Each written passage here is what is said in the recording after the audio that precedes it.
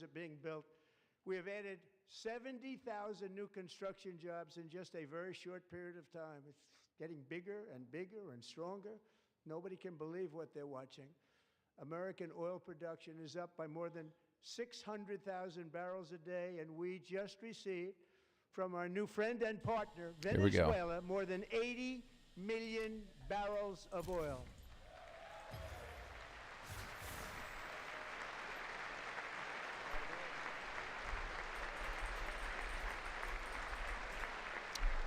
American natural gas production is at an all-time high because I kept my promise to drill, baby, drill. Has there ever been a more full of shit human being?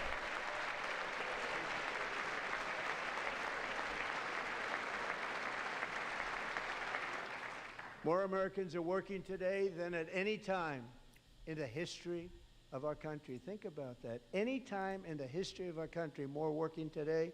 And 100% of all jobs created under my administration it's so fucking stupid. Have been in the I don't think we have the lowest, I don't think we have like the lowest, what do you call it?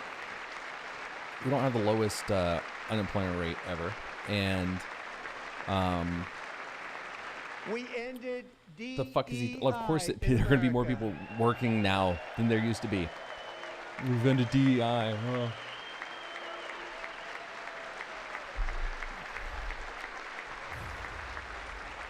We cut a record number of job-killing regulations, and in 1 year, we have lifted 2.4 million Americans, a record, off of food stamps. Removed, not lifted off of. Removed. Look at these fucking ghouls. This little psychopath. And for all of these reasons, I say tonight, members of Congress, the state of our union is strong.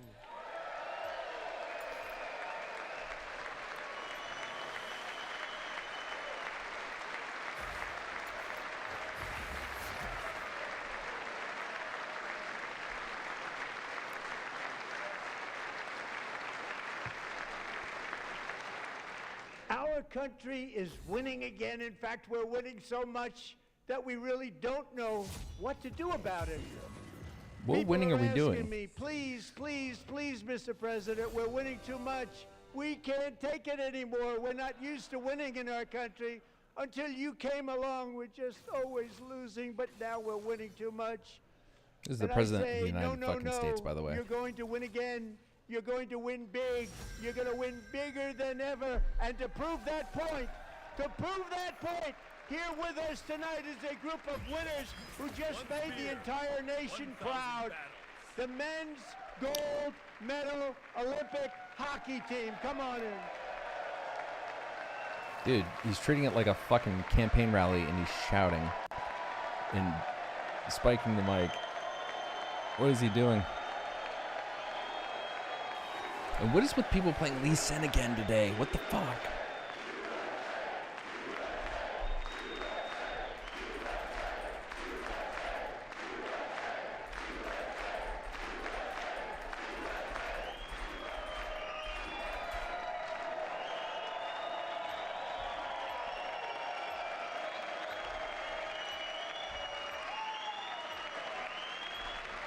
This is going to be such a bad game.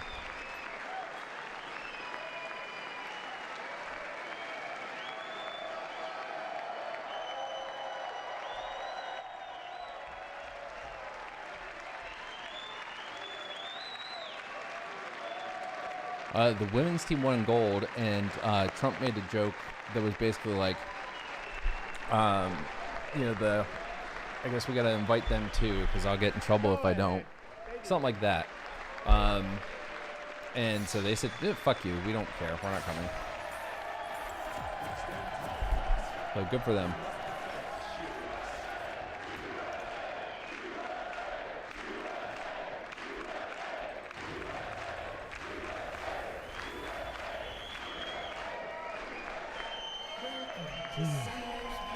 I miss the days when I could just be proud that, you know, people were chanting USA and it wasn't, you know, and that's the first time I've ever seen them get up. And actually, not all of them did get up. But they beat a fantastic Canadian team in overtime, as everybody saw, as did the American women, I'm wide awake, who will soon Musclewood. be coming to the White House.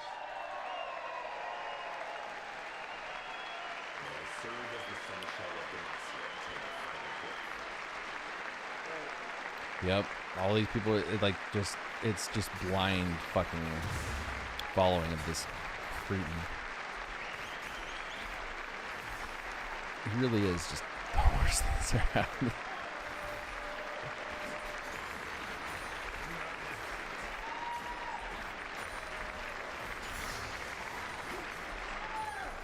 They were in the Oval Office before. And I How just did he wanna steal say it so a fucking second fast? Very big congratulations to Team USA. But I have to say that, and I told them this, and we took a vote of the team. I said, anybody votes no, I'm not doing it. Oh, So they there's said, nothing I can do to they not get weren't invaded about by to Zin say fucking no. or fucking Never Lee seen Sin. a goaltender play as well as goalie Connor Hellebuck. Such fucking bullshit.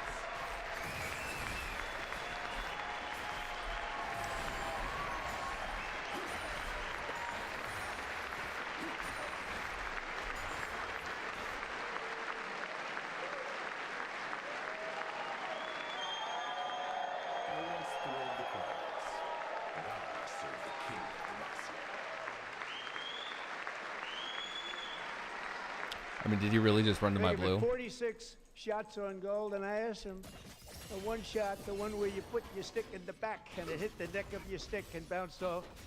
You practiced that, or was that a little lucky? He refused to answer that question.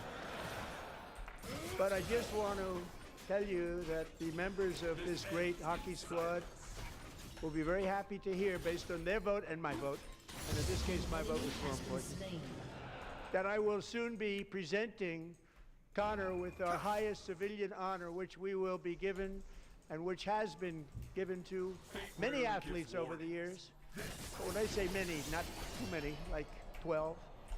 It's called the highest civilian honor in our country, the Presidential Medal of Freedom.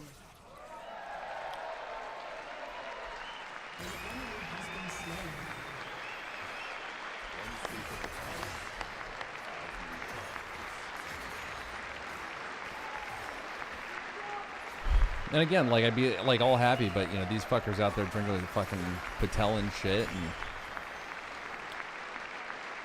and yeah, you know what were they supposed to do? Turn away the Great director of athletes have FBI? gotten Yeah, that very but great. That's- one of them made I a, thought he I don't know, deserved some it. And I smart did ass comment was thank like, why does you everything got to be every single political? one of Man, them. there is Said, I'm nothing not that bothers giving me more than anybody people just goes saying, no, and every why has it single got to one be of them political? rapidly put up You know their what? head. I think we've reached So the I point wanna in this thank country you all. where What a special you fucking job get it you or you did. don't, What special champions and there's you no are. excuse Thank you not very to. much. Sorry, I missed whatever stupid shit he's saying.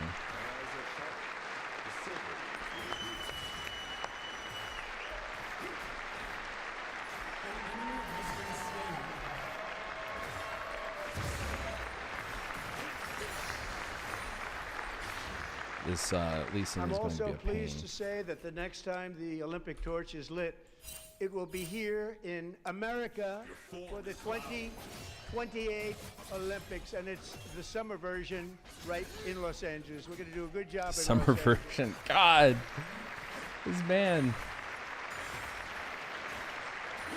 This man.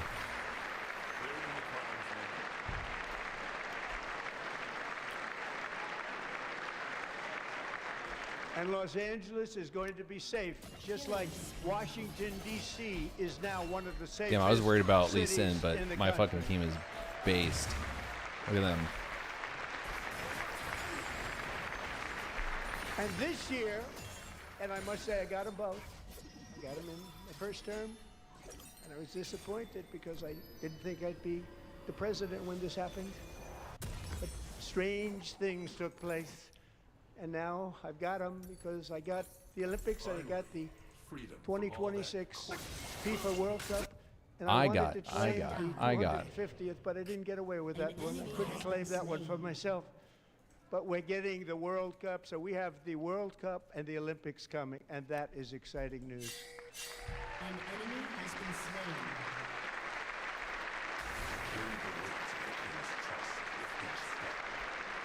So this will be a year to celebrate our country and the heroes who have kept it free. Men like Buddy Taggart. At age 17, Buddy volunteered to defend America in World War II. Serving in the Pacific under the great General Douglas MacArthur, he fought bravely in the famous Battle of Manila, worked so hard.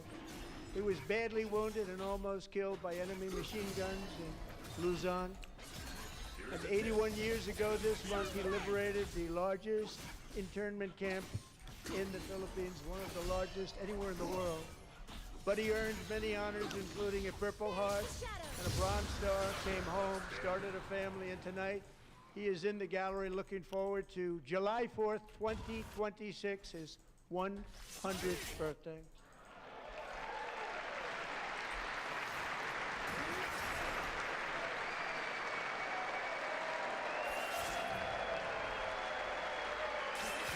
Damn. Yeah, I'd say he doesn't look too bad. I mean, it looks like he was a lifer. That's a huge rap.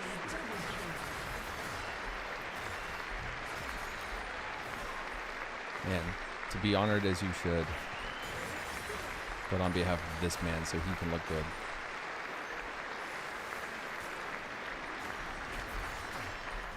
So, Buddy, you're a brave man, and we salute you.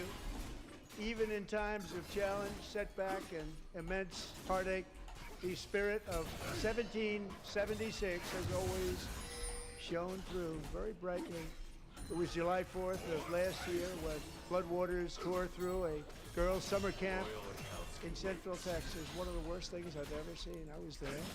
Rising 26 feet in the matter of minutes, tragically claiming many, many lives. You all remember that one. As the waters threatened to sweep her away, 11-year-old Millie Kate McClelland closed her eyes and prayed to God. She thought she was going to die. Those prayers were answered when Coast Guard rescue swimmer Scott Ruskin Are we still pretending that descended Trump believes in from God? a helicopter above. Nobody knew where he came from. It was Scott's first ever rescue mission. Young guy, but very brave, very, very No, tough. don't beat him a Always kill. top in his class, and he lifted not just Millie Kate, but 164 others to safety.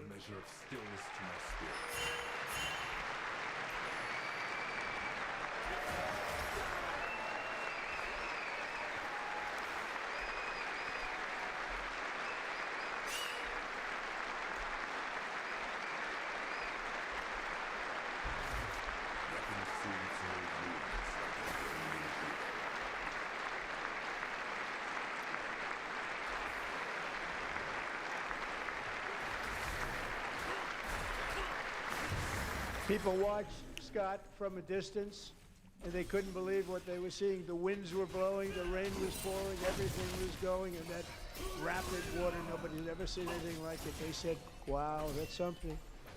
Tonight, Scott and Millie Kate are here together, reunited for the very first time. Thank you, Scott, Millie Kate.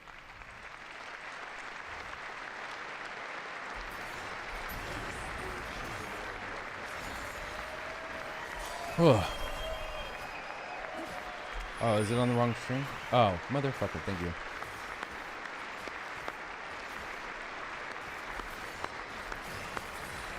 Jesus. And Petty Officer Ruskin, I'm pleased to inform you that I am now awarding you the Legion of Merit for extraordinary heroism, which is what it was, extraordinary heroism. Thank you.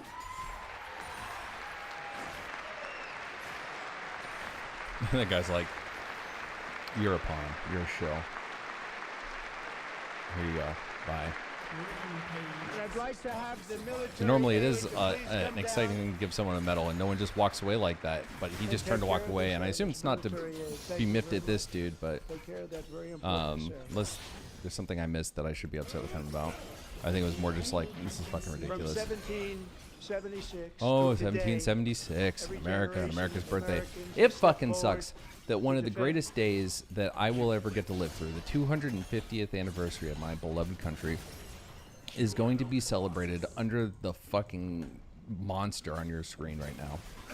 And I you know, like we did the thing for Charlie Kirk. Well, we did the thing. The Republicans did the thing for Charlie Kirk, where they had their old little thing. Oh, I'm sorry. I'm getting my stupidity confused. They did their own little Super Bowl halftime show. So fuck it. Why can't we do? Oh, damn.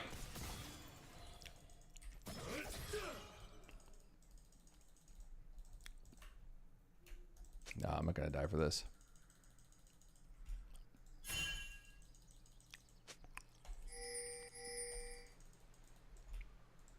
Fate offered me a second chance, and I took it. Demacia clears the path. Life, liberty, and the pursuit of happiness. And they're really doing it for the next generation.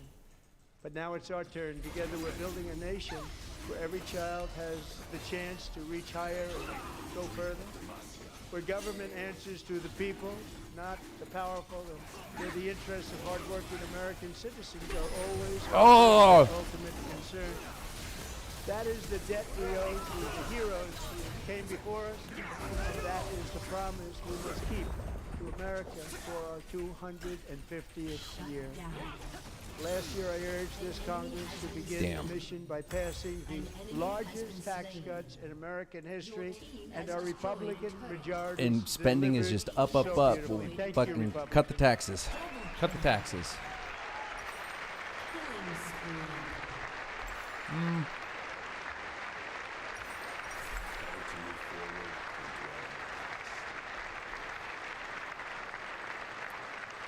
All Democrats, every single one of them, voted against these really important and very necessary massive tax cuts. How much are your groceries, people? How are those tax cuts helping you? Large-scale tax increases to hurt the people instead. But we held strong, and with the great, big, beautiful bill, we gave you no tax on tips, no tax on overtime, and no tax on Social Security for our great seniors. Liar. La la la liar.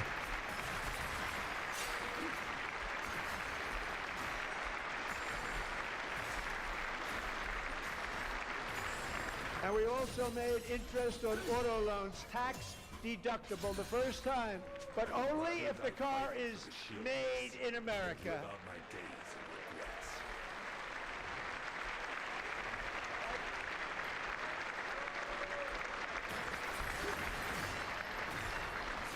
Recently in Pennsylvania, I met Megan Hemhauser, a devoted mom who's homeschools her children, beautiful, 2 children, during the day while waiting tables at night, as her husband works overtime operating very heavy equipment. Megan is here this evening, and she's happy to tell you that she is so much richer, because with no tax on tips, no tax on overtime, and her expanded child tax credit done again by Republicans, Megan and her husband will take home more than $5,000 extra just for the year, cutting her tax bill in more than half.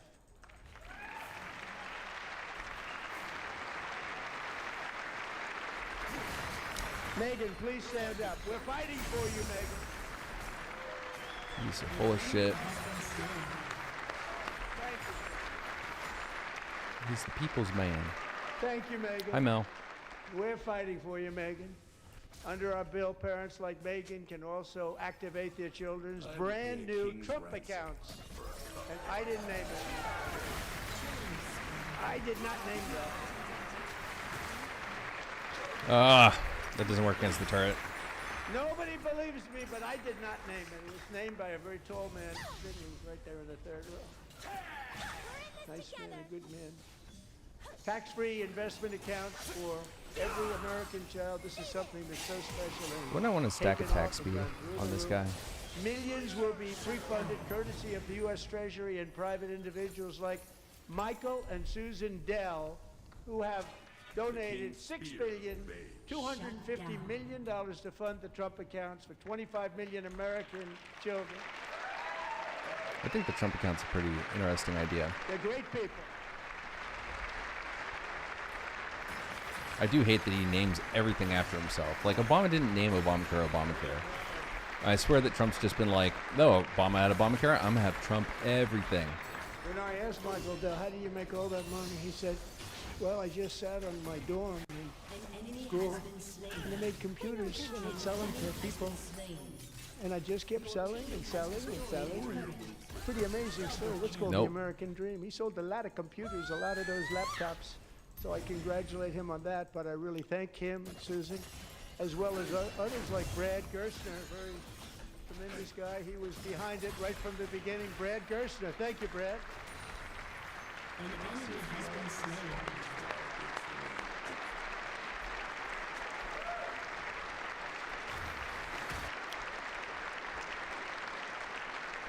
So with modest additional contributions, these young people's accounts could grow to over $100,000 or more by the time they turn 18. Think of it. How much money is that for somebody that started with nothing? Oh my Over God. 100,000 He's doing would it. be much more than that. To make this investment in our children's future, go to TrumpAccounts.gov. Oh my God. TrumpAccounts.gov. And a lot of people are doing it. They're setting every record in the book. It's popular. They knew what it was going to take. So proud of them. I'm so proud of the people that got it started.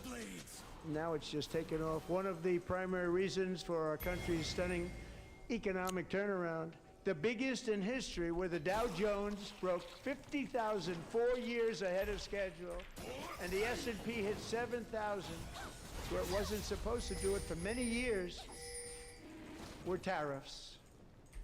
I used these tariffs, took in hundreds of billions of dollars to make great deals for our country, both economically and on a national security basis. Everything was working well. Countries that were ripping us off for decades are now paying us hundreds of billions of dollars. They were ripping us so badly, you all know that. Everybody knows I still it. hate that Even no the one Democrats understands know it. what a They just fucking don't trade wanna say deficit it. is. And yet these countries are now None of these happy. people do. And so are My we. mom We made brought up deals. trade The deals deficits are to all me. I'm like, done. you've never heard this term before this And they're fucking shit. happy. We're not making money like they used to, but we're making a lot of money. There was no inflation, tremendous growth, and the big story was how Donald Trump called the economy correctly, and 22 Nobel Prize winners in economics didn't. They got it totally wrong. They got it really wrong. Except they and then didn't. just 4 days ago, an unfortunate ruling from the United States Supreme Court. It just came down. It came down. Very unfortunate ruling. Dude, he always sounds like he's about to demand someone be executed. He's like, But the good it's really news unfortunate. is that I almost guess we'll all have to. countries and corporations Guards. want to keep the deal that they already made, right, Scott? Knowing that the legal power that I, as president, have to make a new deal could be far worse for them, and therefore they will continue to work along the same successful path that we had negotiated before the Has destroyed a turret. Supreme Court's unfortunate involvement. From all that court. So despite Dude. the disappointing ruling, he's powerful. Country saving. It's saving our country, the kind of money we're taking in. Has destroyed a turret. Peace protecting. Many of the wars I settled was because of the threat The of many tariffs. wars We I wouldn't have been able said. to settle them with that. Will remain in place under fully approved and tested alternative legal statutes. And they have been tested for a long time. They're a little more complex, but they're actually probably better, leading to a solution that will be even stronger than before.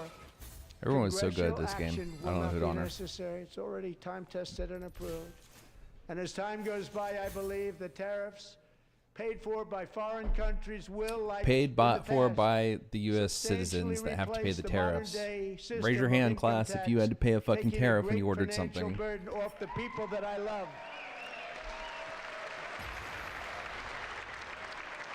Damn, I did like 2K damage. Right?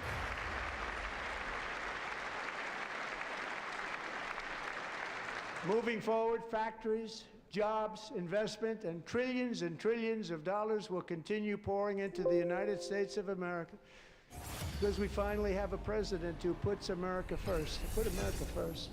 I love America.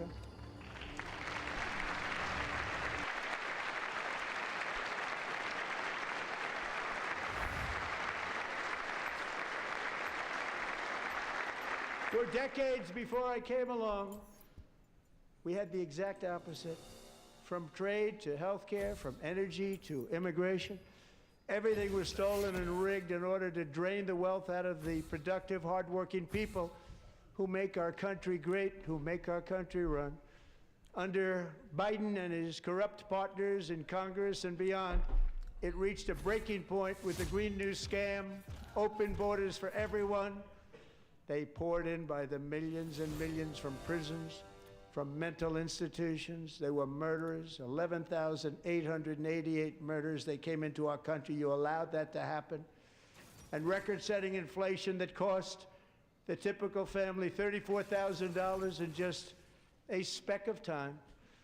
Now the same people in this chamber who voted for those disasters suddenly use the word affordability, a word they just used it. Somebody gave it to them, knowing full well that they caused and created the increased prices that all of our citizens had to endure. You caused that problem. You caused that problem. God, he's so full of shit.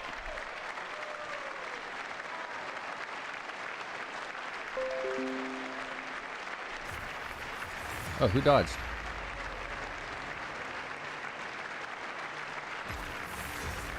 They knew their statements were a lie. They knew it. They knew their statements were a dirty, rotten lie. Their policies created the high prices. Our policies are rapidly ending them. We are doing really well. Those prices are plummeting downward.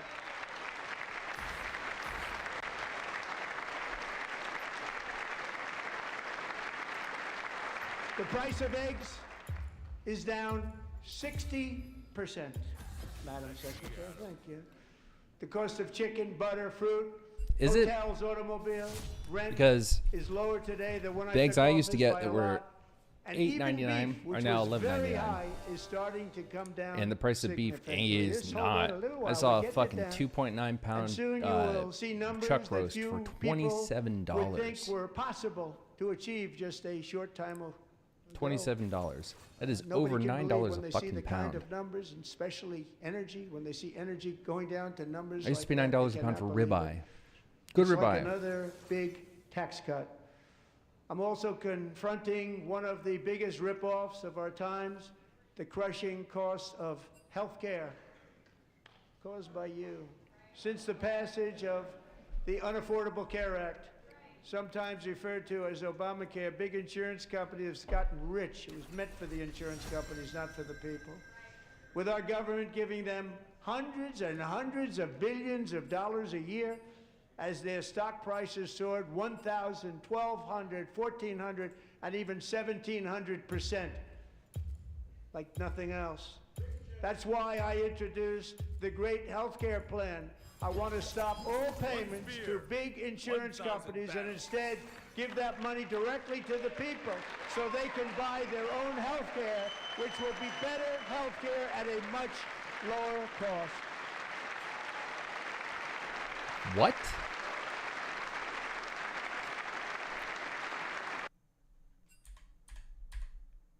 Stop all payments to big insurance percent, like nothing else. That's why I introduced the great health care plan. I want to stop all payments to big insurance companies and instead give that money directly to the people so Wait, they can buy what their own health money? care.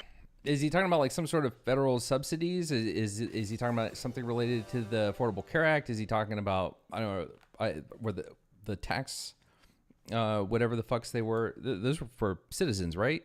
Like, what money is he talking about? What is there to take from them? Because the payments go to the insurance companies from the companies and from the people. Like, you pay for your insurance. So what money is going to go to the people? The money that, like, does he mean they should just keep their money and it's a bad phrasing because it's fucking Trump speaking? What does that mean? What does it Which will be mean? better health care at a much lower cost.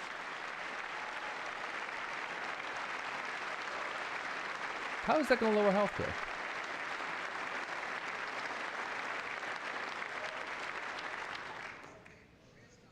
In addition, my plan requires Dude, he looks like a maximum penis that's been price edged for transparency. That's 7 a big hours deal. and just can't fucking finish.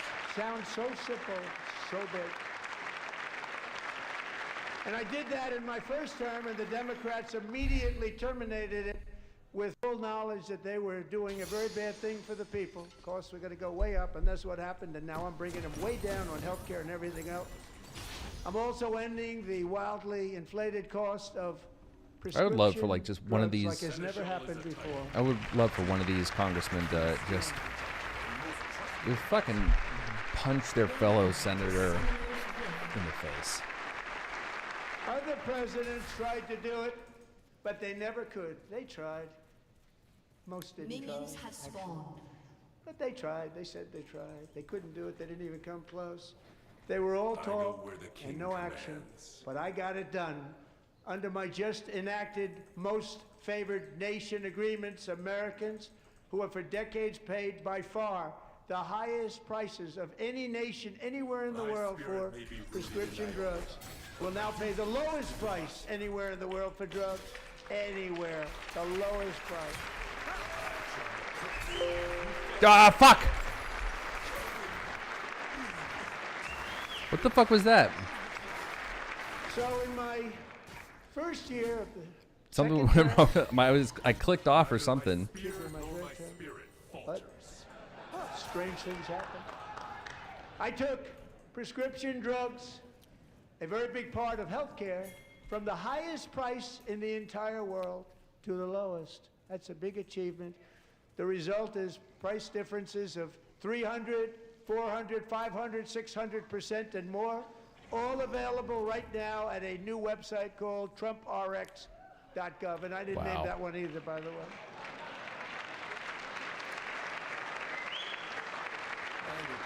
Now, if he's smart, he's here and I'm gonna die. And here tonight is the very first customer ever Yep. to get that big discount, and it is big. Catherine Rayner.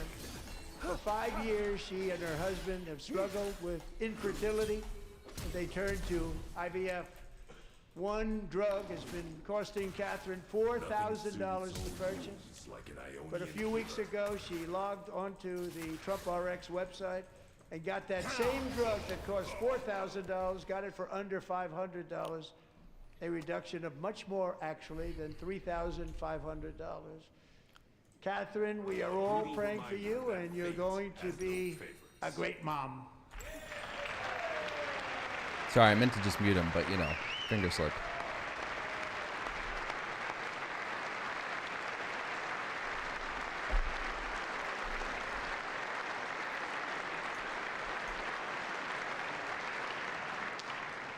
The king's So spirit now I'm remains. calling on Congress to codify my most favored nation program into law. Now, the one thing, I'm not sure it matters because it's going to be very hard for somebody that comes along after me to say, let's raise drug prices by 700 or 800%. But John and Mike, if you don't mind, codify it anyway. They may do it. Codify it anyway. Thank you. Many Americans are also concerned that energy demand from AI data centers could unfairly drive up their electric utility bills. Tonight, I'm pleased to announce that I have negotiated the new Ratepayer Protection Pledge. You know what that is? I'm surprised it's not Telling called the Trump major tech companies that Ratepayer they have the Protection obligation Pledge. to provide for their own power needs. They can build their own power plants as part of their factory so that no one's prices will go up. And in many cases, prices of electricity will go down for the community and very substantially down. This is a unique strategy never used in this country before.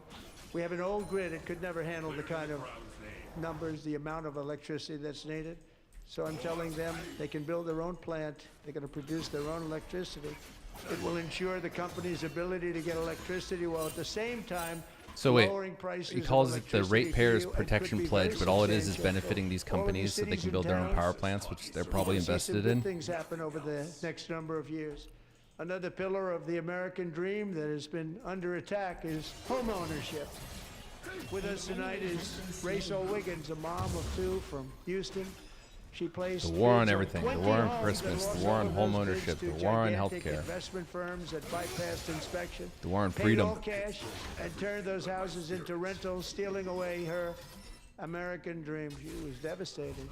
Stories like this are why last month I signed executive order to ban large Wall Street investment firms from buying up into thousands single-family homes.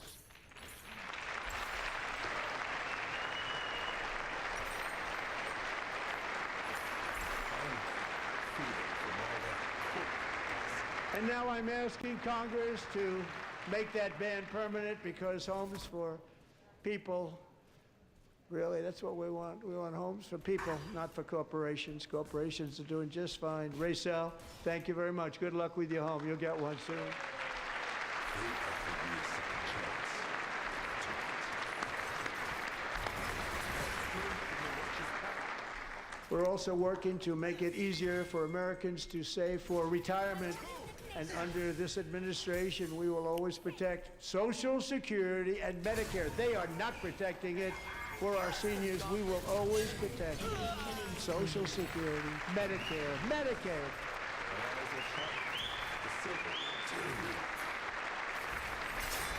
Since I took office, the typical My God. 401k balance is up by at least $30,000. That's a lot of money.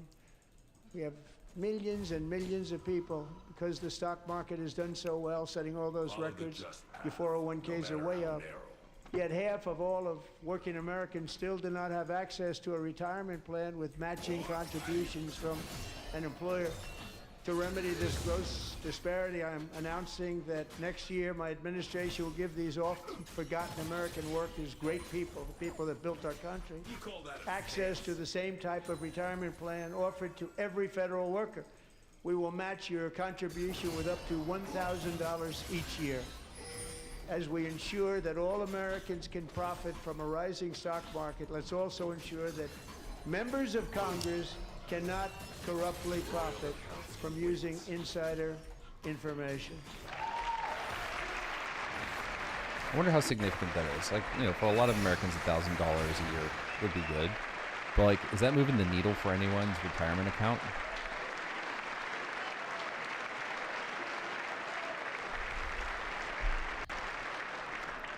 I am in agreement with They whoever stood just up looked. for So, that, I can't believe. someone just looked at Elizabeth Warren. Watch this. Enemy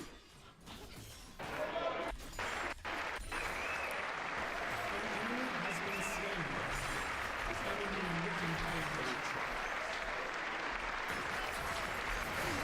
for So someone's like, "What are you doing?" She's like, "It's good." And They it's one of stood those up like for that, I can't believe. it's like the votes. Like, I don't care if someone is you know, good in many ways on paper. If they're going into the Trump administration, you should not. No Democrat should have given anyone the fucking confirmation. So fuck every single one of them who did that.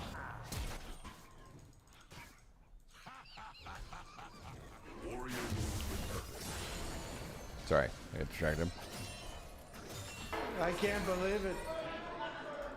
Did Nancy Pelosi stand up if she's here? Doubt it. Pass the Stop Insider Trading Act without delay.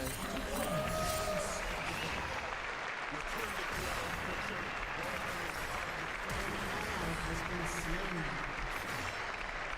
Come on, hit him once more. One more. I wasn't sure if anybody even on this side was going to applaud for that. I'm very impressed. Thank you. I'm very impressed. But when it comes to the corruption that is plundering, it's plundering America. There's been no more stunning example than Minnesota, where members of the Somali community have pillaged an estimated $19 billion from the American taxpayer. Oh, we have all the information. And in actuality, the number is much higher than that. And California, Massachusetts, Maine, and many other states are even worse. This is the kind of corruption that shreds the fabric of a nation. And we are working on it like you wouldn't believe. So tonight, although Started 4 months ago, I am officially announcing the war on fraud to be led by our great Vice President J.D. Vance.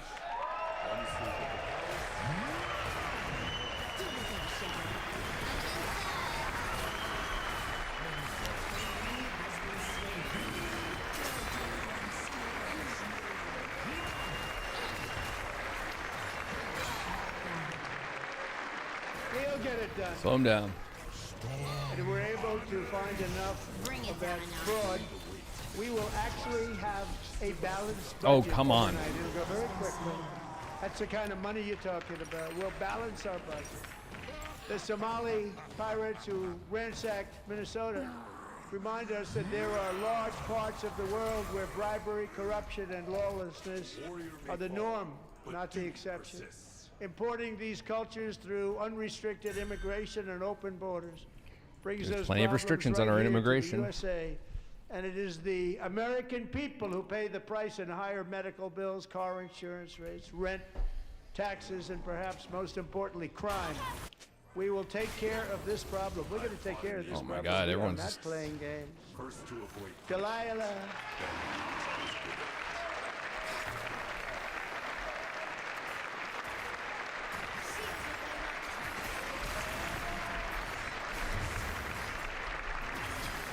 Oh my God, so close. Delilah Colton was only 5 years old in June 2024 when a 18-wheel tractor trailer plowed into her stopped car traveling at 60 miles an hour or more.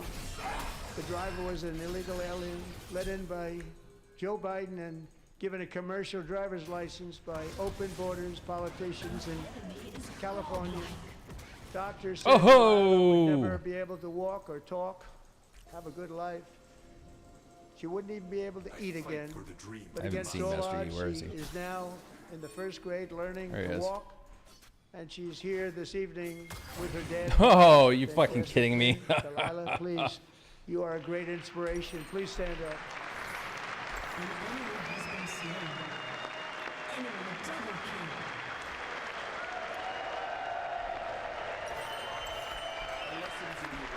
Sorry, why are we fucking? What pawn Given a role is this commercial child driver's playing? license by open borders politicians in California. Doctors said Delilah would never be able to walk or talk, have a good life. She wouldn't even be able to eat again. But against all odds, she is now in the first grade learning to walk. And she's here this evening with her dad, Marcus, a fantastic man. Delilah, please, you are a great inspiration. Please stand up.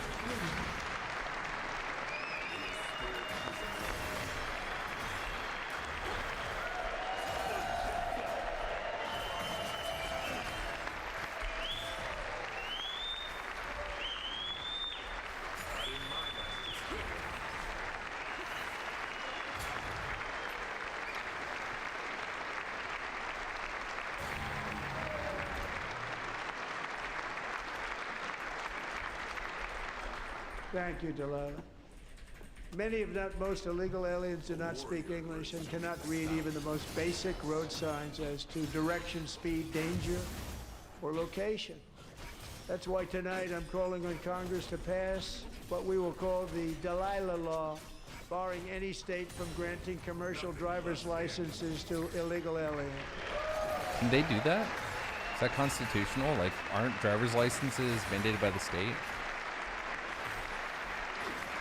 And who can get them at what age, all that stuff? Like, And yesterday, as you probably saw at the White House, I hosted a ceremony with Americans How do I who keep missing lost that big their fucking treasured loved ones to the scourge of illegal immigration. People came into our country, how we allowed this to happen with our open borders. These are the angel moms and families that for decades our government betrayed and our media totally ignored. Totally ignored. It was hard to believe, actually. In 2023, a 16-year-old high school cheerleader named Elizabeth Medina was supposed to perform in her town's Christmas parade, but she never arrived. Her mother, Jacqueline, went home to look for her, and she found her lying dead in a bathtub, bleeding profusely after being stabbed 25 times.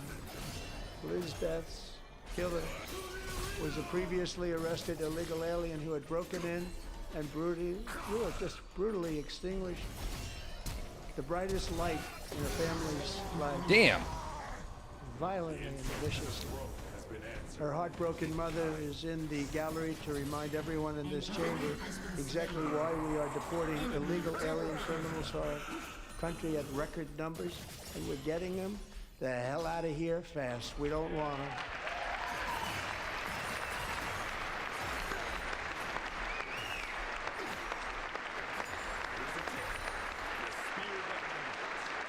How many of these congressmen are going to go out to bars and restaurants tonight and snort, blow, and eat food in a kitchen that is predominantly run by people from Ecuador and Thank Mexico, you very much, Jacqueline. Colombia? Thank you.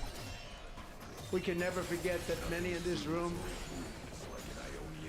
not only allowed the border invasion to happen before I got involved, but indeed they would do it all over again if they ever had the chance. If they ever got elected, they would open up those borders to some of the worst criminals anywhere in the world. The only thing standing between Americans and a wide open border right now is President Donald J. Trump and our great Republican patriots in Congress. Thank you.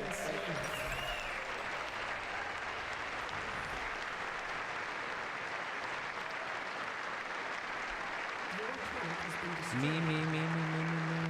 As we speak, Democrats in this chamber have cut off all funding for the Department of Homeland Security. It's all cut off. They have instituted another Democrat shutdown, the first one costing us 2 points on GDP. 2 points we lost on GDP, which probably made them quite happy, actually. Now they have closed the agency responsible for protecting Americans from terrorists and murders. Tonight I'm demanding the full and immediate restoration of all funding for the border security, homeland security of the United States, and also for helping people clean up their snow.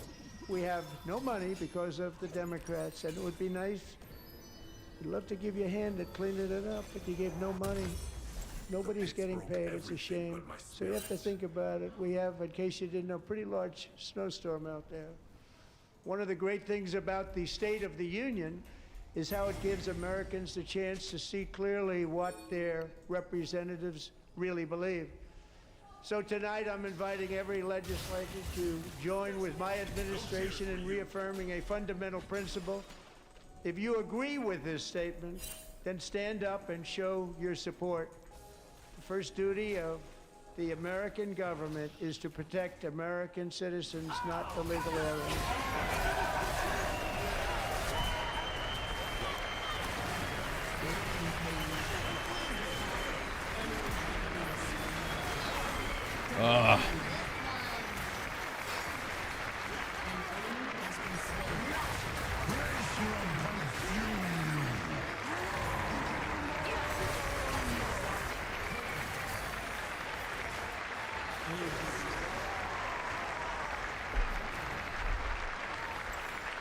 Do they have the balls to not stand up?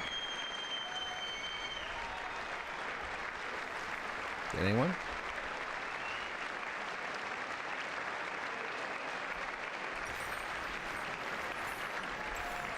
Yes, good.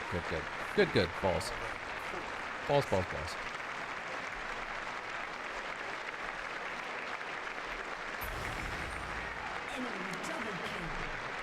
That's real.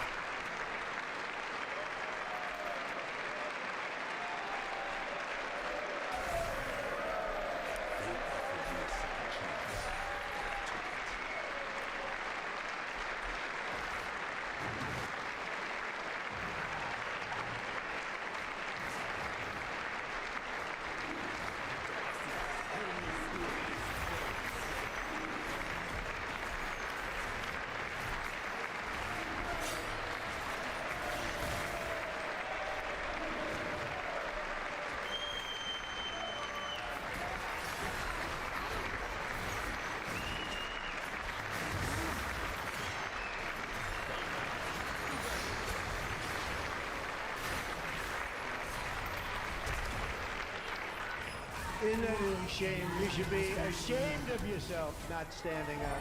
You should be ashamed Actually, of we yourself. shouldn't surrender this at all. That is why I'm also asking you to end deadly sanctuary cities that protect the criminals and enact serious penalties for public officials who block the removal of criminal aliens. In many cases, drug lords, murderers all over our country, they're blocking the removal of these people out of our country, and you should be ashamed of yourself. I would have said go fuck yourself.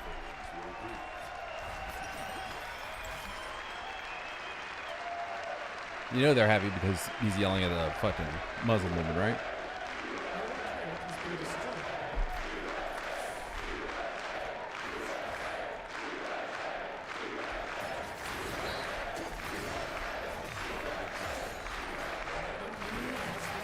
And perhaps most importantly, I'm asking you to approve the Save America Act.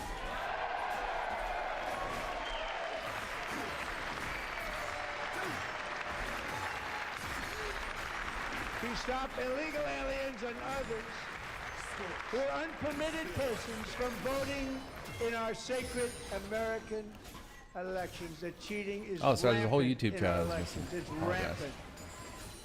rampant. Trump very and League simple. at the same time All triggering you? Yeah. voters must show voter ID.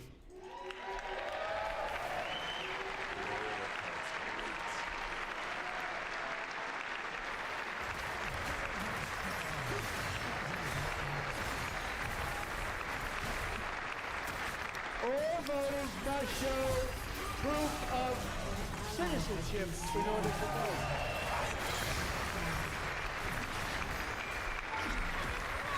Oh my god, the CC. And no more crooked mail-in ballots except for illness, disability, military, or travel. None. And this should be an easy one. And by the way, it's polling at 89%, including Democrats. 89%.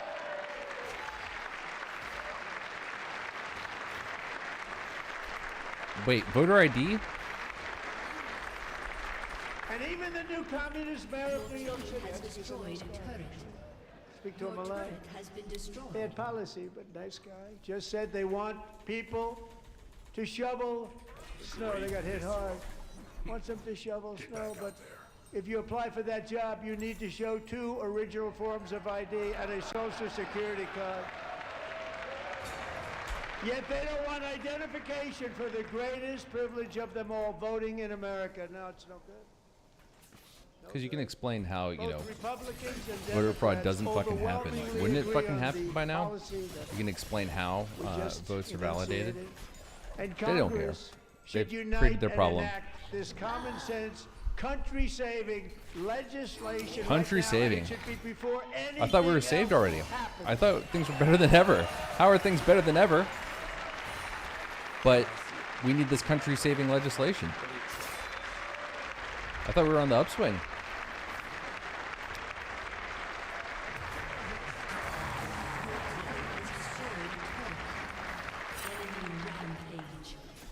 And the reason they don't want to do it, why would anybody not want voter ID? One reason, because they want to cheat. There's only one reason. They make up all excuses. They say it's racist. They come up with things. You almost say, what imagination they have. They want to cheat. They have cheated, and their policy is so I swear to God, that the only way they can if get any elected fucking is Democrat to cheat. And we're gonna sanctions stop another it. Democrat We have to this time stop it, around, John. am I?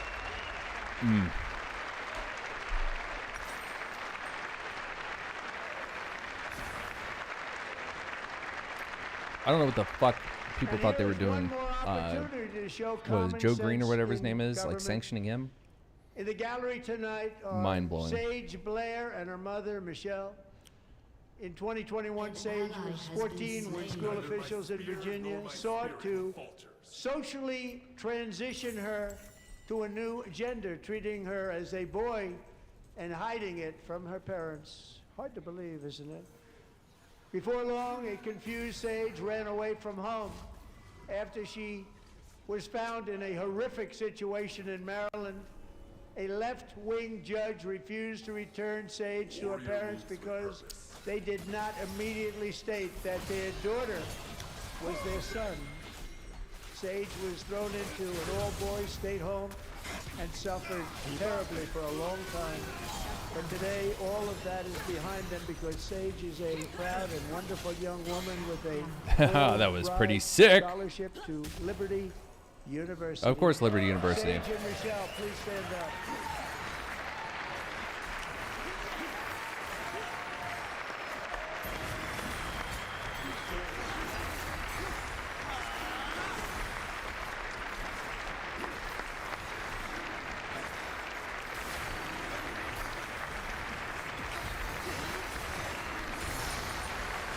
Thanks for the leash. Thank you for your great bravery. And who can believe that we're even speaking about things like this? Choose a boy from a 15 fishing years boat to ago, serve if the somebody king. was up here and said that, they'd say, Never know. what's wrong with him? Why don't But now people we build have to thorn say mail it on? because it's going on on, all over numerous states without even telling the parents. But surely we can all He's agree right. I do no need some state anti-heal. can be allowed to rip children from their parents' arms and transition them to a new gender against the parents' will. Who would believe that we're even talking about this? Like, I don't need to be We tanky though. must I'm not ban gonna it, build a fucking and thorn we mail. must ban it immediately.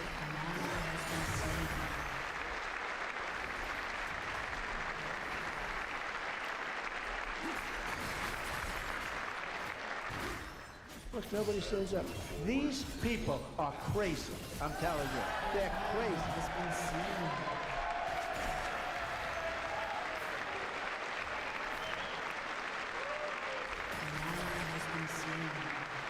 Amazing. Incredible. Boy, oh boy. Did someone we're, say- we're lucky we have a country with people like this. Democrats Sounded are like they said destroying something. our country, but we've stopped it just in the nick of time, didn't we?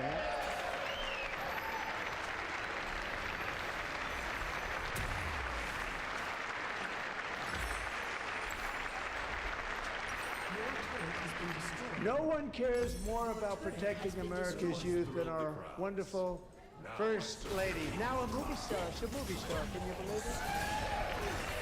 Who would have believed that? Over the past year, she has had an incredible impact championing AI legislation, advancing a landmark executive order on foster care, and helping secure $30 million to launch the Melania Trump Foster Youth through Independence Initiative. It's a tremendous, really a tremendous thing that happened and had a lot of bipartisan support.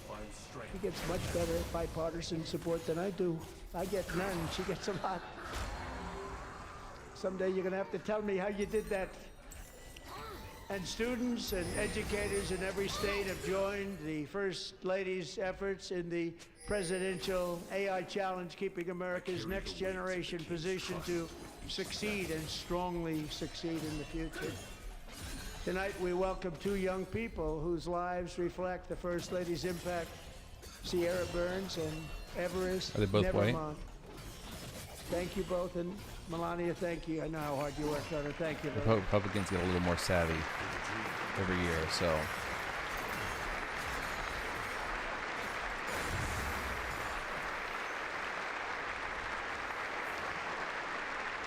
Of course, as I'm saying that, he says names it sounds not white.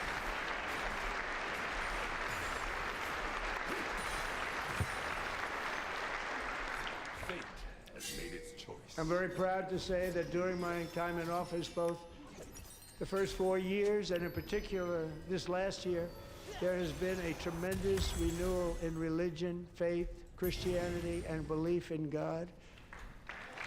Tremendous renewal.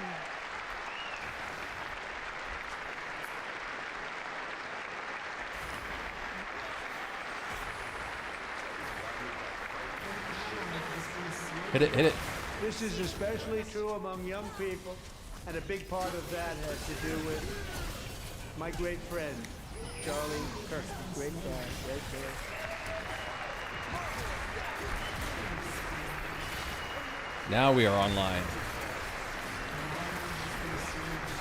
So last year, No, Charlie no was triple? violently murdered by an assassin Uh-huh. and martyred, really martyred for his beliefs. His wonderful wife, Erica, Can't out-heal is that. with us tonight. Erica, please stand.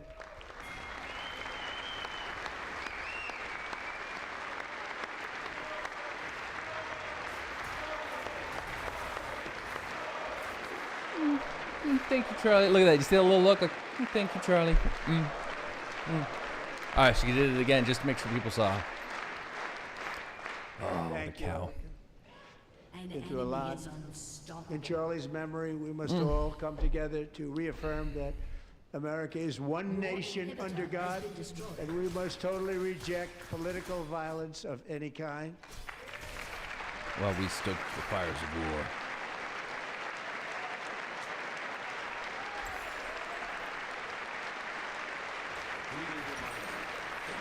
We love religion, and we love bringing it back, and it's coming back at levels that nobody actually thought possible. It's really a beautiful thing to see.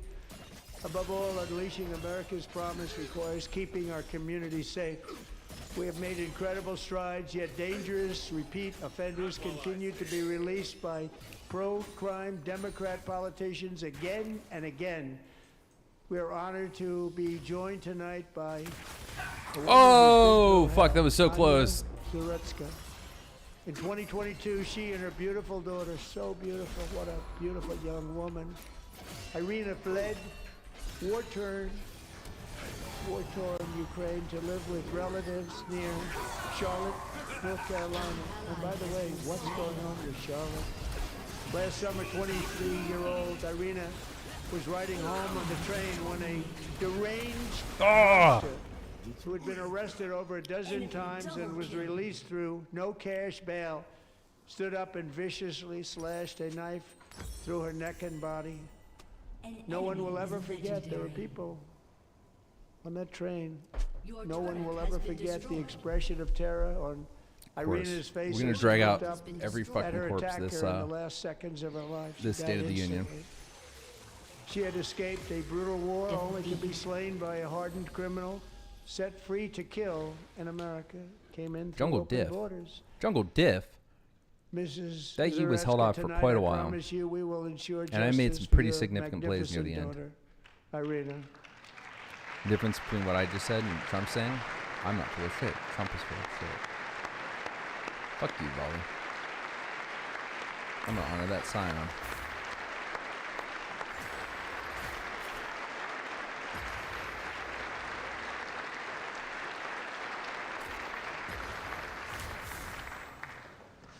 How do you not stand? How do you not stand? I'm asking this Congress to pass tough legislation to ensure that violent and dangerous repeat offenders are put behind bars, and importantly, that they stay there.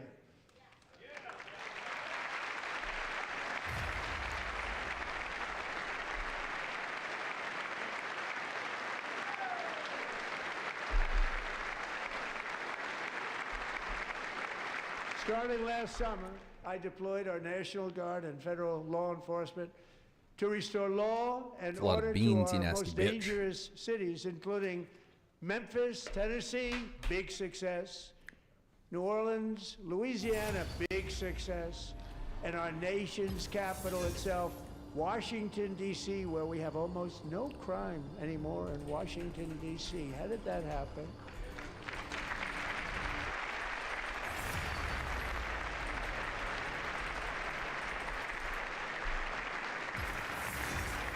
In fact, crime in Washington is now at the lowest level ever recorded, and murders in D.C. this January were down close to 100% from a year ago.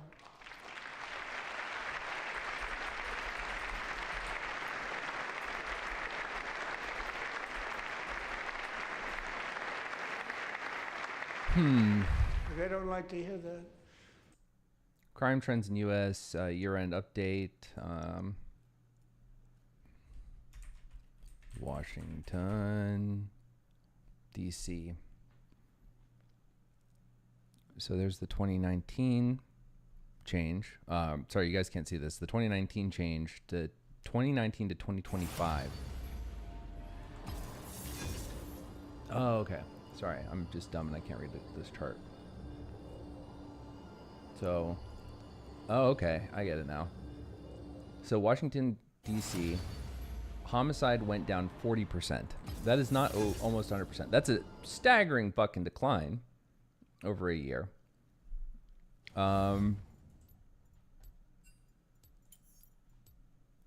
and there was a substantial decline. This is from the Council on Criminal Justice, though. I gotta check One of the this. sick people, one of the brave service members who helped achieve this stunning turnaround was 20-year-old West Virginia Army National Guard Specialist Sarah Beckstrom. After a 4-month deployment, she voluntarily extended her service, and her rank was going to be lifted. She was doing so well. They were so She's proud. going to be promoted, is the term you're looking for. But the very next day, she was on patrol near the White House when she was ambushed and shot in the head by a terrorist monster from Afghanistan. Shouldn't have been in our country. And all because she wore the uniform of our nation, she was shot. He traveled here because he didn't like people wearing our uniform. He was sick and deranged, shouldn't have been in our country. Sarah Beckstrom died in order to defend our capital, and From we what? are honored to be joined by her wonderful parents, Gary. There was nothing. There was no threat. There was no Evilly, reason to deploy them. You have Your police. daughter was a true American patriot, and she will be greatly missed. She was a great. At the end of the day, her blood is on his hands because she would not have been in D.C., where it is the fault ultimately of the terrorist who killed her. But she should not have been there. She shouldn't have been there. So at the end of the day, yeah, let's look at fucking... I don't care if someone gets hit by a car or, you know, the ghost of Osama bin Laden comes back and drives an aircraft through their fucking car. Like, if they were put there because of shit where they absolutely didn't need to be there, and this isn't some like little policy where it's like, yeah, some people disagree, some think it's a good idea, whatever, but there's nothing contentious about it. No, when he deploys people to fucking terrorize and police the citizens, you know, I'm sorry, I conflated ICE and the troops. The troops were being pretty much fine. But when he deploys troops in an act of aggression towards the American people, to those protected under the Constitution, yeah, at that point, we go Breyer. Yeah, at that point, he's fucking, he's ultimately responsible for the bad shit that happens. Just like he's responsible for the people that were killed in Minnesota. That is him. Person. I saw reports on her. They've never seen anything like it. His poor fucking family. Like these people, they're not thinking about it in these terms. They're not thinking about like what, you know, how they're being used as pawns in Trump's game to generate hate for an entire group of people, which is used in furtherance of his authoritarian fucking goals. No, they're just like, yeah, our daughter died, and they probably do believe that, like, hey, this is, you know, the responsibility of, you know, people who let that man into this country and all that Staff shit. Sergeant Andrew Wolf, the terrorist shot Andrew in I the don't head. put blame on them, but And no one it's thought he fucking could sad. possibly make it. Test 1 2 3. Two of them, Sarah. Test and 1 2 3. Both shot violently in the head. Neither was expected to make it. They weren't even given a chance, except Test 1 2 3. his All right. wonderful mother, named Melody, who I spoke to the same night, and she was so positive. The doctors thought that Andrew was gone, but his mother said, no, Mr. President, Andrew will be fine. He's going to make it. I've never seen anything like it. I mean, he was given almost no chance. I wonder She what said, I award have he's no going to get. doubt, sir, he's going to be okay. This was a conversation that I had with her that night, with her son laying helplessly in bed, blood all over. Everybody is praying, she said, sir, he will be okay. The doctors didn't understand what she was saying, and after looking at the results of the damage done, neither did I. She was so strong and conclusive that even Andrew's great father felt she didn't really understand the gravity of the situation. But she turned out to be right. Right, Melanie? She turned out to be right.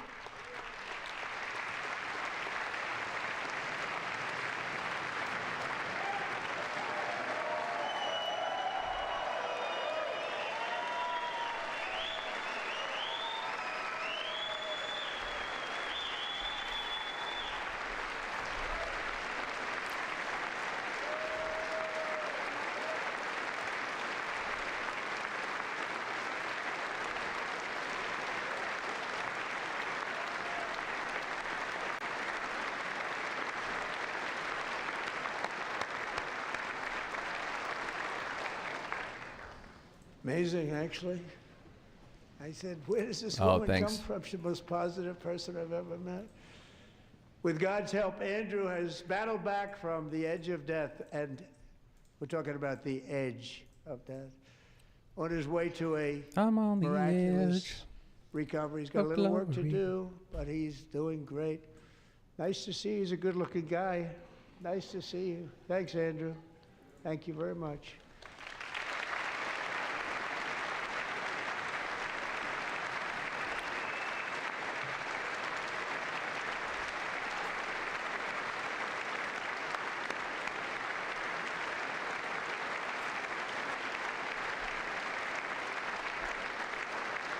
So, Andrew, while you're up, now I'm going to ask a highly respected General James Seward to present Staff Sergeant Andrew Wolf and the great family of Sarah Beckstrom with the award created by our late, great President George Washington himself. It's called the Purple Heart. Like, it's called the purple. Like, the way he talks, man.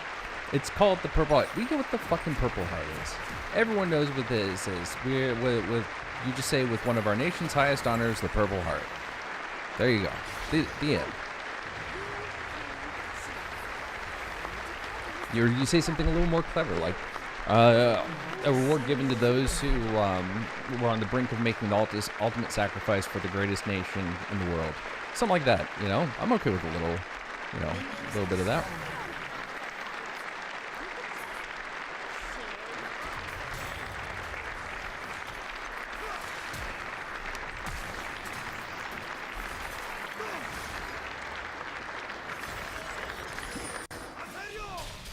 We love you all.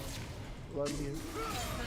We're proudly restoring safety for Americans at home, and we are also restoring security for Americans abroad. Our country has never been stronger. In my first 10 months, I ended 8 wars, including Cambodia. Isn't it funny? 6 people. Cambodia and Thailand, Pakistan and India. Would have been a nuclear war. 35 million people, said the Prime Minister of Pakistan, would have died if it were not for my involvement. Kosovo and Serbia, Israel and Iran, Egypt and Ethiopia, Armenia and Azerbaijan, the Congo and Rwanda, and of course the war in Gaza, which proceeds at a very low level. It's just about there. And I want to thank Steve Witkoff and Jared Kushner for your help. Thank you, Steve. Thank you, Jared.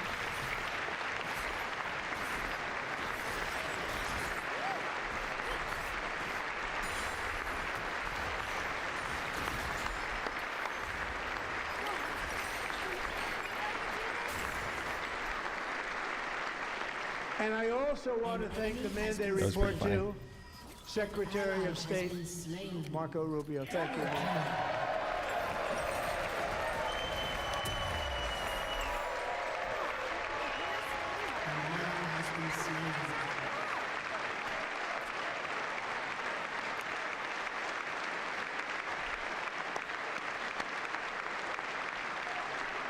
People don't like you. You know, Marco got 100% of the votes when he was in conference. I think our next one was about 54%. And some of the Democrats are now saying, I can't believe we approved that guy. And he said it's an honor that they feel that way, right, Marco? You have done a great job, great Secretary of State. I think he'll go down as the best ever.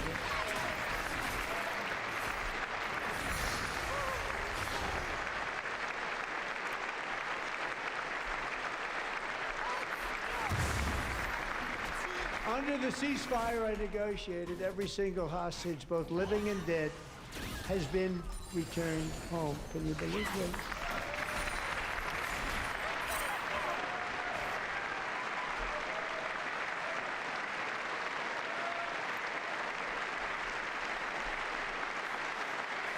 Nobody thought it was possible. Nobody thought that was possible. Plenty of people thought it was Both possible. living and dead, and those parents who had a dead son, their boy, they'd always told me their boy, they wanted him as much as though he were living. It was an amazing period of time. And they came back, and we got all of the living hostages fucked that back, up. and many, many before them. But I always said those last 20 are going to be very tough. Is he We got many, done many soon? more, hundreds. Uh, But I said you know, I those don't last actually know how 20 long would be this tough. We got 'em fucking back. dude will We only meander. got back 14. I mean, he'll do it as 15 long as he can, but I don't know how of long the it's dead supposed of to the be. 28. It's usually a Believe couple it or hours, I not, think. Hamas worked along with Israel, and they dug and they dug and they dug. It's a tough thing to do. Going through bodies all over, passing up 100 bodies sometimes for each one that they found. Tough job, and they finally got it back to 27. And then Steve and Jared, they got it back to 28.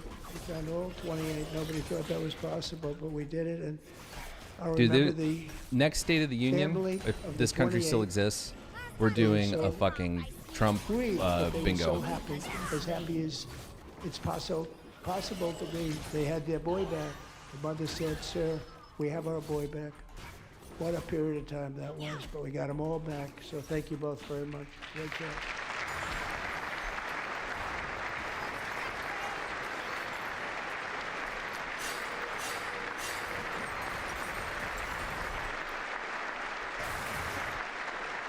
And we're working very hard to end the ninth war, the killing and slaughter between Russia and Ukraine, where 25,000 soldiers are dying each and every month. Think of that, 25,000 soldiers are dying a month. A war which would have never happened if I were president, would have never happened. As president, I will make peace wherever I can, but I will never hesitate to confront threats to America wherever we must. That's why in a breakthrough operation last June, the United States military obliterated Iran's nuclear weapons program with an attack on Iranian soil known as Operation Midnight Hammer. To be clear, again, I don't believe that Iran has a nuclear weapons program. They had an enrichment program, but there was no Decades, evidence it had been the that policy they of the United were States developing. never to allow Iran to obtain a nuclear weapon. Many decades. Since they seized control of that proud nation 47 years ago, the regime and its murderous proxies have spread nothing but terrorism, death, and hate. They've killed and maimed thousands of American service members and hundreds of thousands and even millions of people with what's called roadside bombs. They were the kings IEDs? of the roadside bomb. And we took out Soleimani. I did that during my first term. Had a huge impact. He was the Unilateral father assassination the of roadside a bomb. foreign official. Yeah, that's good shit, right? Right, bud?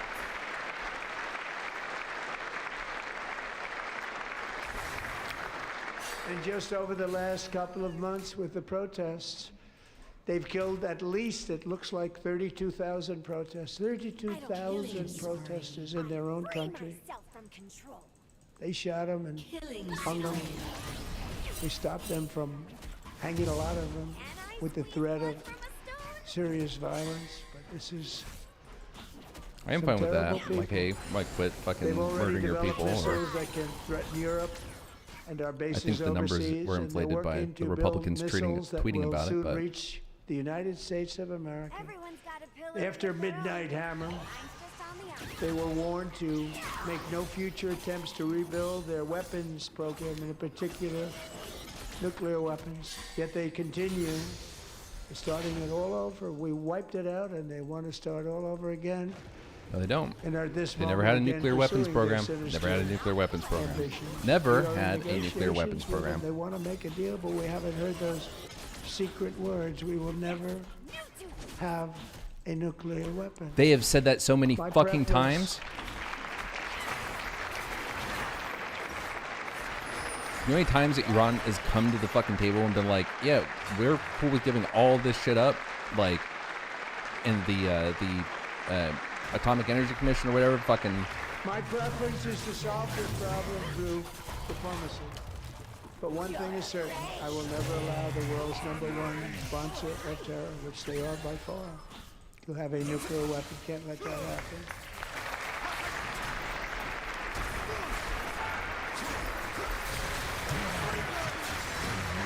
Come on, yes, you got him. Oh, no. Oh, no. And no I do nation should that? ever doubt America's resolve. We have the most powerful military. right, who's stacking on armor earth. this I game? rebuilt the military in my first term. Rebuilt the military. We're going to continue to do so. Also, we just approved $1 trillion budget. We have no choice. We have to be strong. Cut taxes, Hopefully but we will ramp up seldom that have to fucking use budget. this great power that we built together. It's really called peace through strength, and it's been very, very effective. For the Nazis.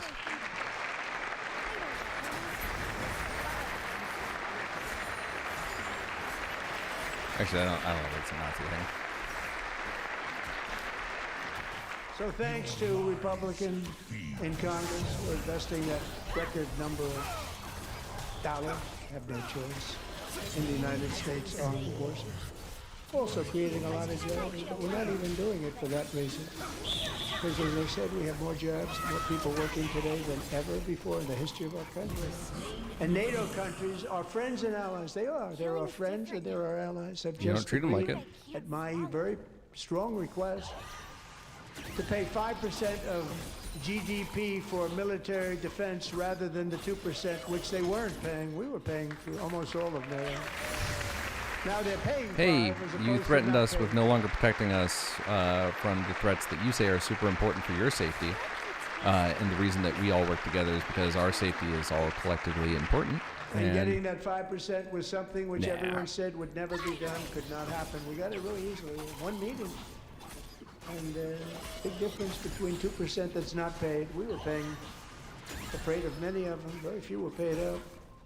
Now 5%, then they're paid. How many times is he going to say Everything it? we send over to Ukraine is sent through NATO, and they pay us in full. They pay us totally in full. Every branch of our armed forces is setting records for recruitment. This is so exciting. And every service member recently.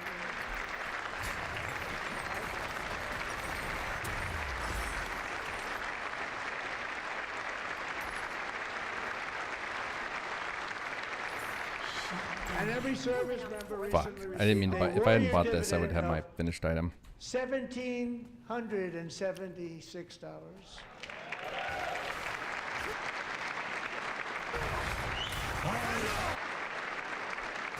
Come on, Jinx. Let's see some magic. You know, they put it in my desk. We got the money from tariffs and other things. A lot of money. We have much more money than people understand. Have to rebuild that program a little bit, but it won't take long.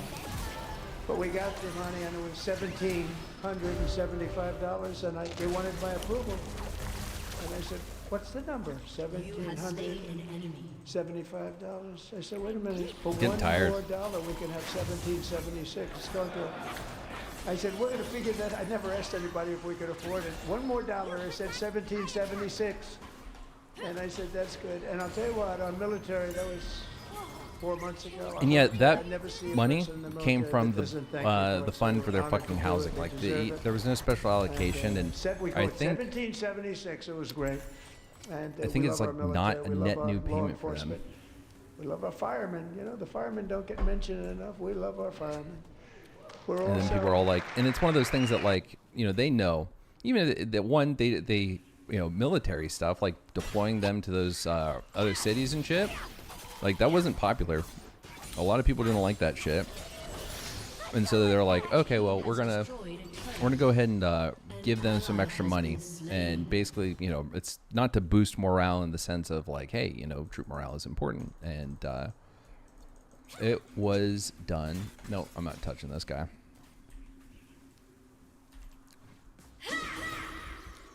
Please take a step back. Oh, damn. I expected him to move. When people talk about their first language, why isn't body language an option?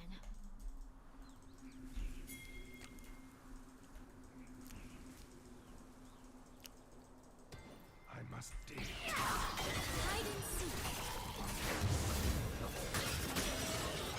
My stomach's louder than my mouth. Got it. Oh, volley bear.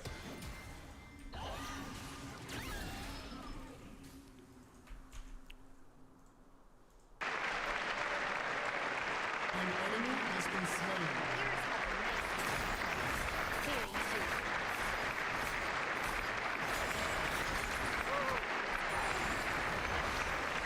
We're also restoring American security and dominance in the Western Hemisphere, acting to secure our national interests and defend our country from violence, drugs, terrorism, and foreign interference. For years, large swaths of territory in our region, including large parts of Mexico, really large parts of Mexico, have been controlled by murderous drug cartels. That's why I designated these cartels as foreign terrorist organizations, and I declared illicit fentanyl as a weapon of mass destruction. That's fucking insane. I don't know any of these Republicans that went to fucking college. You can sit there and listen to this man talk and be like, yeah, it's good shit. We have stopped record amounts of I know drugs coming a into lot our of them have to country be dying and virtually inside. stopped it completely coming in by water or sea. High health. We stacking armor? Anyone? An ally has Very been seriously Yep. damaged their fishing An enemy industry has been also. slain. Nobody wants to go fishing anymore. Now, water. We've also taken down one of the most sinister cartel kingpins of all. You saw that yesterday. In January,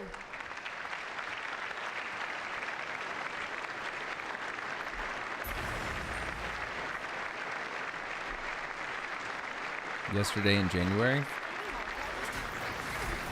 Wait, the Mexican government just... January, elite American warriors carried out one of the most complex, spectacular Oh, feats of this. military competence and power in world history. No one's seen anything like it. Foreign leaders, I won't tell you who called me, they said, very impressive. Very impressive. They couldn't believe, they all watched. They saw what happened. This is a different fighting force that we had years ago when we fought to tie.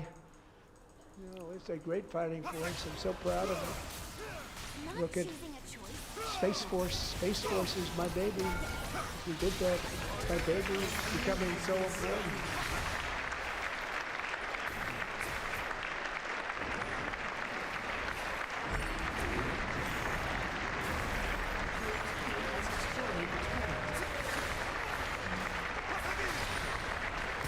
Perfect. Get it. And America's armed forces overwhelmed Come on, get it. all defenses and utterly defeated an enemy we fighting to end the reign of outlaw dictator Nicolas Maduro and bring him to face American justice. Yasuo stealing my thunder.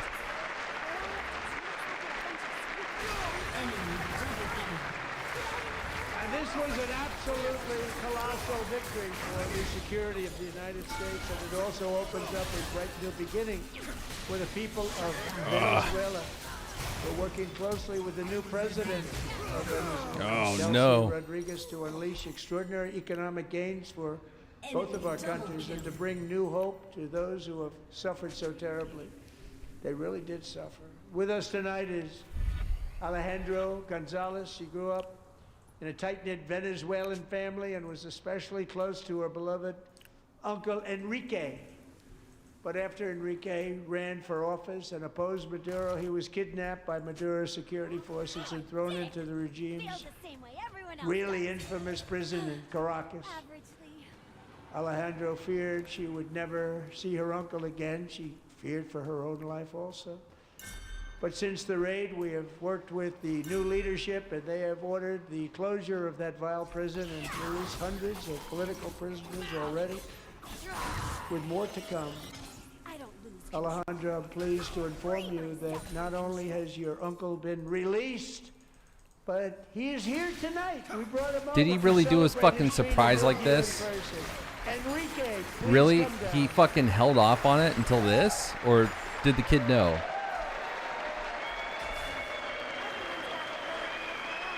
If they... So they could get like one of those dog homecoming videos in the fucking State of the Union.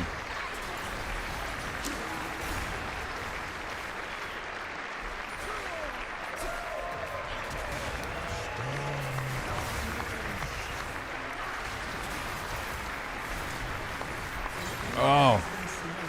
I don't have the sustain. Enemy double kill. Thank you, Enrique. Have a good time.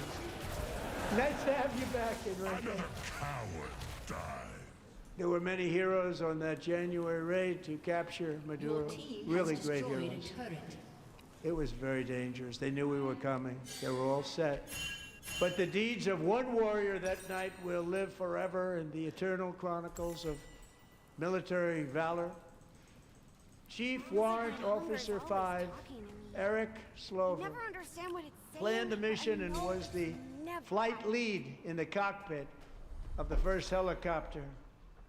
A big, beautiful, powerful helicopter, the massive Chinook, carrying, as you can imagine, many, many American warfighters.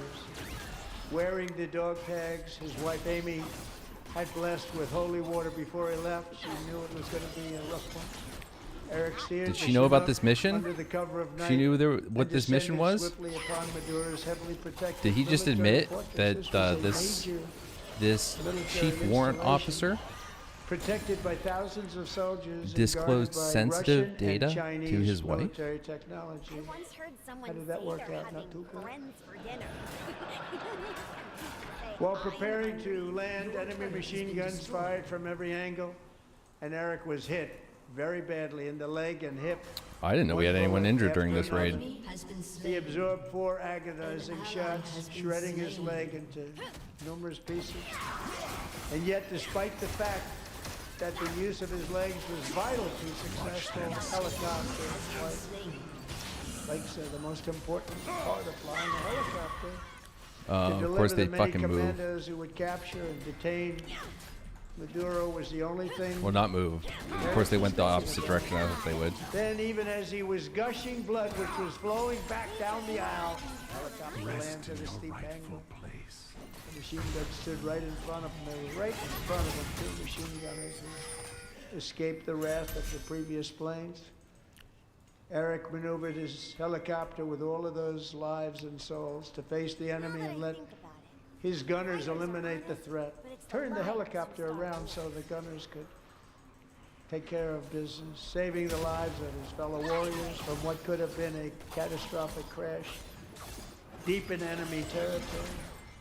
Only after safely landing the helicopter with all the warriors aboard in the exact right spot, which was vital to the mission. Probably would have happened. Because he canceled the mission if that didn't happen. Eric told his co-pilot, also wounded, but not as gravely, to take over. I'm about ready to pass out. The success Wow. of the entire mission and the lives of his fellow warriors hinge on Eric's ability to take An enemy has searing been slain. pain. It was unbelievable what's happened to his legs. Of the bullets and keep on flying and landing. Get away from there. People knew what was happening. Everybody in the back of the I know. helicopter knew because they saw the blood. I would like to do pouring down Omnivamp, the but I'm aisle. not staying alive long enough, I think, to Chief Warrant justify Officer that. Slover is still recovering from his serious wounds, but I'm thrilled to say that he is here tonight with his wife Amy, Eric, and Amy. Come on in. Come on down!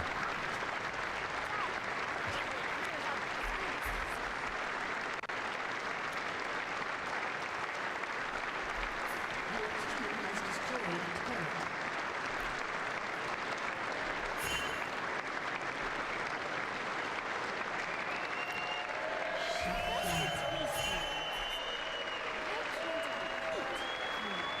I guess we're not doing that strat.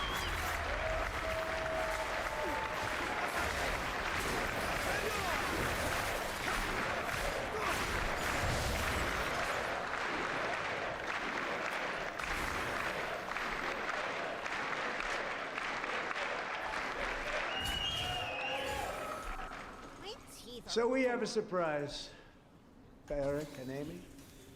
In recognition of Eric's actions above and beyond the call of duty, I would That's a video now game, like by the to way. ask General Jonathan Braga to present Chief Warrant Officer Slover with our nation's highest military award, the Congressional Medal of Honor. Enemy double kill.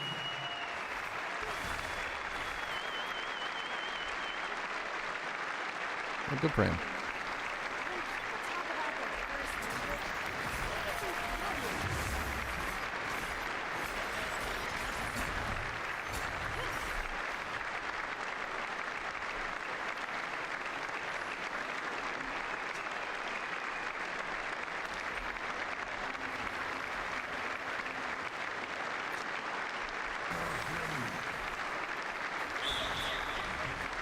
Fuck, I have not hit a single alt. No, I have. I hit one.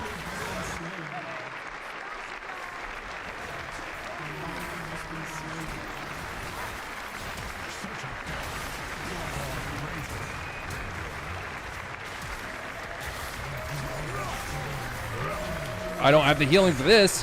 Fuck.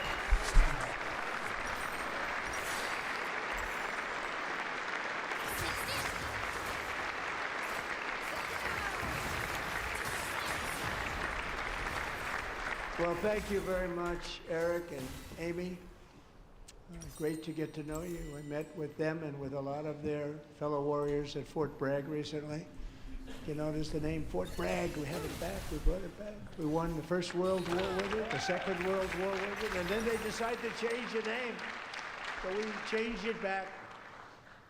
Everybody wanted to change back too. And 10 of Eric's fellow warriors from that incredible night of victory will also be receiving medals at a private ceremony that will soon be held at the White House. And Eric will be there. Thank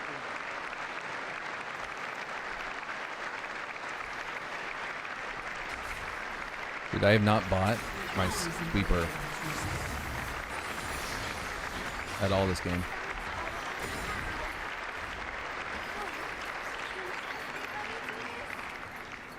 Thank you, Eric. That's a big one. Tonight we've celebrated many truly extraordinary American patriots, but there is one last living legend to honor before we go. He is one more heroic American aviator, Navy fighter pilot. Royce Williams served in World War II, Korea, Vietnam, flying more than 220 missions. Yeah, I'm not In the touching this skies jungle. over Korea in Naked. There are two up there. 1952, Royce was in the dogfight of a lifetime. Legendary. Oh, Flying through damn. blizzard conditions, his squadron was ambushed by 7 Soviet fighter planes. Before they hit you. It was his first aerial combat of the war, and despite being massively outnumbered and outgunned, Royce led the takedown of 4 enemy jets and almost destroyed the others, Excuse me. Sorry, guys. vanquishing his adversaries while taking 263 bullets to his own plane and being seriously hurt. Hunger of death? His story was secret for over 50 years. He didn't even want to tell his wife, but the legend grew and grew. But tonight, at 100 years old, this brave Navy captain is finally getting the recognition he deserves. He was a legend long before this evening. Royce, please stand up, and I will ask the First Lady of the United States to present Captain Royce Williams with the Run. Save yourselves. Medal of Honor. You know, one thing I always had an issue with is that they didn't give out medals of honor during like the majority of the Iraq and Afghan campaigns. And it wasn't until like later that they started going back.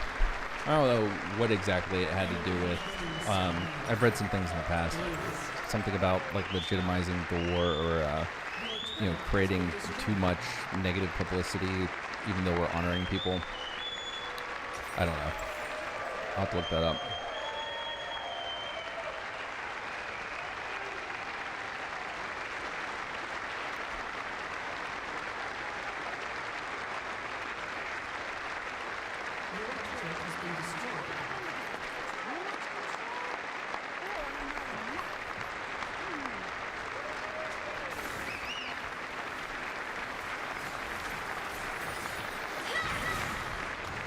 I'm about suicide.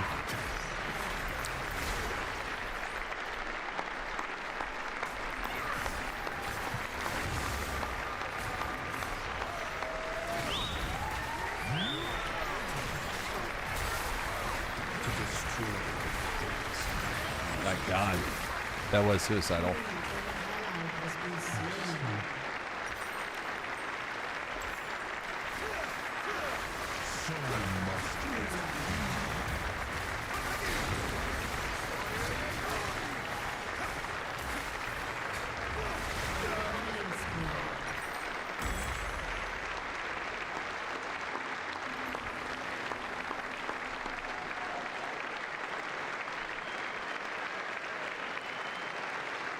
All right, we got our MR. I think they go back to armor.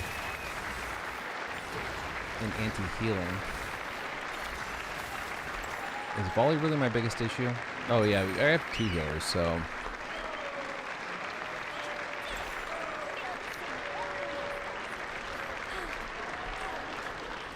Thank you, Royce, and thank you, Eric. I've always wanted the Congressional Medal of Honor, but I was informed I'm not allowed to give it to myself, and I wouldn't know why I'd be taking it, but if they ever open up that law, I will be there with you someday. But you know, that's our highest honor, Congressional Medal of Honor, and that's a big thing, and it's an honor to be in the same room with you. Thank you both very much, Eric. Thank you.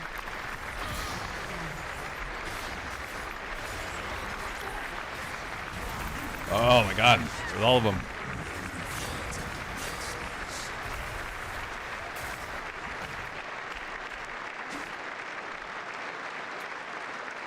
Thank you.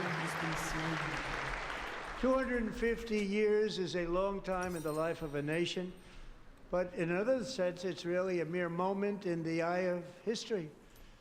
2 of the gentlemen we met in the gallery this evening took their first breaths 1 century ago, 100 years before that, on July 4th, 1826, the author of the Declaration of Independence, brilliant, Thomas Jefferson, drew his last breath. Just a single long human I don't know what to lifespan build, guys. separates the giants who declared and won our independence from the heroes who stand among us tonight. Everything our nation has done, everything we have achieved, has been the work of those few great lifetimes. In those brief chapters, Americans built this nation from 13 humble colonies into the pinnacle of human civilization and human Oh, I freedom. don't have this to The say. strongest, wealthiest, most powerful, most successful nation in all of history. Americans ventured out across the daunting and dangerous continent. We carved paths through an unforgiving wilderness, settled a boundless frontier, and tamed the beautiful but very, very dangerous Wild West. From empty Alright, don't tell anyone I marshes to did what I wide just open did. plains, we raised up the world's greatest cities. Together we mastered the world's mightiest industries, shattered history's monstrous tyrannies, and we liberated millions from the chains of fascism, communism, oppression, and terror. Americans lifted humanity into the skies on the wings of aluminum and steel, and then we launched mankind into the stars on rockets powered by sheer American will and unyielding American pride. We wired the globe with our ingenuity. We captivated the planet with American culture. And now we are pioneering the next great American breakthroughs that will change the entire world. Is anyone in my All of this team iron? and so much more is the enduring legacy, unmatched glory of the hardworking patriots who built and defended this country and who still carry the hopes and freedoms on all of humanity's backs. For years they were forgotten, betrayed, and cast aside. But that great betrayal is over, and they will never be forgotten again. Because when the world needs courage, daring, vision, and inspiration, it is still turning to America. And when God needs a nation to work his miracles, he knows exactly who to ask. There is no challenge Americans cannot overcome, no frontier too vast for us to conquer, no dream too bold for us to chase, no horizon too distant for us to claim.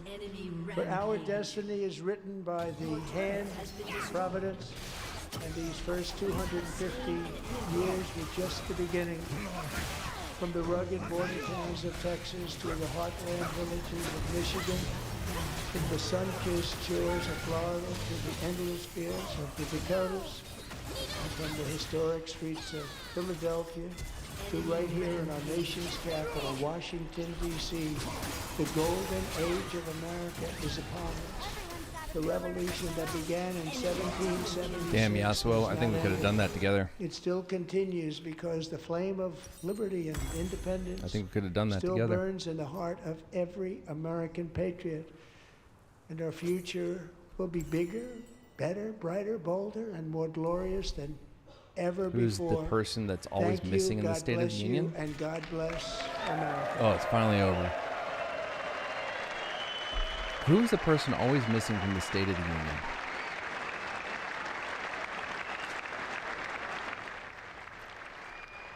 I saw the SecDef. I saw the Secretary of State.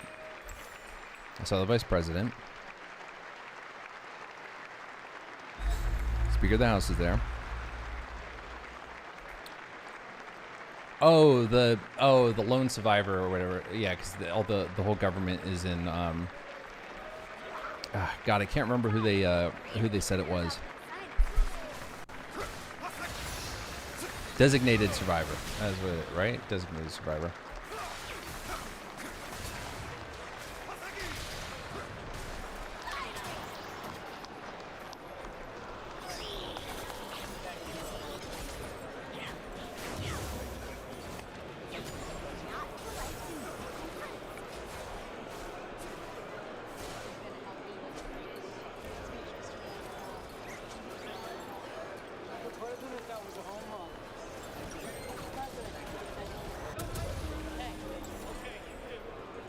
People think way too hard about fighting.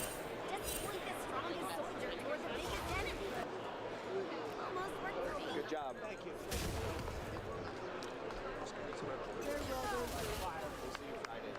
Great job. Oh, good. See you. Thank you. Good job. Good man. I don't remember this being mic'd before. Nature's more out Like I feel like I've seen this stuff and like there's commentary over it and all that stuff. Maybe it's just because I didn't watch it on C-SPAN.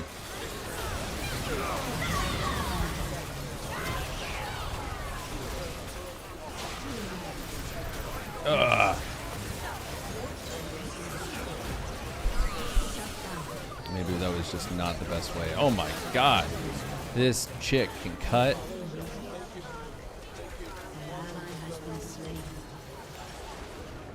no stitching that back together. Oh my god. Doug Collins. Oh, who is he the secretary of? Isn't he an undersecretary? Yeah, maybe I'm thinking of someone else. I think Yasuo did fine. So did York. It was amazing. It really was. Home run. Really grand slam. Grand slam. America loves you. Thank you. It was amazing. America loves you. Oh, look at this guy. I like that guy. I want that guy. Give me that time. Thank you. Take that footage on initial. Just an initial. Thank you, boss. I like that time.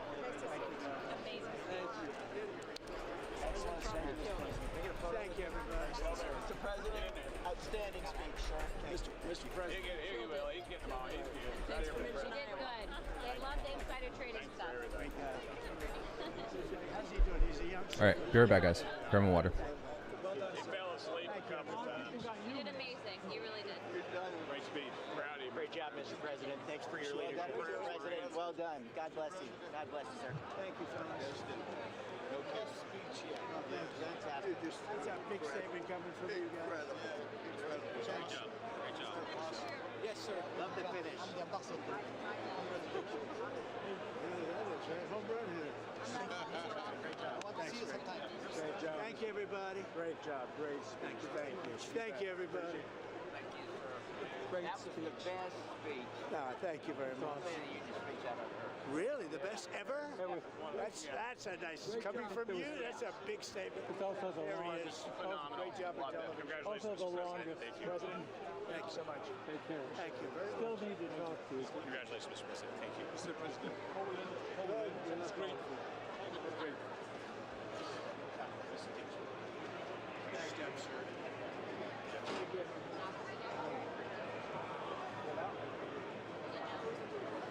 Yeah.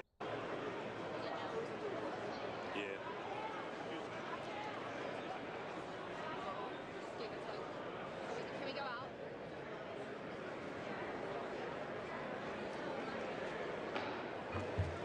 The chair declares the joint session of the two houses now dissolved.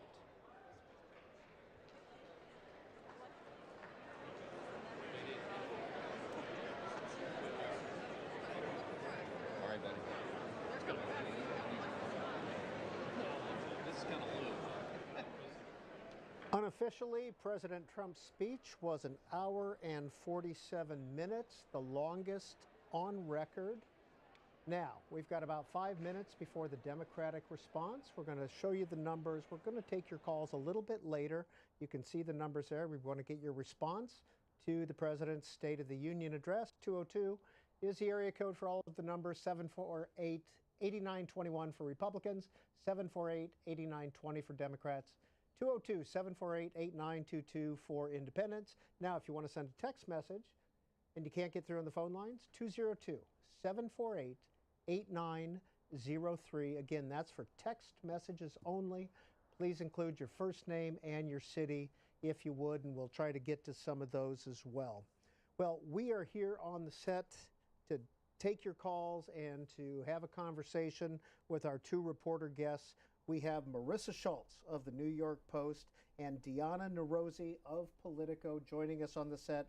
Marissa, you listened intently and you have pages and pages of notes there. I'd love to show the audience those. But what's the headline right now? So he started off his speech by saying, we're winning so much. And I think he carried on that theme throughout the speech. It started by him honoring heroes. You had that dramatic entrance for the Team USA, the hockey team. He immediately decided he was going to award a medal to the goalie.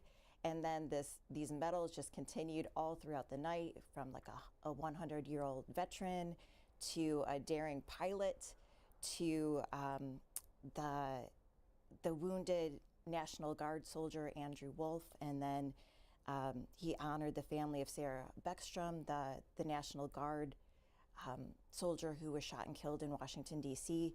So it was a theme very much of patriotism, winning, and we're going to honor heroes. And then on the flip side, it was very much a campaign speech. He was trying to flip the script on Democrats regarding affordability. And he went through President Biden's record on things like immigration, rising inflation, and he looked Democrats right in the eye and he said, you caused that problem. You caused this. Things like rising healthcare costs, he said, you own this. So he was trying to take back the narrative that had dogged him a bit in his presidency and in his approval ratings on things like economic issues. Diana Nerozzi, Politico, your headline. I think the headline would be a changed Donald Trump with a question mark. Because I think, as we saw, I think the biggest surprise was just how measured he was for about 75% of his speech. I was expecting a little bit more back and forth with the Democrats, but I don't think I counted any new insults or nicknames in that speech. He didn't go after the Supreme Court justices, and everyone was wondering how he was going to handle that. He barely talked about the tariffs, and he barely talked about international things and really focused on domestic. So again, question mark, we'll see how this goes forward, but this may be his new approach to the midterms. Now, in less than a minute, Governor Abigail Spanberger of Virginia, just elected in November, will be giving the Democratic response from Williamsburg, Virginia. She'll have a small audience with her. We will bring that to you live, and so we might abruptly go because it's supposed to start in about 30 seconds, and we will bring that to you immediately. After that, though, we will be taking your calls. Now, if you've noticed, if you've been flipping through the C-SPAN channels, you've got us on C-SPAN. All right, we're back. There's C-SPAN 2, which was just sights and sounds, no commentary, no conversation. And then on C-SPAN 3, we were showing some of the alternative State of the Unions that some of the Democrats were holding, one on the National Mall, one at the National Press Club. After the Democratic response, we will be here to take your calls and to hear from our two guests.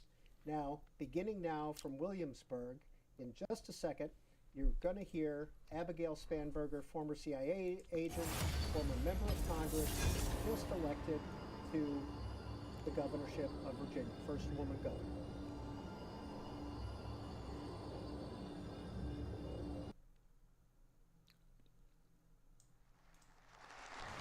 Good evening. Good evening and welcome to historic Williamsburg. We are gathered here in the chambers of the House of Burgesses. In 1705, the people of the Virginia colony gathered here to take on the extraordinary task of governing themselves. Before there was a Declaration of Independence, a Constitution, or a Bill of Rights, there were people in this room. The people who served here ultimately dreamed of what a new nation, unlike anything the world had ever seen, could be. The United States was founded on the idea that ordinary people could reject the unacceptable excesses of poor leadership, band together to demand better of their government, and create a nation that would be an example for the world.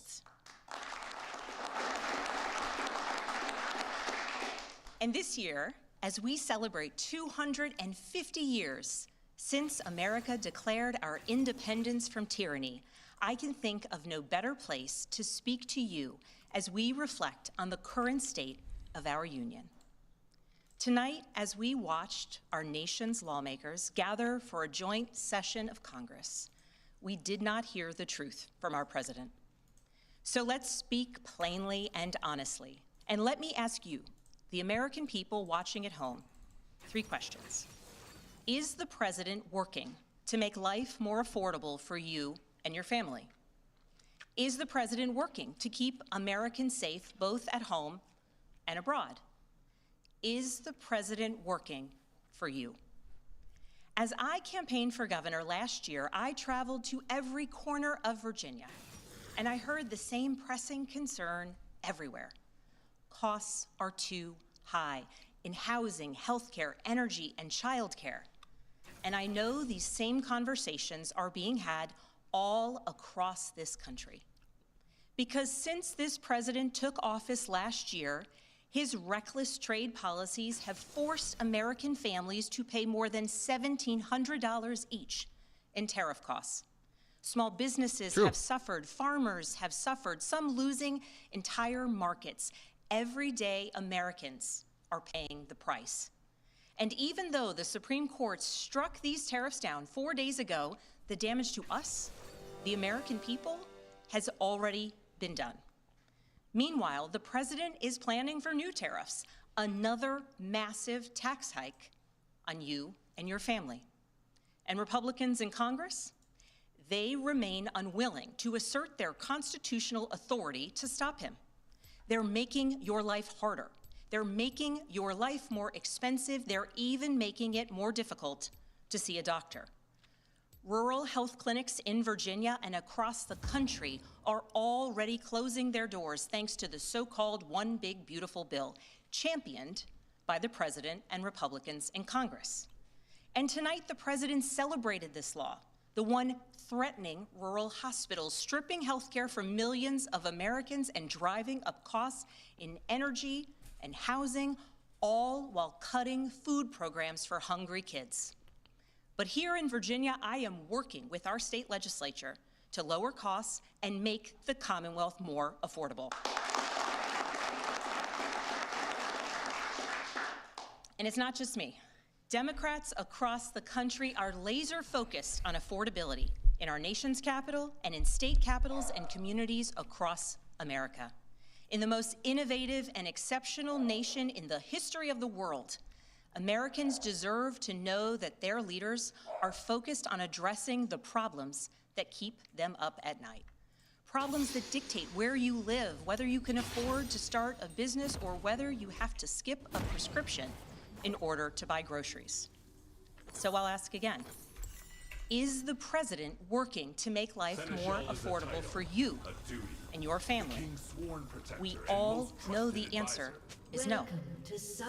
I grew up in a house of service. My mother was a nurse, and my father was a career law enforcement officer. I began my career by following in my father's footsteps as a federal agent, working money laundering and narcotics cases. I worked side by side with local and state police to keep our community safe and to uphold and enforce the law. Law enforcement officers across the country know that it is a unique responsibility to do the serious work of investigating crimes, comforting victims, and making arrests. It's about building trust, and that requires an abiding sense of duty and commitment to community. And yet, our president has sent poorly trained federal agents into our cities where they have arrested and detained American citizens and people who aspire to be Americans. And they have done it without a warrant. They have ripped nursing mothers away from their babies. They have sent children, a little boy in a blue bunny hat, children to far-off detention centers. And they have killed American citizens in our streets. And they have done it all with their faces masked from accountability. Every minute spent sowing fear is a minute not spent investigating murders, crimes against children, or the criminals defrauding seniors of their life savings. That's bad. Our president told us tonight that we are safer because these agents arrest mothers and detain children. Think about that. Our broken immigration system is something to be fixed, not an excuse for unaccountable agents to terrorize our communities. True.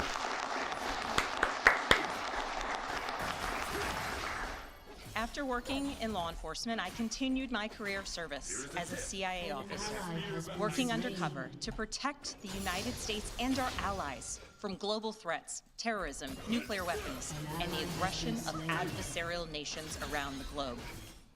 But as the president spoke of his perceived successes tonight, he continues to cede economic power and technological strength to Russia, bow down to China, bow down to a Russian dictator, and make plans for war with Iran.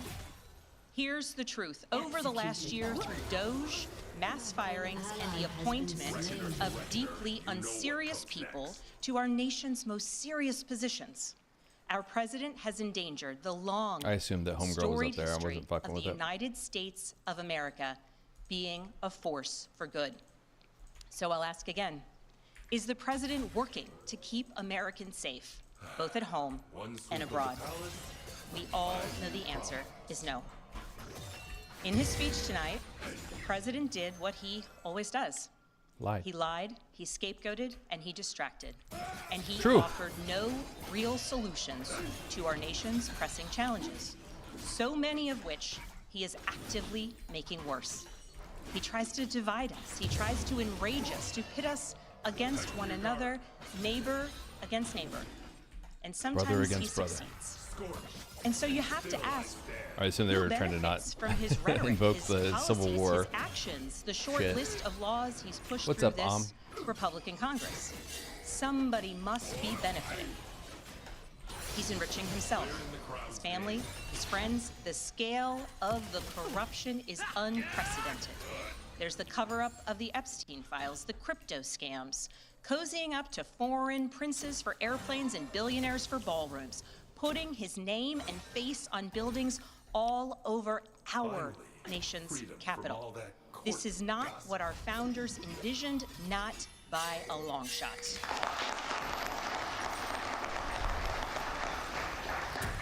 So I'll ask again, is the president working for you? We all know the answer is no. But here's the special thing about America. On our 250th anniversary, we know better than any nation what is possible when ordinary citizens, like those who once dreamed right here, Rise up this and room, make the streets run reject red with the blood. unacceptable and demand more of their government. We see it in the determination of students organizing school walkouts all across the country, whose voices are becoming so powerful that the governor of Texas seeks to silence them.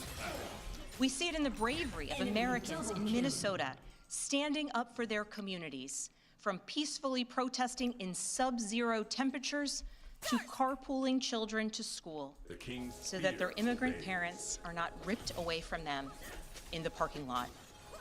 As a mother of 3 school-aged daughters, I am inspired by their bravery, but I am sickened that it is necessary. And Americans across the country are taking action. They are going to the ballot box to reject this chaos. With their votes, they are writing a new story, a more hopeful story. In November, I won my election by 15 points.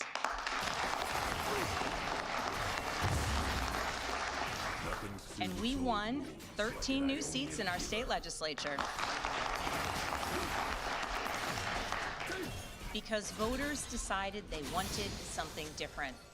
Our campaign earned votes from Democrats, Republicans, independents, and everyone in between, because they knew as citizens they could demand more, that they could vote for what they believe matters, and that they didn't need to be constrained by a party or political affiliation. This is happening across the country. New Jersey elected Mikey Sherrill as This is governor happening, in a and there are people who would say that because this stuff is happening, we've got nothing to worry about, man. It's all good. Why are you being a Debbie Downer? Why are you expecting more from the politicians that we're voting for? Why are you talking about people not being effective? Harshing the mellow, Ordinary man. Americans are stepping up to run in Bruh. the spirit of our forefathers. They are running to demand more and to do more for their neighbors and communities. I know this story well.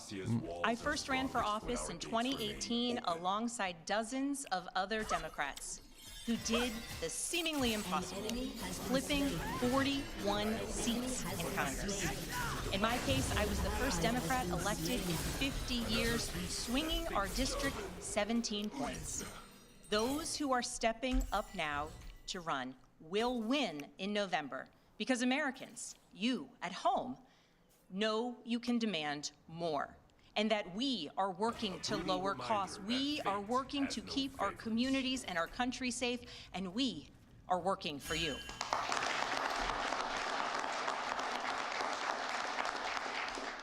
In his farewell address, George Washington warned us about the possibility of, quote, cunning, ambitious, and unprincipled men rising to power. But he also encouraged us, all Americans, to unite in a common cause, to move this nation forward. That is our charge once more, and that is what we are seeing across the country. It is deeply American and patriotic to do so, and it is how we ensure that the state of our union remains strong, not just this year, but for the next 250 years as well, because we, the people, have the power to make change, the power to stand up for what is right, the power to demand more of our nation.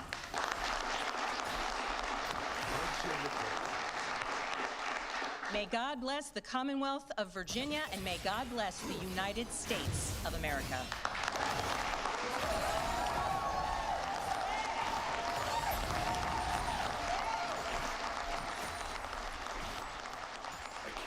And that was Democratic Governor Abigail Spanberger of Virginia talking in Williamsburg. The Democratic response, she went about 15 minutes or so. Now, Marissa Schultz, you called the president's speech on one hand an election speech. Was that a campaign speech? Campaign speech? Yes. And it's notable that she was the one that was giving it. She, Abigail Spanberger, she won Virginia by 15 points. She picked up seats for Democrats in the state legislature. So she is supposed to be the example of what Democrats can do in 2026 in November.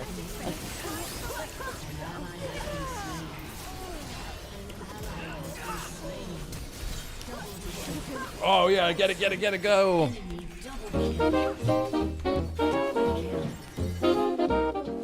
That was a really good response, I think. Very happy with that.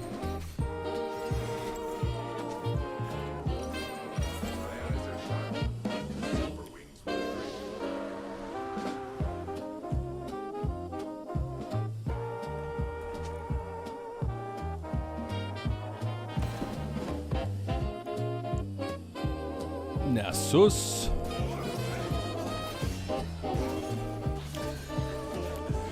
I don't like the Ness as a big old shit talker, but I do like Ness as a big old winner.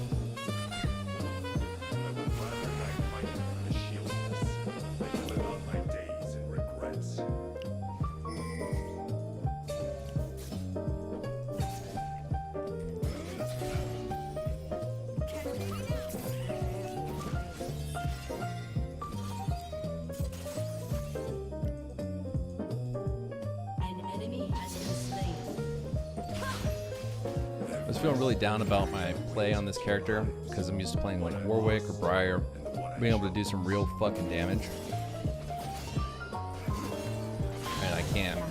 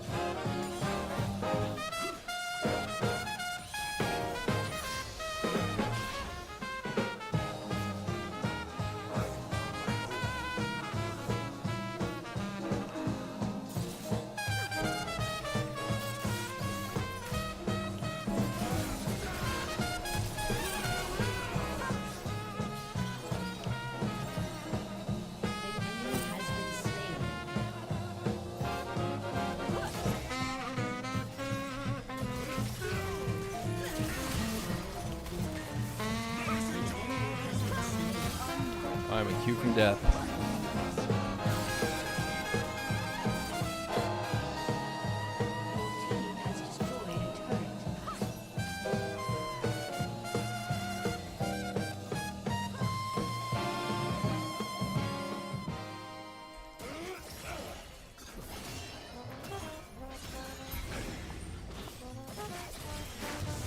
I would pay a king's ransom for a cup of Ionian tea.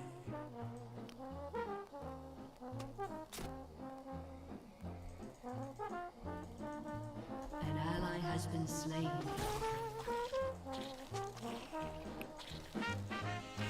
enemy has been slain.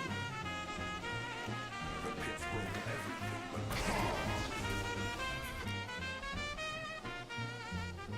I don't know if I can help here. An enemy has been slain.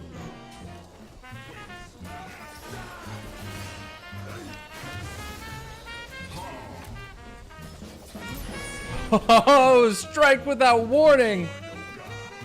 That was cool as shit. No, thank God I'm streaming.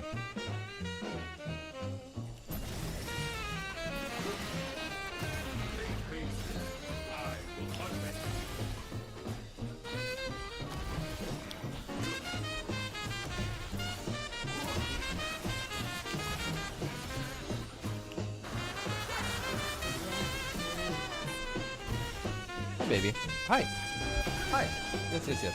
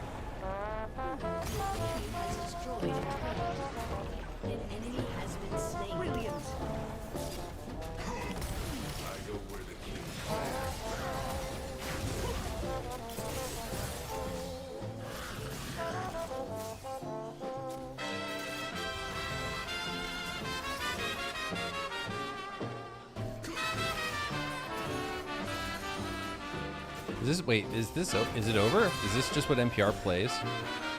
I've never like listened to the end of an NPR stream.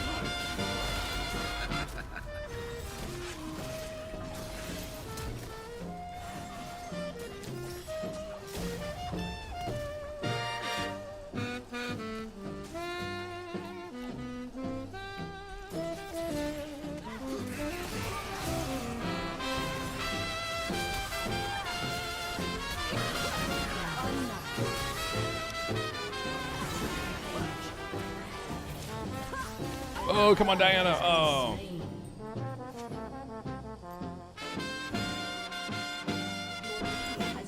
Anyone stacking armor yet? You know, I always thought Doran's shield not having armor was kind of bullshit.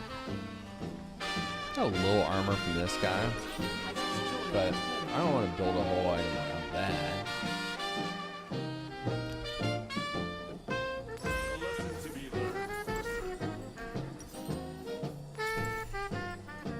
I know what you want. I know what you want, baby.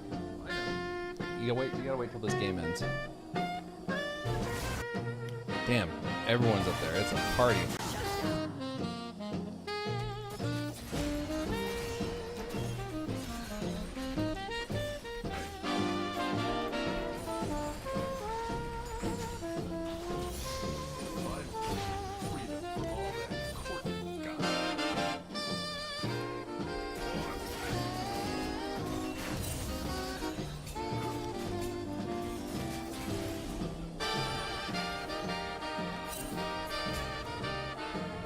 No, baby.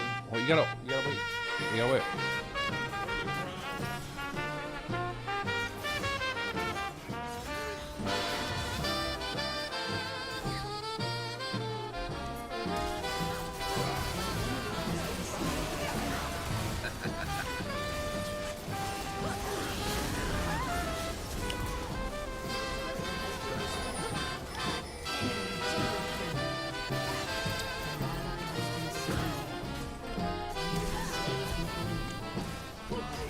I tried.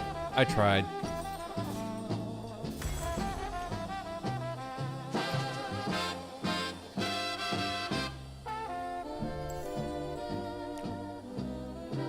Is there enough magic to justify? Okay. We're good on this. All right. Bum, bum, bum.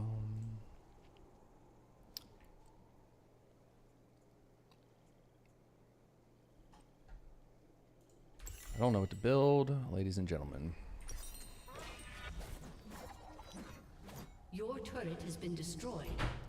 We'll start here. Better to move forward than dwell on the past. All right, what else could we watch? What else is there? There's other content.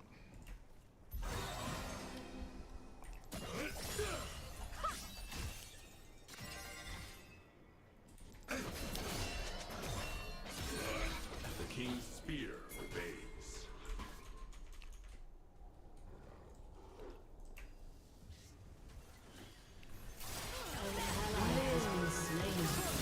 Enemy double kill.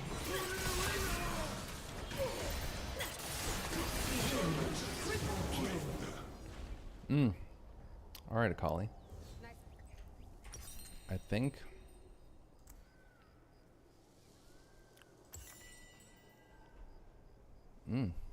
I think we need some magic resist.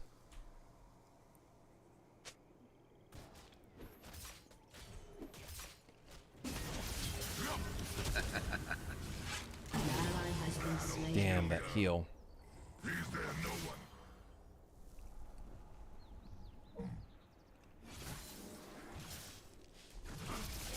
Neither my spear nor my spirit Stop. falters.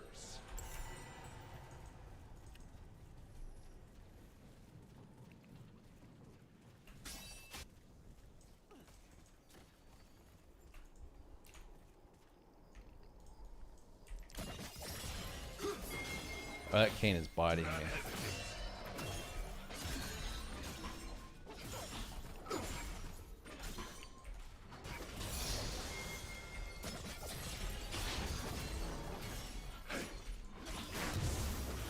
Hold on, baby. I know. I know. I know. Hold on. So, after Eve goes on a walk, she gets a piece of a Greenie dog treat. It's one of the ones for the teeth. Enemy rampage.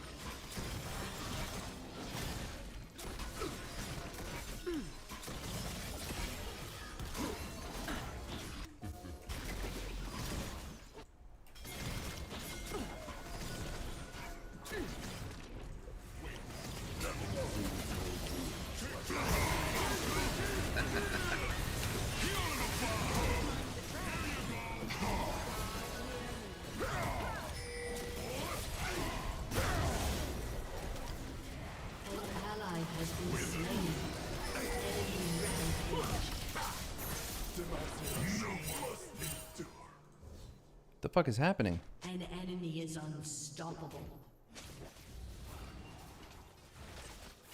I'll keep fighting.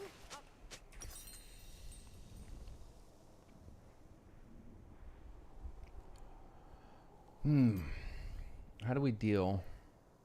I guess we gotta go Death Stance. I can't think of what else to build. The only other thing I could think of is the like, what would help me there more? I think Death Stance probably. I'm not a damage champ.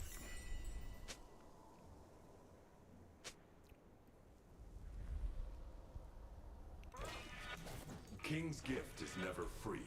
This spear came with purpose and cause. Your turret I need has to been catch up though. destroyed. I need to catch up bad.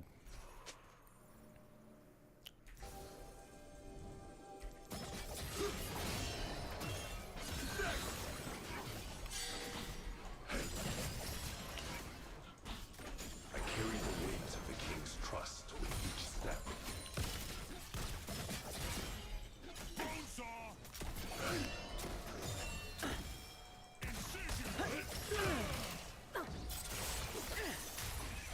As expected. Oh my god.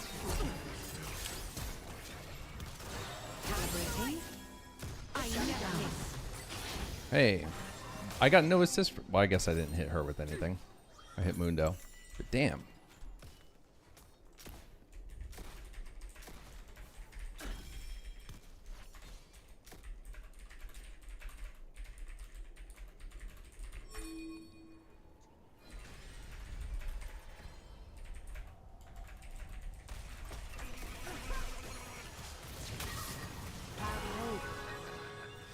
Alright, do I have viewers on YouTube? The reason I asked is because I do. I do have 2 viewers on YouTube, so I'm not going to end the YouTube stream just for you guys. I want to put music on. Your turret has been destroyed. Shut down.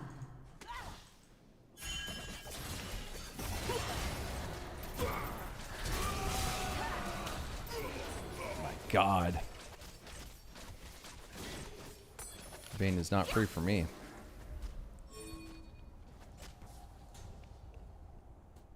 Alright, 1 second. 28, 27, 26, 25, 24.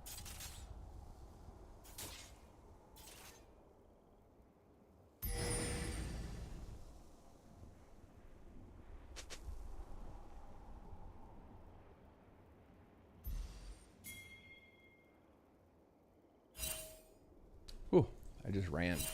All right, here. Elton, Eve, there. Sheesh. Warrior may fall, but duty persists.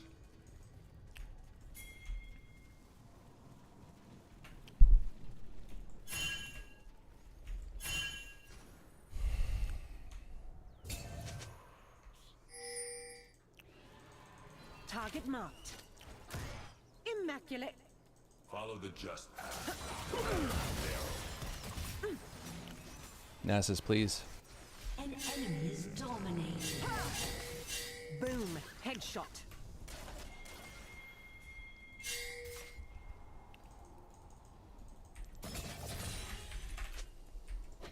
You call that a stance?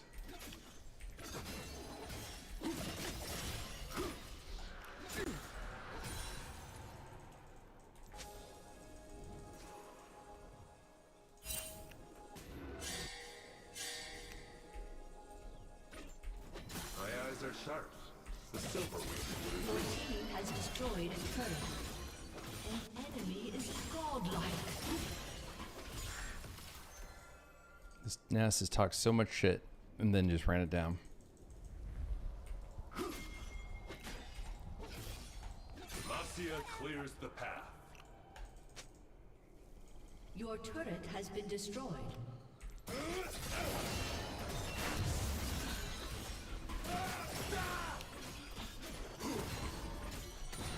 I must confer with the king. Thanks.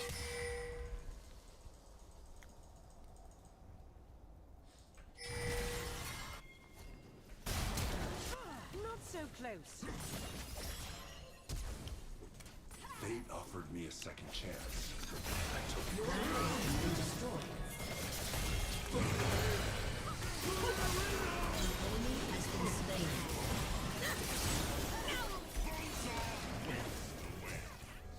Where'd you go? I am silly goose. You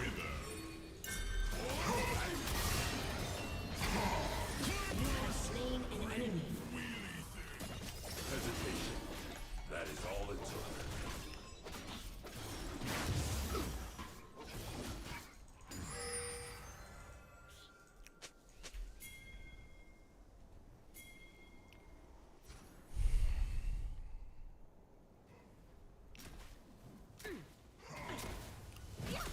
There is no peace for me, but duty offers a measure of stillness to my spirit.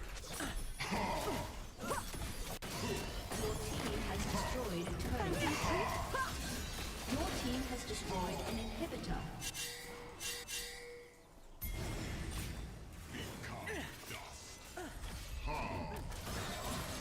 Warrior moves with purpose.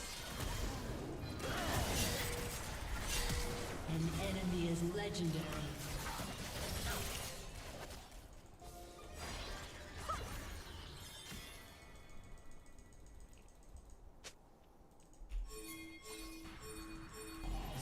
Fate has made its choice.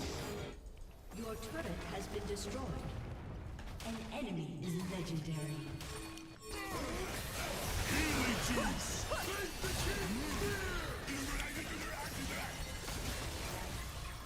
Get down.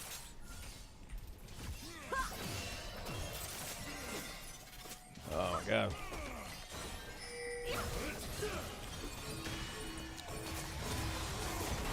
I don't know what you guys expect me to do. Again, 3 fucking tanks. My god. Enemy double kill.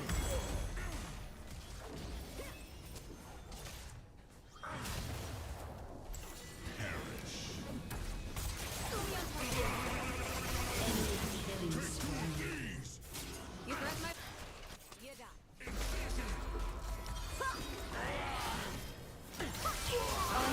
An enemy has been slain. Enemy rampage. Your turret has been destroyed. Damn. Ace. I had high hopes. Your turret has been destroyed. Stars, guarded. Defeat. I hate when people on my team shit talk and then throw. He refused to TP for anything.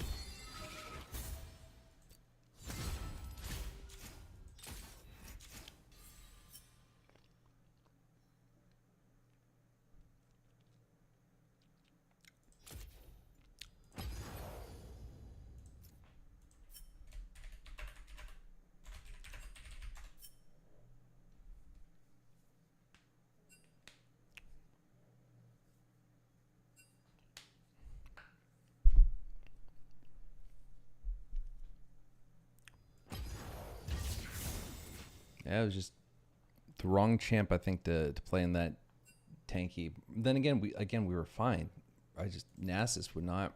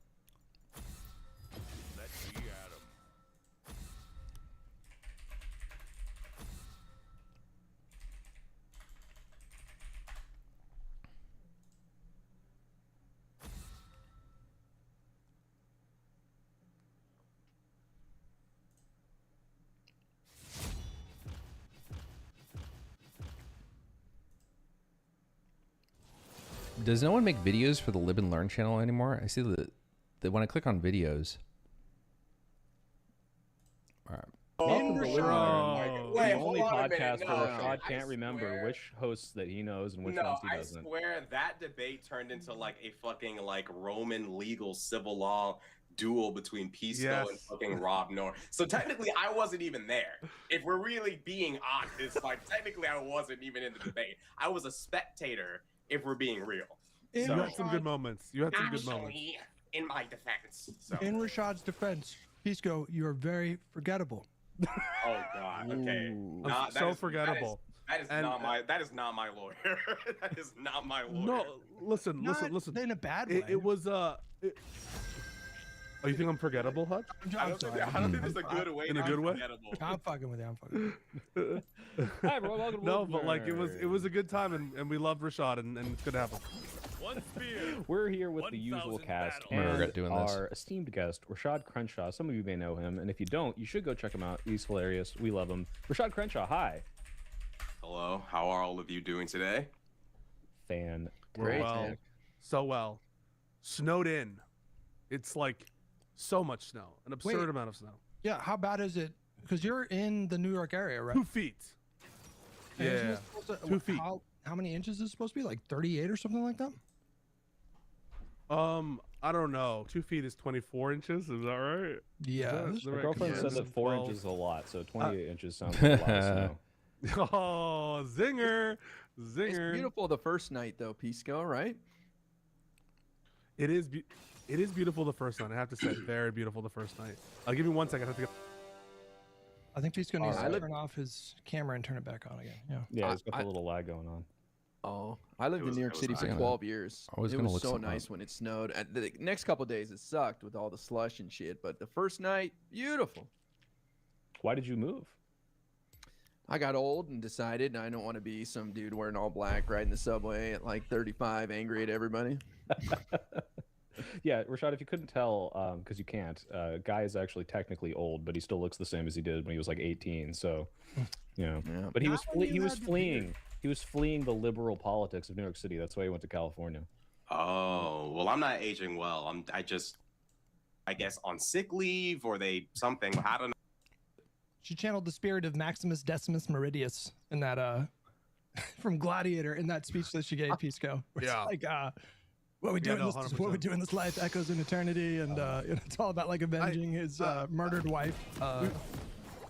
We were talking about the debate where I met you, Rashad, and Rob Norm. One thing that really rubbed me the wrong way was when I heard Rob Norm, and other people say this too, say something like, and you're kind of alluding to that idea right here, which is like, we squander the opportunity offered by Charlie Kirk's assassination, as though what we would want in the aftermath of his assassination is some kind of broader crackdown on like liberals in terms of their freedoms, even if there's no connection between them and the death. So I absolutely agree that if that's the sense in which they mean like squandering opportunities or whatever, that they did squander a lot of it and they're fighting amongst themselves. And I actually think overall it's worse for their movement because Charlie Kirk was such a unifying figure for them and was, I don't know, like a social cohesion glue almost. But yeah, I think that they're kind of like a chicken with their head cut off after what happened. Sorry to use that pun.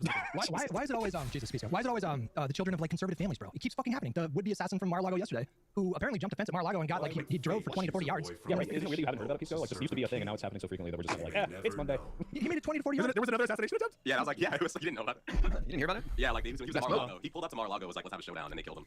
Yeah, the guy got killed in Mar-a-Lago. And his parents were big Trump supporters, and they were super into like Epstein and QAnon stuff, I think. Sad too. He's like 21 years old. You know, whole life. Always heartbreaking. Because that's just something went wrong there. You know what I mean? And that does scare me. Like, what happens to MAGA when like the myth breaks? Because like he's working hard to break the myth, and like people can pretend like this is like evidence of some kind of revolt. It's just crazy trying to take him out. What happens when like the bigger MAGA, not even a cult, but like the normies who are keeping the cult alive? Like, where does that go? Because I worry about that. I don't feel like we're getting the normies, and it kind of ties into like the thing going on with the hold on a minute here. Let's see. He does have a whiteboard. Yeah. There's a lot of red string off camera right now. Yeah. What did Soyko tell me? Oh yeah, DNC autopsy. Thank you, Soyko. Oh yeah, we're getting into this. Yeah, it's like, I mean, again, I say, you know, how are we going to reach these normies? Because, you know, they say that part of why Trump lost, and I think it's true, a part of why she lost is Gaza.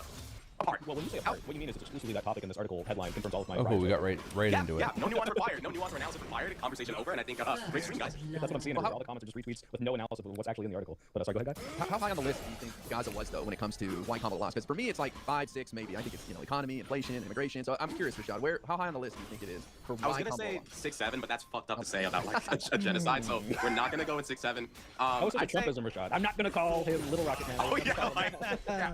I could say that Spico was the reason why why the song was played, but I'm not. But it was Sneeko. You know, I could, you know, I don't want to be that guy, but yeah, I'd say it was like 5. I'd say it was 5 because like Americans are not as altruistic as we should be. I don't think people were that like concerned, and I also think that like people want to see what they want to see. The anti-genocide leftists who called it from the beginning. Backing? Really? We were right from the beginning. If Kamala had went full anti-Israel, we would have taken it home. That is not really the case. I think people also forget the fact that Biden tried to hold out longer than he should have. Kamala was never really popular, but managed to gain this weird magic the moment she stepped up against Trump. And, you know, Tim Walz was told to stop calling people weird. I mean, like, there are so many different things going on here, and I think people see what they want to see, if that makes sense. Yeah, like I have the text up. I can't share this because it's on a different. I didn't pay for Axios, but the point is, I think it says, can I read it verbatim? Have you guys read it? I've read it, yeah. Yes. Yeah, essentially it says like, yeah, they agree it was a net negative, but to what factor this was a net negative is like a completely different thing. And so like, this is fairly more deep than any of the kind of surface level analysis we've gotten in the past year, but it does confirm that they seem to know like this hurt us a little bit at the very least. It could have been a lot, but how much? I think they're just making it worse by hiding this. I don't know why they're doing that. It seems ridiculous. Like, just release it, and they keep saying, well, we don't want to cause division within the party. We've litigated that already. It's just making it worse, man. I don't know what they're doing. They wouldn't have backed themselves into a corner if they had not previously committed to releasing the autopsy. If they never would have done that, then this wouldn't be an issue. But they signal ahead of the autopsy that they would release the results, and then they do the study, and then after the fact they're like, never mind, we want to focus on winning, which that just creates like such a Streisand effect. And I find I'm totally incredulous at the idea that they didn't fully expect that it would leak. Like, this is ridiculous. Like, this is not, we're not dealing with a CIA like closed operation here. These are like DNC staffers. Many of them are probably in their 20s. Many of them probably have their own strong ideologies. I guarantee my entire bot is gone. It's fucking ridiculous. They should have just ripped off the Band-Aid. You still don't have the files. You just have allegations, right? Well, like a part of it leaked, right? But like when you actually read the article, one thing is clear. So the headline of the article was that, I can't remember exactly what it was, but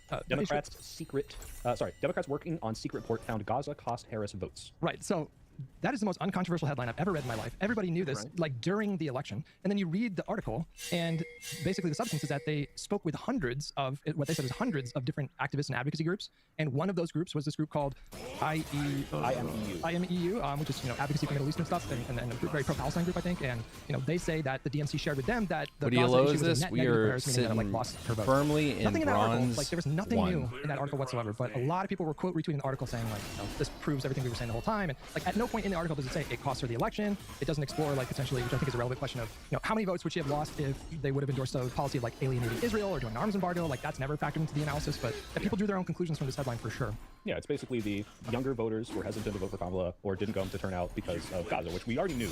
And, like, I guess the newest thing we know is the DNC is admitting this to a degree slightly more than they already kind of considered it in, like, the 107 Days book, right? So, yeah, I'm fine with analyses of like what Gaza as an issue did to the election, but this is being taken as like, and see, we finally figured it out. Like, they finally admitted they tried to hide this, and it's like, well, maybe, but we don't know. They're not releasing it, but that's not what this article says. Yeah, I mean, it's, on the issue of the go ahead. Sorry, I didn't mean to interrupt you. Oh, no, so I just want to point something out before like this starts to really get momentum. Is that he said, he just agreed with that. He agreed that, yeah, I'm not saying this is like the biggest shit in the world. Like, when people think he's crazy leftists and all that, like, that's what they're thinking. They're like, oh yeah, Gaza is the end all be all.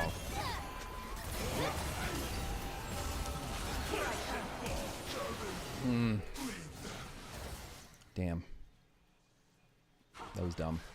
I'm getting demoted again. An ally has been slain. Oh, ban. Stop advertising that shit in my fucking stream. You bots. So pretty reasonable. He brings it up, but like he agrees. Like, yeah, I'm not saying it's the biggest shit in the fucking world. Bigger issue with the fact that, like, the Democratic Party is all out of weapons. It's like you run out of fucking ammo in GTA. I mean, what do you like? What's your next move? Like, I mean, it's you can't even use those, right? Like, the Democrats are basically, they're in a fucking gunfight with a pencil, and they're sitting around begging everybody else to put down the guns, and it's like, well, no, pick up a gun. Like, well, no, not like that. But the point of what I'm saying is like, this is the Fed posting stream. With this is the worst. You said a lot of stuff. Worst stream. But you show up to war. You see me with that fucking point blank W?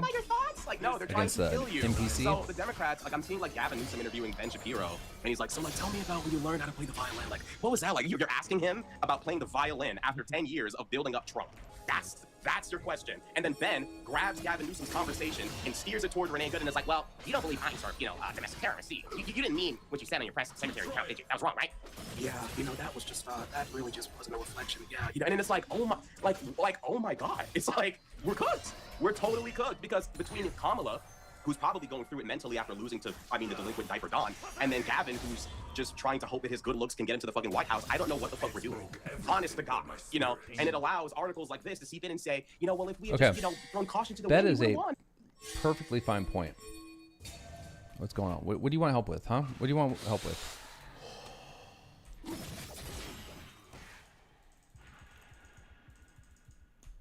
Fate offered me a second chance, and I took it.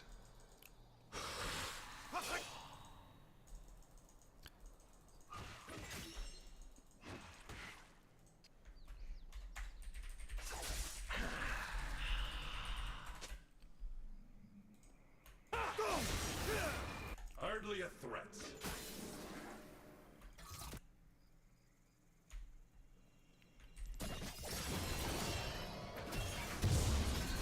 What level is Draven? Silver 4. Dude.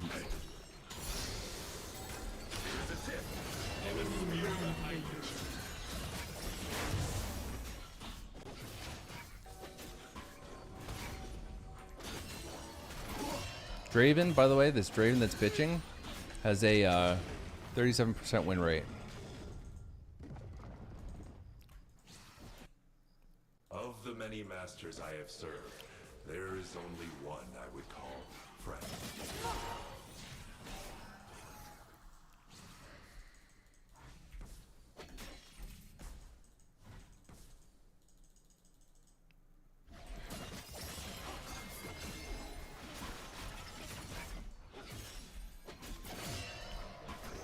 It's like, well, I don't know if that's true, but, you know, it speaks to the fact that the Democrats are out of step. Yeah, Guy doesn't like the Dems aren't fighters narrative. You push back, Guy. I know you will. I'm gonna fight you on Gavin. Okay, he's The Democrats what is aren't it? fighters, though. Maxing, whatever. I don't know. Looks maxing. Okay, smogging people. Aren't Does he have to look Max? He's kind of like boring good looking. You know, I mean, look, he's I think he's a successful governor. He's implemented some good programs here. He got the 4th largest economy. You know, whatever. I can make. You've heard this all before, but are you in the Hassan camp, Rashad? I would not vote for that guy. He was the Democratic nominee in 2028. No, if it came down to it, I'm voting for Newsom. But you're not enthusiastic about him. No, I think Gavin Newsom's just going to delay the MAGA problem for people my age and your age to pick up and clean up for him. Interesting. Well, who's at the top of your list right now, then? Honestly, I'd love to rerun Kamala, but Kamala has to win. I don't think she wants it. Say what you will about Trump. He's a pedophile. He killed people. He's killing people. Some they say true. You know, and some is true. But the reality is, like, he never gives up. Donald Trump does an insurrection. 2 weeks later, he's, like, posting on social media like nothing happened.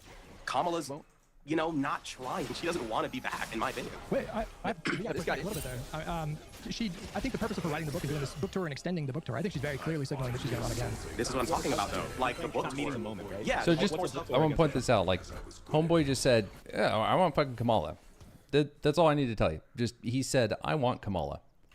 When asked, who would your person be? He gives a criticism of Gavin Newsom, and he says, okay, well, who would you want? Kamala Harris. Like, yeah, Donald Trump is on social media, you know, bullshitting, you know, posting insanity, but it's engaging. He's engaging the internet. He's on podcasts. He's appearing here. He's doing this. Kamala's writing books. People don't read books in 2026. Rashad, that's why I feel that Gavin is preferable, because unlike Kamala, I see Gavin. But I know that Gavin. Wait. I just want to finish my point real quick. Gavin at least has what I look at the eye of the tiger. He wants it. You know, he wants to be president. For me, there's a little bit more of a willingness to engage at the moment, at least in terms of the rhetoric. Now, is Gavin my preferred candidate? No. But I would prefer him to Kamala. I think that Kamala has shown that she fumbles around with her speech, that she isn't really a killer in the same way and ruthless in the same way that I think Gavin can be. That is like, maybe Kamala will prove me wrong in the coming months and stuff, but that's where I'm at right now. When you say he can be, are you comparing this to like his tweets? Or because like his tweets... Yeah, that's not even run. That's not him. You know, that someone's writing that for him. No. But I have yet to see Gavin like really be like verbally ruthless. You know what I mean? No, the decision by Gavin to position himself, as opposed to what he was doing in the first months, which is very soft, I think, on MAGA, more understanding, more Cenk Uygur-like, to be at least signaling to the resistance lives, at least showing and saying the right words on what Trump is doing and being vocal all the time. That to me is a strong signal, and that's something that I care about. And also his decision on the redistricting. I know that he's in a unique position to do it, but lesser Democrats wouldn't have started it. Well, what you just said really matters, though, because Gavin is at advantage right now in a way that Kamala is just not, because he is the governor of the most populous state in the country with a blue supermajority. So he can just like do things. He can just tell the assembly to convene a special session to, put a measure to the voters to amend the Constitution to do early redistricting. So he can, he can see that the public right now, the Democratic voter base, are screaming for fighters. Which Rashad, I watched one of your videos recently listening, you were talking to that like that desire from voters to get Democrats with like a lot of teeth and a lot of fight. He can flex in that way, in a way that a lot of other people can't, which makes him kind of uniquely. Does that positioned. really And I don't know if mean? he has- Does that really mean he can flex? Like, you know, it's one thing to again be in the blue state and be able to do all this shit, and it is a complete other one to be in a state that actually has like a somewhat divided, you know, population. So like, what I don't understand what the significance of that ability is. There's no real muscle being flexed. Like the, you know, leadership muscle is what this guy is talking about, is a person who can finally, fucker, I'm gonna get you. I'm gonna get you. You know, someone who in a position where they don't have. Sorry, I can't. My eyes are sharp. The Silver Wings would agree.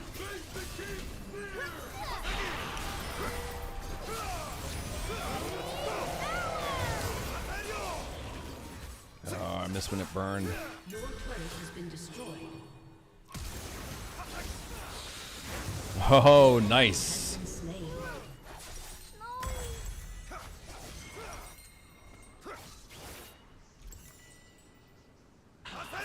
Nunu's not going to build armor, right? None of these people are going to build armor. No. The great visceral. So we got to focus on boots first. We are AP, CC. Yeah, fuck. I think that's Merc Tread's game.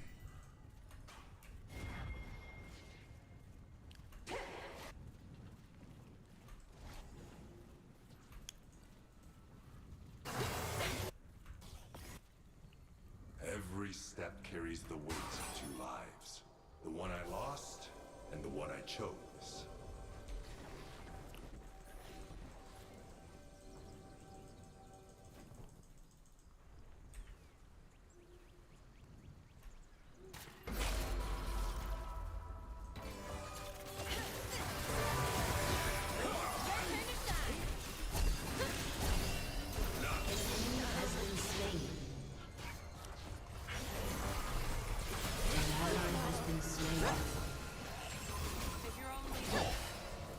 Enemy double kill. Pain doesn't own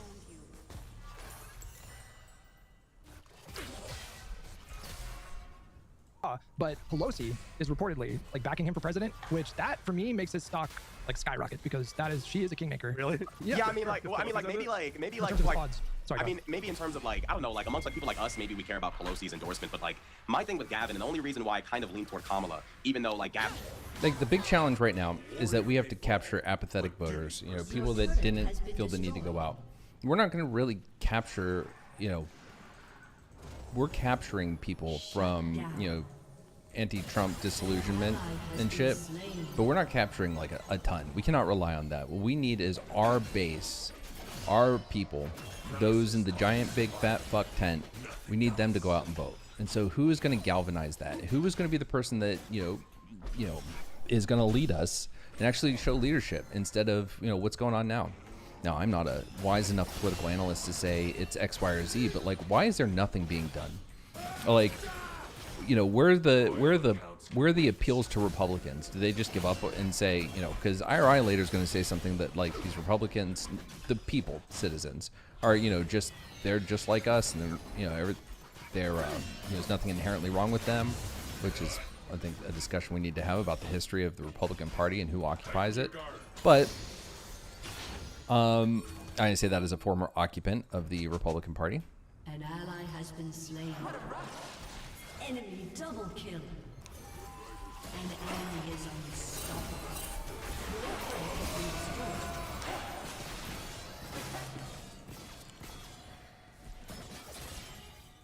I'm not forfeiting. Psychopaths. If you want to suck, fine.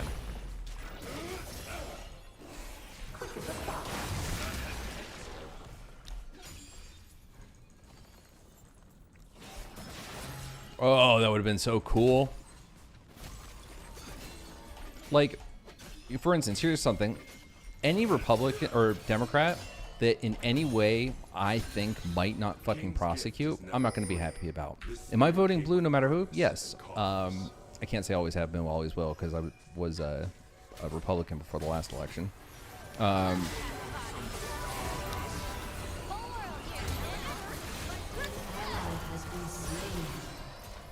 was a good Senna for you guys. So, I'm going to vote for Gavin, whatever.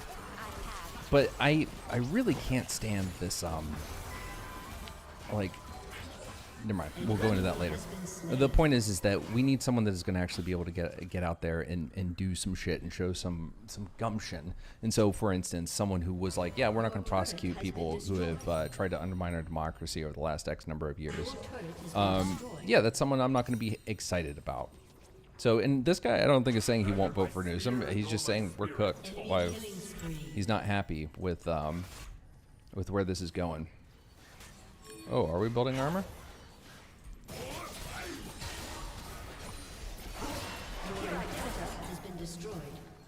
Sorry.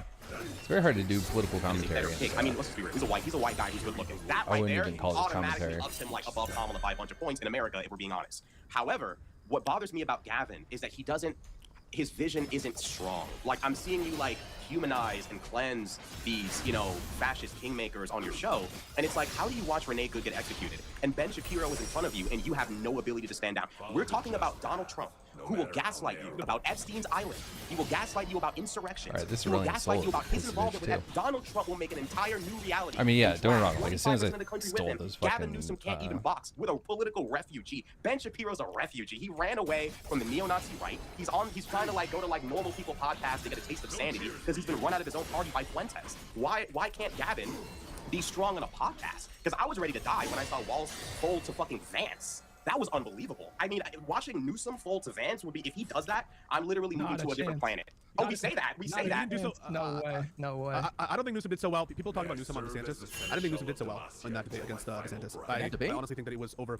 Yeah, I didn't think he did that well. I don't think that he is, at least from what I've seen in those opportunities where he's one-on-one with those people, I don't love how he performed. I think he's better confrontationally with, dissenting Dems than he is with the other side. I think it's a big red flag for me. That said, I think that charisma is, for me, essential. You need to have charisma. You need to be able to speak to a camera extemporaneously and say your some speech very easily and fluidly without doing weird pauses and stuff. And that is why I think it's important to have whoever the candidate is, that they are able to speak, and that we don't have to, we did with Joe Biden, unfortunately, and other Democrats that we've had, not just him, where we're on the edge of our seat, hoping that they're not going to fuck up the next word. But can he meet the moment though? Can he come to the American people and say, I'm bringing universal health care, affordable higher education, if not free higher education? Can I come to you with affordable housing? Is he going to come to the American people? Because the reality is, when Trump is done, as in maybe whenever he passes, because he's not leaving office legally, when this Trump problem is done, the American people are going to be hungry for reform. And the question is, can he be the guy to be ballsy enough to start now? Because you can't just pop up at the very end and say, oh, well, now actually I am that guy. I am the chosen one. You have to start now. People have to actually see it now, because he's absolutely right.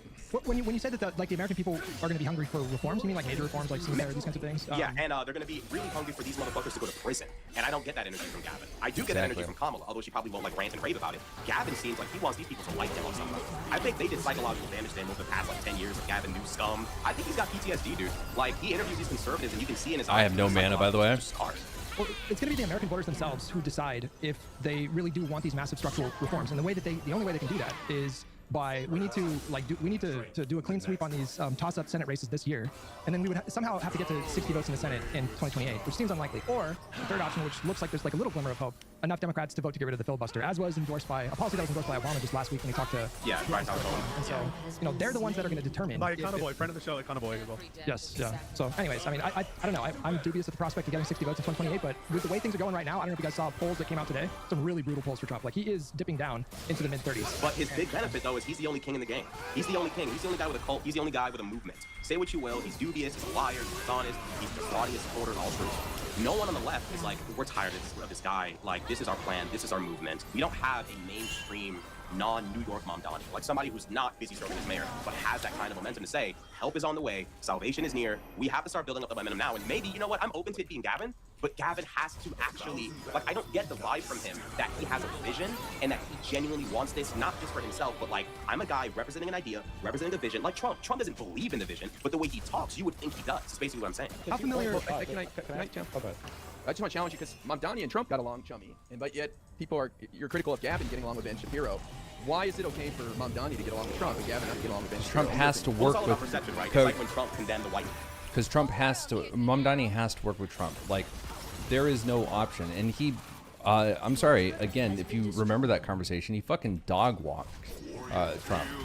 Trump was smitten with the dude. So I don't know what the criticism is here, or what the pushback is here.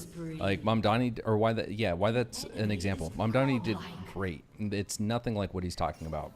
When you're talking about your rivals, your political rivals, which we're so obsessed with here. Like, let's identify who the real political rival is. And yeah, while Trump is a political rival, you have to engage with him as the chief executive of the fucking nation in which your city resides. Oh God, I missed that. I just like completely, I think, misread. I would love to go see some old commentary from them on. Oh my God, fine. Your inhibitor has respawned. Fuck me. Fuck me.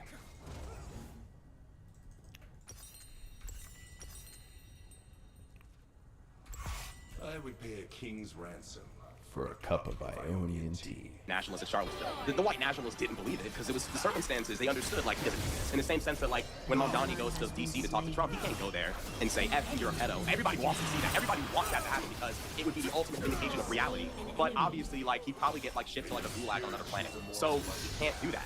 He has to go there and be poised, and also because he doesn't know what Trump's approach is going to be. Trump could be stewing, ready to just crucify him, or Trump expertly realized, I'm a piece of shit, I'm the devil, I'm the Antichrist, I'm Epstein's MVP, I need to look normal and civil next to this perfectly reasonable person.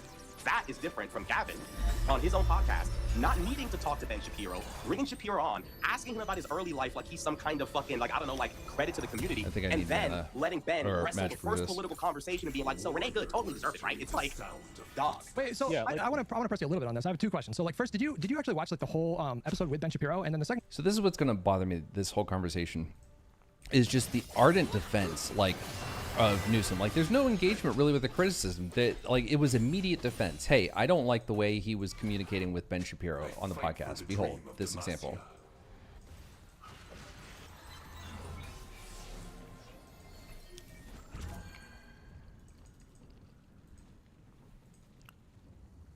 I'm not going to shit talk this guy. I'm going to let him talk his shit. The question is, how familiar with Gavin Newsom's game in California as a politician over the last 2 decades are you? Like, are you familiar with, like, how he's operated politically in the 21st century? No, he's a good like, this is the shit that that gets me called a leftist. I have a huge fucking problem when people are not okay with criticizing the people we're trying to run as a candidate.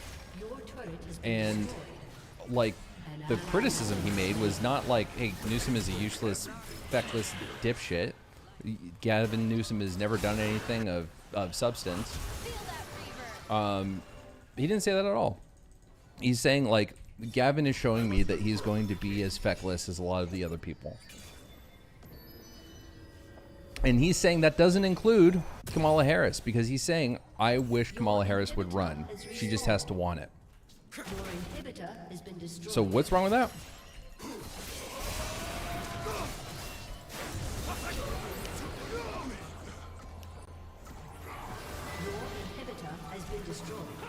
Comes back to, like, the conversation you guys had with Jose, like, about Biden. It's like, the policy is amazing, but if only the American people gave a fuck about policy. It's like watching a basketball game and being obsessed with, like, did LeBron do a cool pose after he scored rather than did he score? Like, did he put up points? The American people are more concerned with, was the pose cool? Did he look cool? Did his jersey look nice? That's the unfortunate reality. And I didn't watch the entirety of the interview with Ben, but, like, that beginning part, he pushed back a lot. That beginning part was key for me because I'm like, dude, you have a guy Now, on the show. here's something I'll say. If he says he didn't watch the whole thing. One thing I will say is there's nothing wrong with building a rapport when you're having these conversations. It's going to help you reach people a lot better.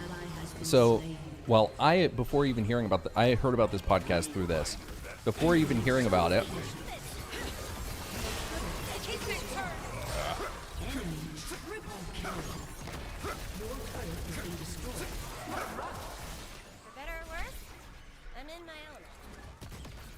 Defeat. All right, we have time for one more and watch more of this. I think I need to go back to Warwick.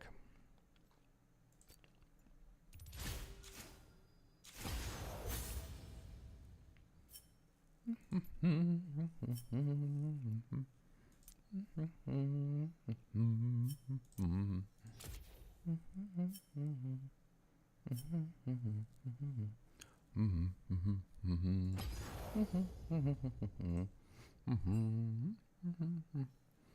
don't need to play with these tiltable people. Give me 1 second.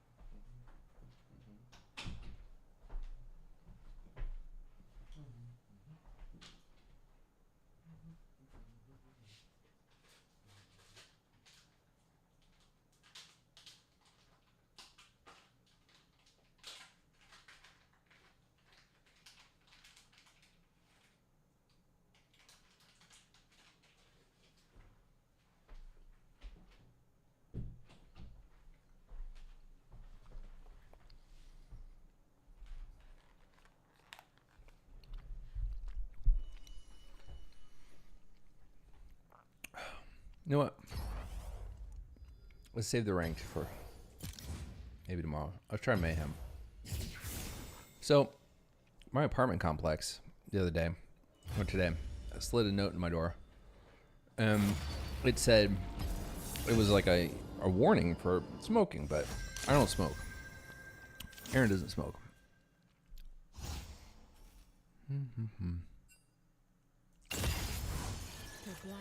Ooh, LeBlanc does not do good in ARAM. Fear not. I will Yorick, make on the other use hand, of your corpse. does amazingly.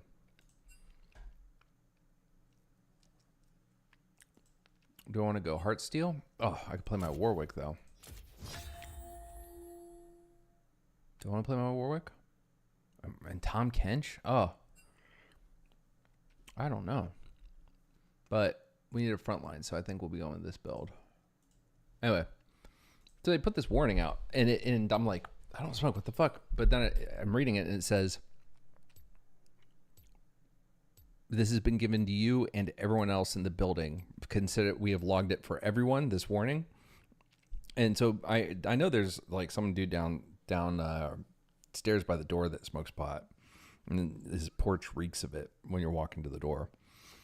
But it's kind of fucked up to put a warning out there for everyone and say, hey, someone in this building is smoking. We've got enough reports of it that we believe it's happening. So therefore, you all are now warned. So then when we find you, you will be punished, or find whoever the person is, you will be punished accordingly. It's like, that's kind of unfair, man. It takes away the warning. If warnings are part of the system, I want my warning fresh. I want to, get one warning for smoking. It's a little bullshit. Justifying Trump allowing ICE agents to kill people and not holding them accountable. You can't go to, like, when you bring these people on, and it was like I was telling people about Kamala going on Joe Rogan. I said, if Kamala's going to go on Joe Rogan, she needs to sit down with Destiny or somebody who's a debater who can prep her, because Joe Rogan's probably not going to sit there and have a fucking like goody two-shoe convo with her. He's going to press her, and she needs to be ready to make Joe, if it comes to it. And I would prefer if she got along chummy with him. But if she has to make Joe Rogan look like a buffoon in front of the entire country, then we need to be ready to tear down all the right-wing media. So my thing with Gavin isn't that he's a bad statesman. Most Democrats are good statesmen. This is not even a debate, but the American people are bewitched by the Trumpery. I don't know, it's fucking crazy. Well, I would talk about like the idea that like when you're defeating like a fascist leader, like so much of it is this posture of undefeatable, I'm never incorrect masculinity. And if you can make that person look stupid, that's very important. And yeah, I resent that we have this show where all of these people read the news and listen to policy. But I think Rashad has a point to the fact that like there is no person who has captured the vibe of the left right now. Every single person we have on, we say, who is your primary ideal? There's no consensus here. If you asked, about the Mamdani race like in July or August last year, everyone would have said Mamdani. Maybe one crazy person might have said Cuomo or had their reservations. You're gonna build armor on this guy? That was the momentum that Rashad's talking about. We still don't have. Gavin's not captured it yet. Kamala's not even really. I just don't know if this maps to reality. I mean, this is the narrative online, but the results that are playing out right now electorally tell a totally different story. Like, but we're relying on Trump being a demon. Like imagine if Trump went in there and like acted like a grown ass adult. We'd be fucked. We'd be totally fucked. Like if you went in there and it was like a good person, bro. Well, I'm just saying, Mikey Sherrill was a. If he was adult, for this to happen. Like imagine if Trump went in there and like acted like a grown ass adult. we'd be fucked. mean, we'd be yeah, totally but- fucked. Like if he went in there and was a good person, bro. Well, I mean, I'm just saying, Mikey Sherrill was a strong candidate for New Jersey. Obviously, she won by 15 points. Same with Spanberger in Virginia. I mean, obviously. 15 Right, but like points. you have to keep in mind, like Miami's flipping blue, not because these people had some kind of like philosophical like revelation. They read The Republic by Plato, and they read Socrates' debates with Thrasymachus, and they really reached peak enlightenment. No, Trump got in and said, "Fuck all of you brown people." Okay, don't put that. And you know, they realized, oh fuck, he's actually a white nationalist. We're cooked. So Miami had to drop the fucking illusions of conservative grandeur, not because the left has convinced America of its, you know, political expertise. We have to keep in mind, we are suffering right now because of a right-wing information war. There is not one policy. They're losing because they use the information war to cover up their horrible policies, or rather their lack This of. bothers me. Like, do we remember 2016 when we were like, there's no fucking way Trump will win, and then he fucking won, and where the DNC's approach was dictated by that? I remember that. You remember the picture on the plane? Google it. DNC picture, Hillary Clinton plane picture. Oh, what was that stupid game called? From blessed to cursed. I can't remember what it's called.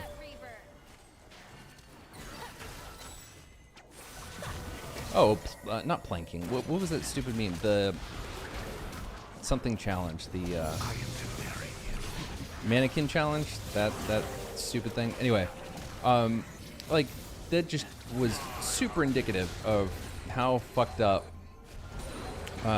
our understanding and respect for the threat was. So I think that Homeboy is making a really fucking good point. Like, we cannot just be complacent and be like, hey, he's losing support. Look at the referendum on him in the the last election with these special elections and all that shit. Like, we cannot rest on that. We cannot we can be happy and excited about it. I sure as fuck am. But it's like, we need a person who is going to be able to run. We need candidates all around in Congress and in the presidency that is going to run a campaign that is aggressive and that matches the energy of what the Republicans do and doesn't take anything for granted, first and foremost. But then when they get into office, they're going to be someone who... Oh, damn. I feel like if I knew this character better, I could have done something there. You know what I'm saying? You know what I'm saying? Like, it's bullshit.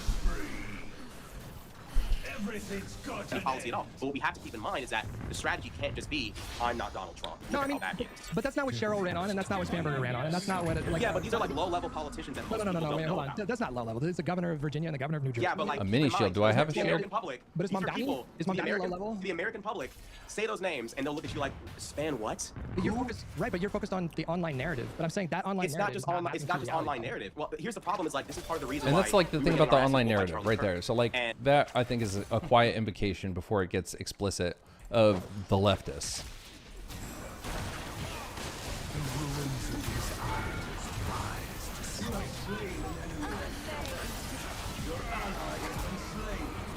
See that double kill?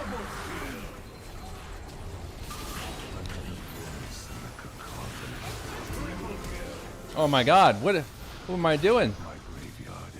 I'm Yorkin.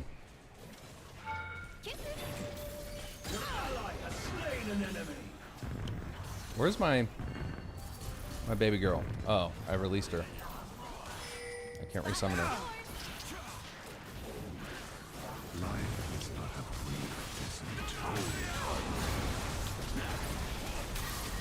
Oh, that heal almost ticked. I would have survived. Increase movement speed and attack speed for 4 seconds on takedown. Attacks deal additional physical damage equal to 75% ability power. I'll be stacking neither.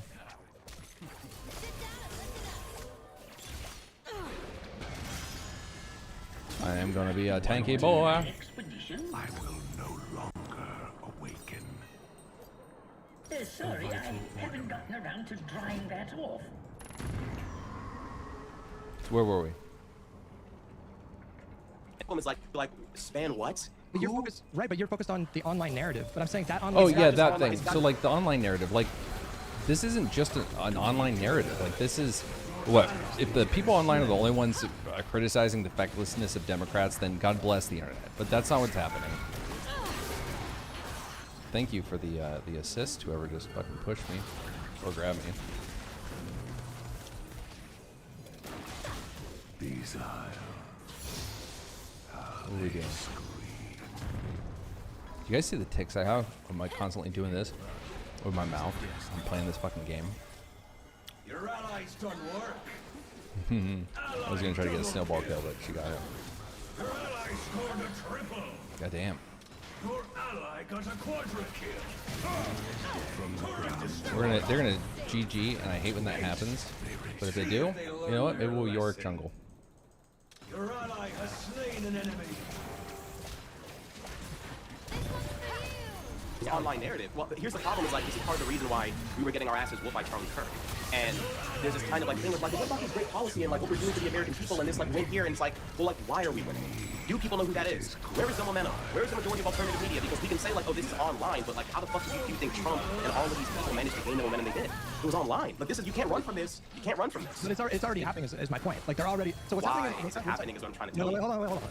What's happening right now is, or the dynamic in America right now is, it's way harder to play defense when you're the incumbent party. So we talk about Trump as though he's this all-powerful rhetorical surgeon who just master manipulators, like easily moves people in his direction. But what happens both times he gets inaugurated? His popularity just slowly declines throughout his entire presidency. He's never been a particularly popular president in practice, and in fact, in this case, he's historically unpopular. And so they're already losing. Yeah, because in the polls, these cretins will say, yeah, I don't support Trump. I don't like what he's doing. Blah blah blah.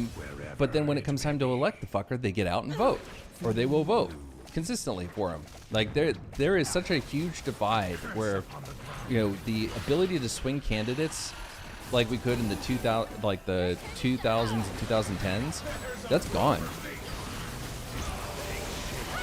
Sorry, one second.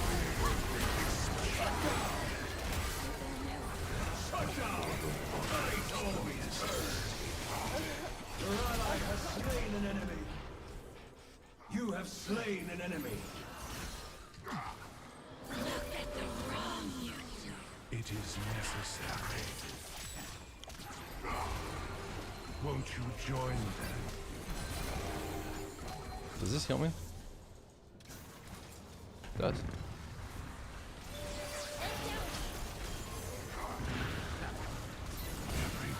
Shut down. You earned your father. Shut down. I see. We are already crushing them. There are Democrats all over the country that are running on policy, running on policy platforms, and focusing a lot on like affordability, sometimes through a populist kind of lens like with Mamdani, other times through a non-populist lens like Mikey Sherrill and Spanberger. We have Democrats of all stripes that are performing extremely well all over the country, and I just feel like people got stuck in a stasis in November of 2024, and they're still kind of in that mindset where like the Republicans are winning and they're crushing us in the way. But that's not what's happening. They are crumbling. They are literally crumbling. Like You're not entirely wrong. So you're not entirely wrong. Hutch is saying they are crumbling, and they are crumbling like that. But I wouldn't use that word. Like I get what he like, because crumbling implies that like the foundations are just dissipating beneath their feet, and they are going to they're going to fail. And what this guy is saying is like, you cannot fucking rely on that. We need more, and we always have. And it's just becoming more and more like the consequences of not getting more are becoming more and more dire. You know, every time you do that, you help me, by the way.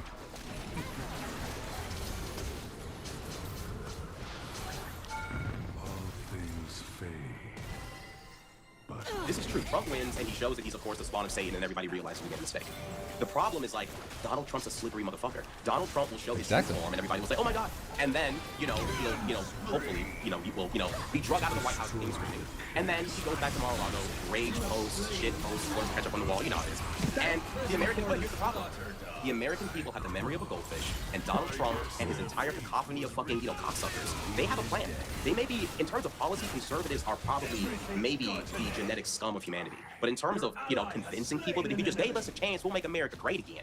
This is a real problem. And if the left does not figure out how to snap America, out of this trance. The health regen? Hold on. Or the ability Can I just finish haste? one thread and then you go, guy? And then I just want to finish. All right, guy, go ahead. Fine, sorry. Bogarting. Fucking filibustering. Go ahead, guy. I just want to say we're winning by double digits right now. If I told you that, would you say let's change something? I say don't change it. No, I'm not saying we're doing anything wrong. I'm saying we're not doing enough.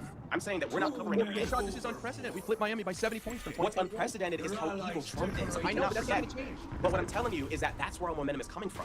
We can't forget what happened what happened all throughout Biden's presidency and say, well, Trump's the devil, and people are realizing he's the devil, so we're all good. Because although we can maybe win these seats if Trump Like, this right here is a completely uncontroversial point, and I don't know how it's being made one here.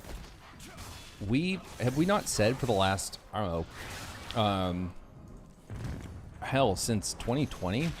Like, we've said, this wasn't like a Kamala era thing. We said it during the midterms. We said it in the run up to the election, like, Trump bad ain't a strategy. Like, we cannot rely on that to get voters out and take action. Like, we knew that before going into it. And we didn't have, like, some good, strong message that made people feel heard and seen. Once again, like, we tried. Like, it was better than fucking Hillary's, but it wasn't as good as it needed to be, and that's his whole point. Like, we cannot rely on Trump bad. We cannot say, because when Hutch is saying they're crumbling, it's like, yeah, they're realizing that Trump's a psycho and that, they don't agree with his policies. And there actually isn't the mandate the Republicans have been saying there is to do all this crazy shit. It's like, true, there are people that are becoming disillusioned, but you want people to get out and vote. You know, there are going to be a lot of people, like the criticisms that come for, folks with Kamala and Gaza and all that shit. There are going to be a lot of people that come out and, or that say, okay, cool, I'm not going to vote for Trump, but they're not going to vote for Kamala or Newsom or Kamala or whoever ends up running. That's not guaranteed. So what he's saying is we need to have someone that gets out there is strong and is willing to fight and, understands that the threat of Trump is important enough to actually have like a cohesive, meaningful message and an ability to stand up to these people and be combative in the way that's necessary. And what he's saying is that he didn't see that with Gavin. Now, I got to go back because I think I got brain farted with this game. But I will say I haven't seen this podcast that they're referring to, and I'm just now hearing about this clip, from this show. So, oh yeah, no, I did throw the needle. Yeah, there's like nothing wrong with building a rapport. So maybe he's wrong about that with this podcast episode, but like in general, that really is an issue that the Democrats have. Oh, I've had a whole like alt that I've just not been using. Killing spree. Let's make an example. Turret's down.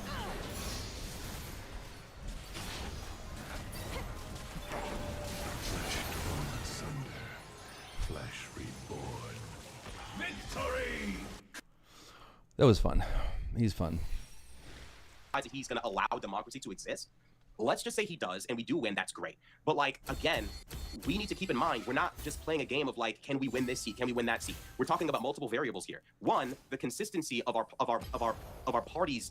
These people have to believe in us beyond, is Trump the worst person ever? Yeah, Rashad, exactly. Tie some of these ideas back together because you were talking about earlier, what happens when Trump goes, right? Like, yeah, we're winning right now. Maybe we win the midterms and the general, and it's good for a time. But if we can't capitalize on that momentum, if we can't win over the same middle of the ground voters who now are poisoned against Trump, then you throw up a JD Vance, you throw up some like milquetoast looking guy who isn't as rambunctious and is evil, and they start festering again, and they're able to like make everyone forget, like, well, I'm new, I'm different. Who was and that Democrats guy? can hold on to that base. That base was a temporary thing and a reaction to Trump. Oh, and we lose it it was, again. And like, I think Rashad's worried about this like pendulum swinging over and over and over. I don't even disagree with you. Like, I think what you're saying is, I think on paper correct. You need to have something that you can actually deliver for the American people beyond something that you can only pass in a reconciliation package, which unfortunately is.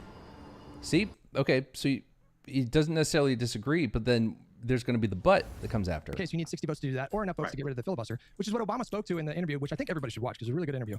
But he was talking about these like structural imbalances, like the structural imbalance of the Senate is just going to get crazier in the next 20 years. You're going to have a higher concentration of blue voters in blue states with less representation than these red states that are going to be like shrink in comparison. And then you have this archaic rule called the filibuster, which basically prevents us from doing like really big things. He's got a 49% it was the case that win rate. Biden was by far the most pro-labor, progressive, pro-LGBTQ+, like by far the most progressive president, maybe ever, but certainly in my lifetime. but he can only get things done through reconciliation, which meant they have an expiration date, which meant when Trump is inaugurated, he can just get rid of it all.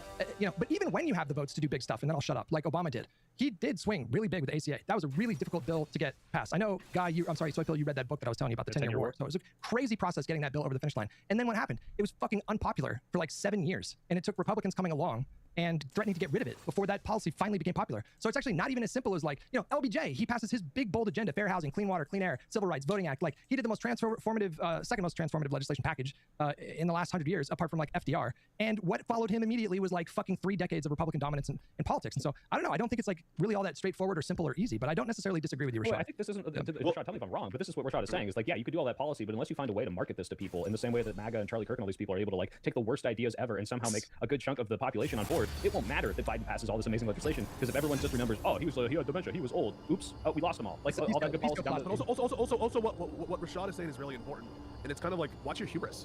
Look at Labour, right? Labour in the UK, after a decade plus of horrible governing by the Conservatives, they were swept into power with huge landslide majorities, but on a very thin surface. And I think that a lot of what we're seeing in terms of, which are true, what Hutch and I are saying are true about the election results, and I don't think it's true to say that like it's just Vanberg or whatever, but I think what Rashad is saying is, yes, this is a reaction to Trump. And if you follow the polling, Republicans fare quite a bit better than Trump's polling. And it shows that Trump is dragging the party down, but there are structural problems that need to be addressed within the Democratic Party. That is reflective in their overall approval rating, that is the party itself, low approval rating of leadership. And for example, to tie this thread back, the decision not to give full information to their Democratic voter base and for people who care about what happened in the previous election loss. And so these things continue to rear their heads, as well as, in my personal opinion, weakness in the leadership front in Congress. And I think that, yes, I'm looking forward, hopefully, to a wonderful, wonderful fucking midterm and a defeat in 2028. But these demons will be back again. You need to have a plan for post-Trump, because the next Trump may not be so stupid. Okay, when we get there, we'll do that. But what we're doing now is working. It is going very, very well. I think that's the problem. It's working, yes, but I could be running down the jungle and staying on top of my camps and securing a couple of his every pass, and it's keeping me ahead. That is technically working. Hold on.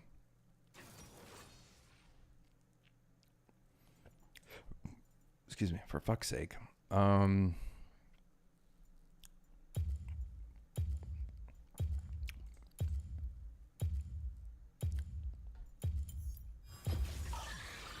Briar it is. Briar.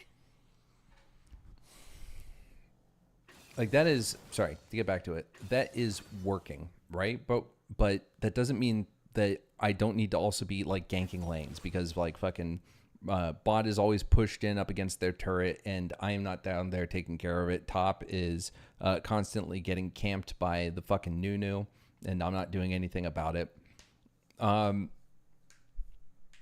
When that's what he's saying, there's more to do, and if we just tunnel vision on our fucking camps, we are not going to succeed. Like, we're gonna face the same problems we did before. Like, we're not taking the threat seriously. So I don't know why IRI and Hutch are just so adamantly against everything this fucking dude is saying, because they'll say they agree, but then they're looking for every reason to fucking push back on it.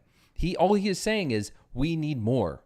We are having these successes. Yes, you are right, but we need more. And that's just untenable to them, because the implication or the explicit statement he's saying is, I'm not seeing that coming from Gavin Newsom. But again, later, spoiler, it's going to be like he's going to be accused of being a fucking leftist. And I feel like that's this entire time. There's just such a sensitivity to anyone criticizing these fucking candidates. Like fucking today in the State of the Union, Elizabeth Warren stood up for Trump, and like I think the Democrats were doing this whole thing where they weren't going to do that shit, and then Trump announced the 401k match or whatever, and Elizabeth Warren stood up, and you could tell someone stared at her because she like said, "What?" She literally went, "What? It's good." Like, no, fuck that. Like, don't give him any of the applause. The same reason you didn't fucking stand for the veterans later on, that were being wheeled out as a fucking prop. When he said, like, stand if you think the first role of the government is to protect the people. No one stood up. Like, I am upset with Elizabeth Warren for standing up. Period. Doesn't mean I want Elizabeth Warren to that I wouldn't vote for her if she was running for president. and got the nomination. What it means is, yeah, I have criticism for not fucking doing enough. And, you know, Joe Green did the most, which is walk out. I think that would have been real fucking powerful. Instead of, you know, shouting at him and not standing, it would have been really fucking great if they just all walked out. But either way, the sitting in unison for the most part was fine. Climb a tree, learn the Nazi anthem, kill my enemies, Inaction is action sometimes, you know? make a baby laugh. Problem, guy. That's the But problem. he's gonna keep sucking. That's the problem, is that it's this kind of like, we're like, let's focus on right now mentality. And what I love about conservatives is they're playing 20 fucking steps ahead. Like, people will say like, oh, Trump, Trump, Trump. Dude, this is Limbaugh, Savage, Newt Gingrich, fucking George W. Bush, Ronald Reagan. I mean, it's like every demonic, Robert E. Lee, fucking Jefferson Davis. It's like every demonic the force. Benny Gesserit of conservatives. And like, in this, every demonic force this nation has ever seen has led to this moment. I like about Charlie Kirk that he saw into the future. It's like, man, I'm not gonna sit here and like worry about like old fucking white voters. We got them. Let's get young white voters. Let's plan so that when Zoomers are 30 something, 40 something, we've got them. Now, of course, that plan is not gonna happen because Trump's the devil. But of course we want to take advantage of the situation. Of course we want to win. Of course, I'm not going to make content being like, don't go to the midterms. I'm not going to say that. I want us to show up. I want it to look like America has a mandate for the Democratic Party. But we have to keep in mind, Donald Trump is just one piece of a really, really big machine, and he's a really important piece, but a replaceable piece. And we don't know who could replace him. The reality is, like, Donald Trump might not do as much damage as he could. And if he doesn't do enough, Americans might say, you know what? He wasn't that bad, because we know they've done this before. So he's hitting on something important. Like, you ask a Republican, like, what part of Trump's, like, what policies of Trump's do you not like? Or I'm sorry, rather ask someone, a Republican, do you like Trump? And when they say no, say, okay, which policies do you support? And I'll use my mom as an example. My mom has said for years how much she hates Trump, and but she voted for him because of the Supreme Court. An enemy has been slain. Enemy double kill. Jesus Christ. Is she going to be silly enough to stay? No, I'm not wasting my time going for her. So you have Trump and, sorry. Words are hard. Of course! Mouths water because they're crying for food! This fucking game is not conducive to political commentary. What the fuck did you just say? So, yeah, we know this is possible. So there has to be a vision, a plan, a movement, a promise that says, hey, we are going to promise you a progressive movement. It wasn't that bad, because we know they've done this before. They did it with So, yeah, we know this is possible. So there has to be Oh, a yeah, vision, a so plan, you ask a Republican, like, hey, do you like Trump? They say no. But then you ask them, okay, cool, well, what policies of Trump's do you not like? And they'll fucking agree with pretty much everything. Like what? Okay, cool, so some don't like the ICE raids and stuff. Do they not like that enough to actually openly criticize it? Do they not like it enough to actually, oh, hold on.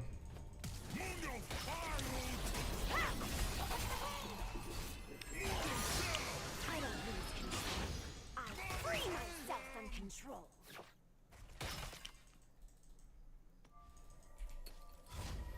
Whoa! Can everybody do this? I don't know if I can handle her.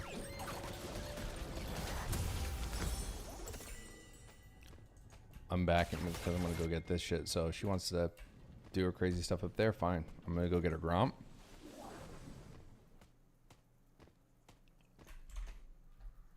So these Republicans, like, yeah, the Republicans still agree with his policies. So what are we gonna do when Trump is gone? We have a lot to fucking do. We have a nation that needs to be healed. I don't know how that happens without fucking violence or some shit. And we have a party that has seized a significant amount of psychotic fucking power. And, they're not going to relinquish that easily. Like, they're not going to come to this and say,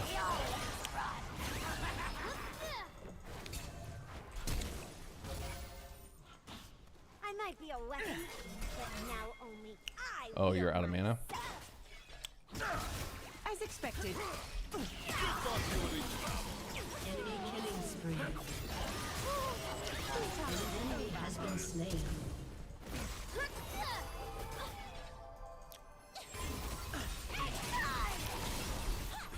Ugh. On to the next case. Oh, no mana. Yeah. I knew they had no mana, and I still chose to proceed. So what do we do after Trump? What's up, Eloise? Aloys. What do we do after Trump? And that's why we need to be thinking about more than just Trump bad. Because cool, if it's Trump bad, Trump bad, Trump bad. Sorry, I finally have a coherent thought. If it's all Trump bad, Trump bad, Trump bad, which he do be bad. But if that's all we're thinking about, and then he's gone, we haven't communicated these people like what it is that's bad.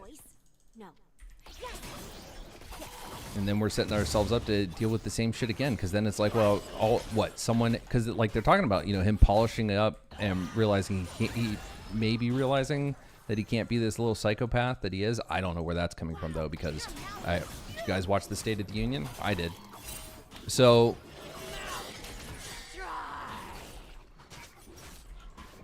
yes, Nunu and Willip are alive. So what are we gonna do? How do we reach these kids?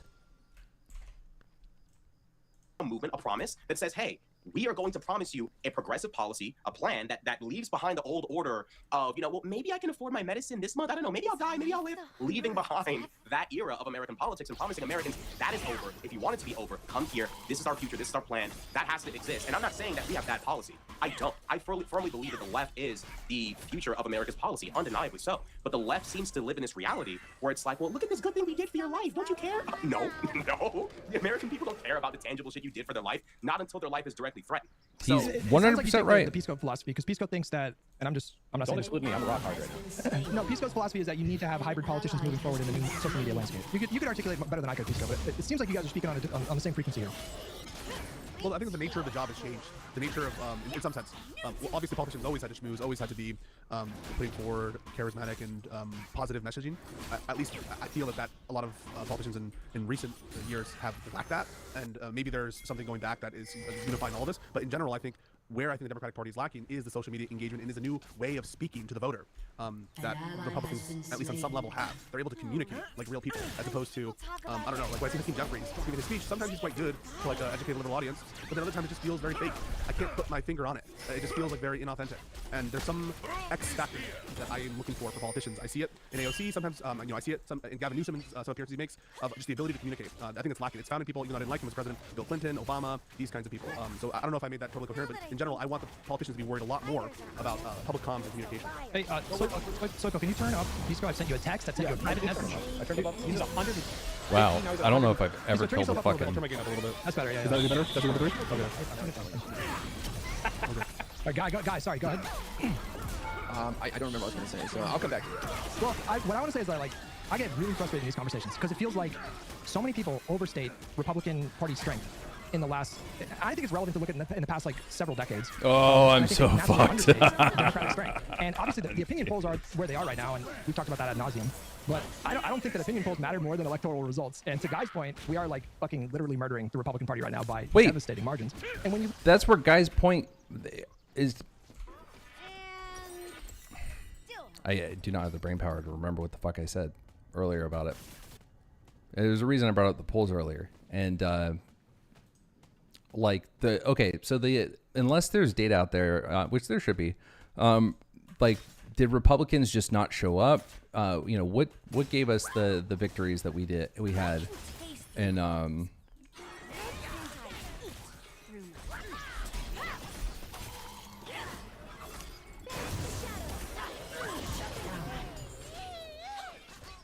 what gave us the victories that during the special elections? Was it Republicans not showing up? Did 10% of Republicans vote for a Democrat? And where was it, and why does it matter? We cannot say that we're going to get these Republican voters, and I don't think we have any data to say that hey, that victory was so decisive that we are guaranteed to have a significant voter turnout come 2028 or the midterms this year. So you know, what is this victory that we're like resting on our laurels and not being hyper, you know, pushy to our party to signal to them like, hey, yes, you can do more. We want you to do more. Ally has been slain. Oh, I missed. What were the principles of strength again? Look the enemy in the eyes, hit them before they hit you, and be the last one standing? An ally has been slain.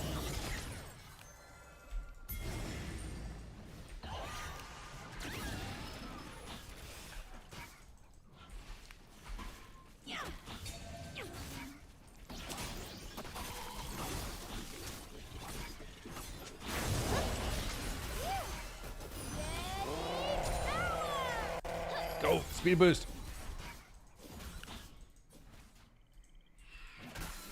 Nice. Awesome. Also, actually kind of cool. Killed the entire fucking Void Grub pod in one ult. So that was sick. Look at the last like 30 years. What you see is a story of America that highlights hyperpolarization. We are becoming much more hyperpolarized, and it's causing these massive swings. But the story of the last 30 years is like a knockdown, drag-out fight, like back, forth, back, forth, back, forth. If you look at if you want to just like specify the conversation to just the Trump era, we've had 5 election cycles, and Democrats have had, there's some debate about 2022. I think that was a winning cycle for Democrats. We picked up a Senate seat and stopped the red wave. That was every Republican that night was saying that they felt like they lost that night. But we've had 3 good election cycles out of 5 during Trump. Like, But all it takes is just one bad one based on vibes in 2016 to lose a Supreme Court majority, right? I understand, And but that's the precedent for 50, 60 years. I understand that, but like us having a 6-3 conservative majority on the Supreme Court right now actually has nothing to do with like a long-term Heritage Foundation plan. That plan was more about like having a more direct say in what kind of judges were picked. The reason we have a 6-3 conservative majority on the Supreme Court right now, I mean, some people will say it's because Ruth Bader Ginsburg didn't retire when Obama was president, and you know that's true on paper. But Donald Trump just got lucky. That was not like the fulfillment of some long-term plan. He just got lucky. No, it wasn't luck. Mitch McConnell held the fucking vote hostage. That's meaningful, because that again shows Republicans are willing to do certain shit that we Democrats are not. We all know the story. Like Obama was like, you know, the I'm going to give this vote to the you know, to the next president because no, I'm sorry, no, it wasn't Obama, it was McConnell. He said like the next president should have it, and so he gave a fucking thing to Trump, and then Ruth Bader Ginsburg died.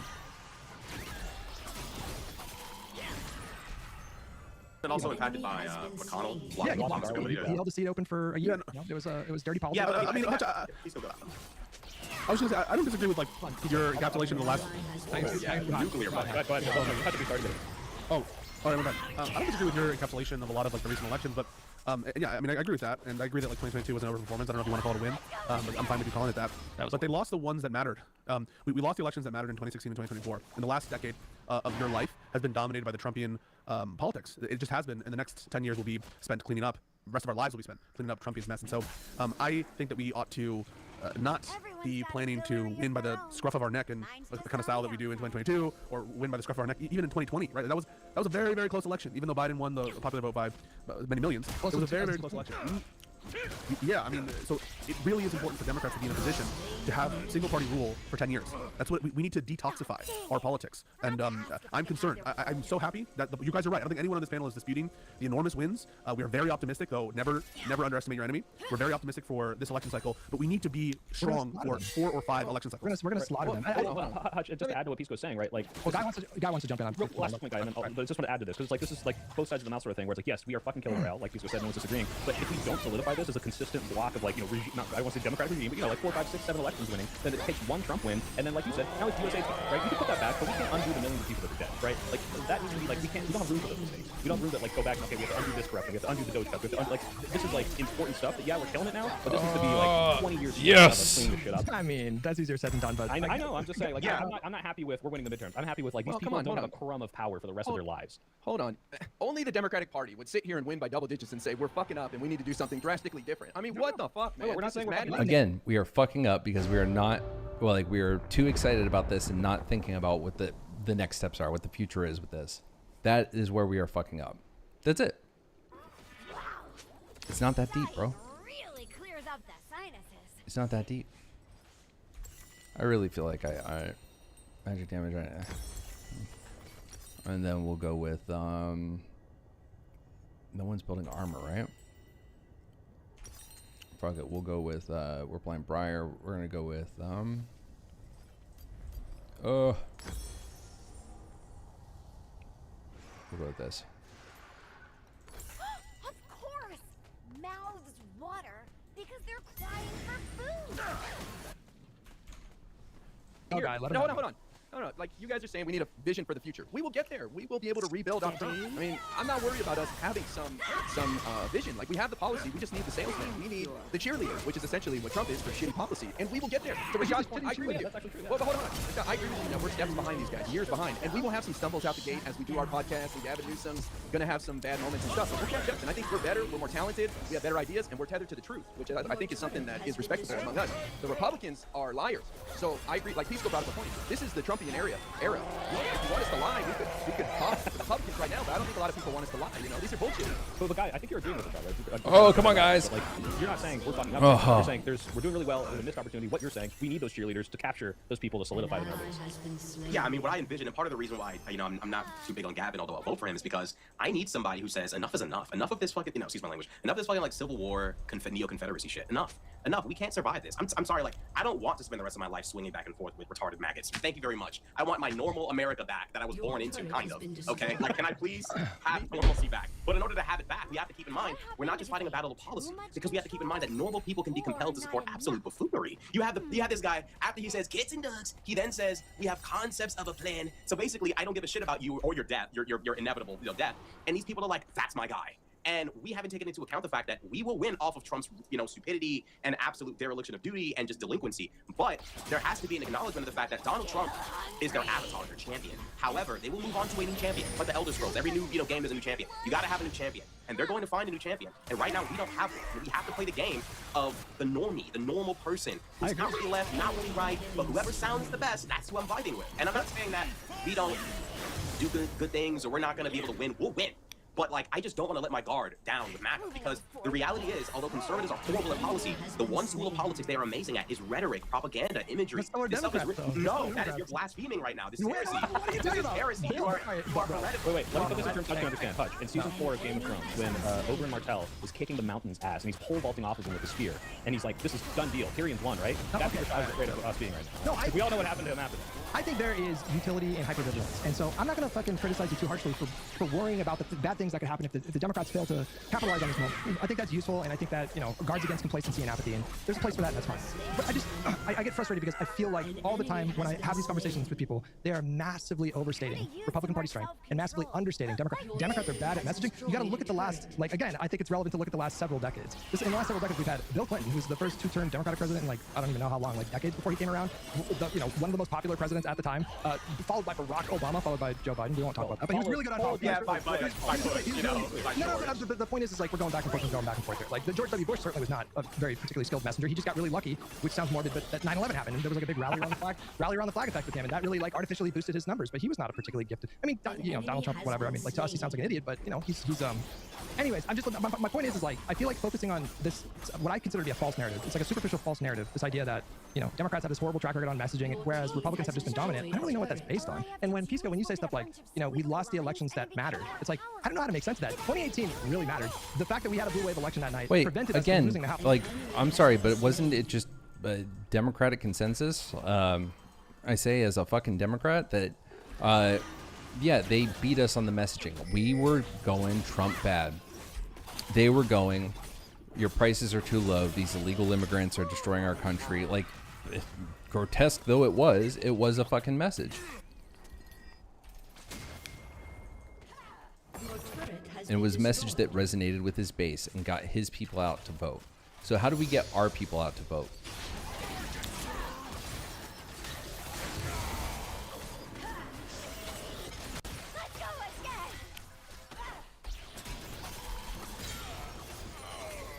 Killing spree.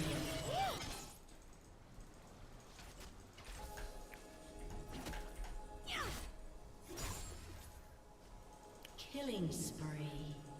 You're so cute, I have to eat you. Attack speed. Destroyed a turret.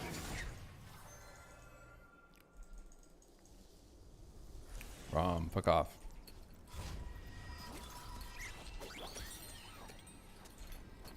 House in 2020, the fact that we had a really good night in the Senate in 2022 is the reason why we might take the Senate back in the next midterms. That happened because of like Fetterman winning and Gallego winning and Democrats like executing on a very Machiavellian scheme to elevate lunatic Trump-endorsed candidates that were weak in the general, and then we ran the board on their candidates. So that to me is party strength. I can tell you what I mean.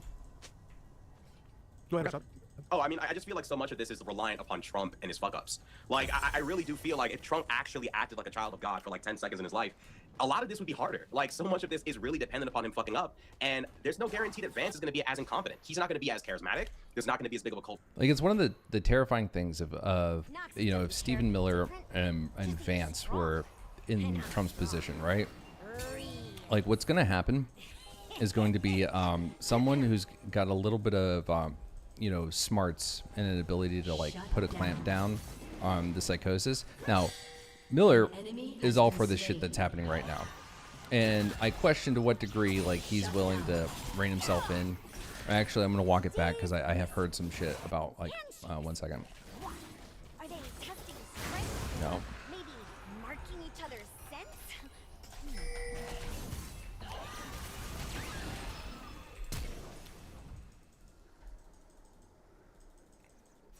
Fuck that up.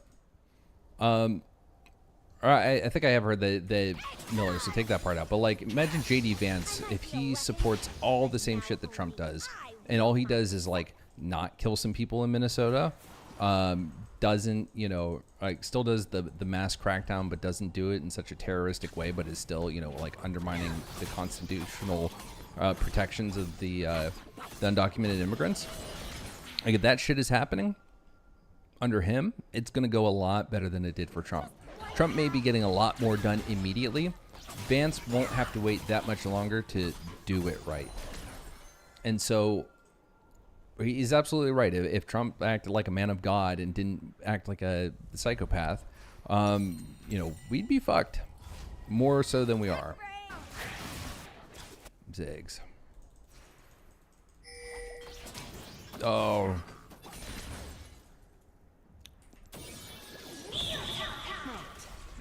Oh. Feels like my hunger is always talking to me. I never understand what it's saying, but I know it never happens.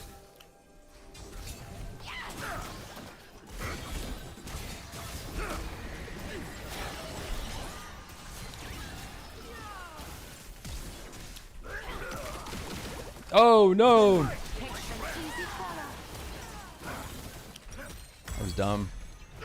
I should have just gone back. I would have been better off. Following, but you have to keep in mind, we're not talking about 2022 or 2018. We're talking about a man who does not want to leave office. We're talking about a nation that is somewhat flirting with the idea of him never leaving. Like, this is a battle of, it's an information war, you know, and it really is a war for your mind. And I'm sorry, but like, we aren't winning because we're so funny and we're reaching the youth. Like, half of our commentators post clickbait. You see that shit? Donald Trump shocks the entire room. Donald Trump knows it's the end. It's like, not even like, but we are, we're running strong candidates all over the country. What age demographic do you think clicks on a bullshit video saying Trump knows it's the end? I think it's a wide right. Listen, that's gonna be, wait, hold on. That's gonna be like that. That's literally gonna be everybody. That's gonna be boomers. That's gonna be young people. It's gonna be millennials. It's gonna be Gen X, bro. What age demographic do you think is gonna keep clicking on those videos? Literally the boomers. Okay, so what I'm saying is like, most of them are salivating over just yeah. Like, I'm just saying, like, when you look at our messaging, how long did it take Democrats to be willing to touch the dirty, disgusting alternative libs? It took Kamala being destroyed for Biden to, can I touch Harry Sisson and not die? Like, you know, like, that's what it took. It took Trump's victory. Oh, I agree with you there. I agree with you there. If the premise is that they're bad at engaging in social media, I 100% agree with you there. I just reject the very premise that the Republican Party is this like strong behemoth. They are a weak party. Donald Trump has made them weaker. They are crumbling right now. I don't think they're a weak. Don't rest on your laurels, and I want more. You know, we're at 80% power. When a political party can make racism sound delicious and sexism sound amazing and like global warfare sound like the most amazing heroic thing ever, there's a problem. I mean, you gotta admit the horror is real.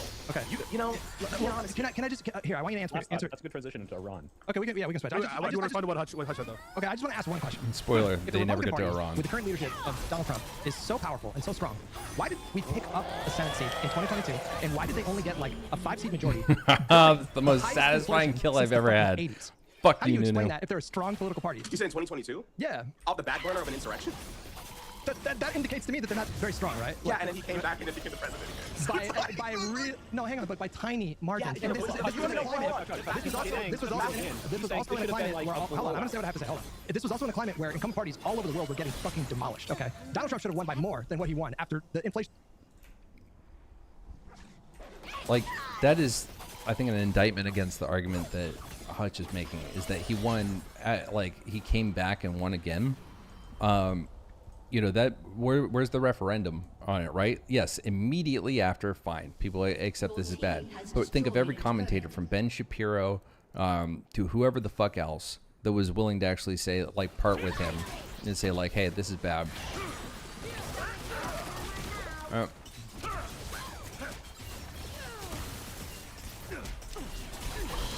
Well.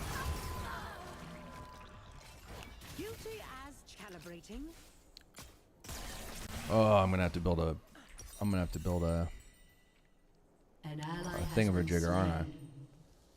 High armor, there it is. Okay, so I guess we are going Black Cleaver.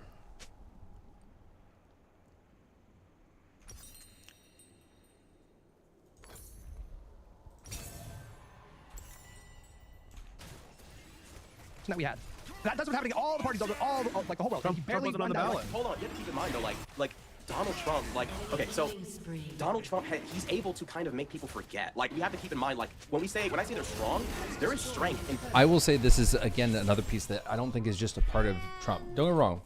Donald Trump is someone that can ruin people, and people will support him unquestioningly or begrudgingly because they know that you know, he could body them, he could bury them, he could end their careers, right? Look how many people just fucking retire instead of going to war and siding with the Democrats, like Marjorie Taylor Greene, rather than, like, I don't know, give your fucking vote over to it. No, she's a true believer, even if she deviates from Trump enough to, like, leave Congress. It doesn't mean she loves the Democrats.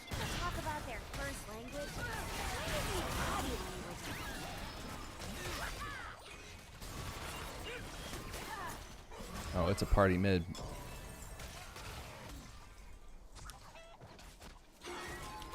Enemy rampage.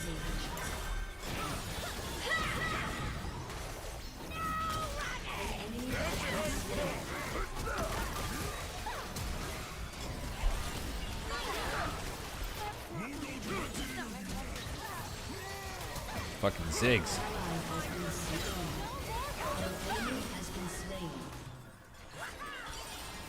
I feel like I just made a good point. I completely forgot where I was. What did I say?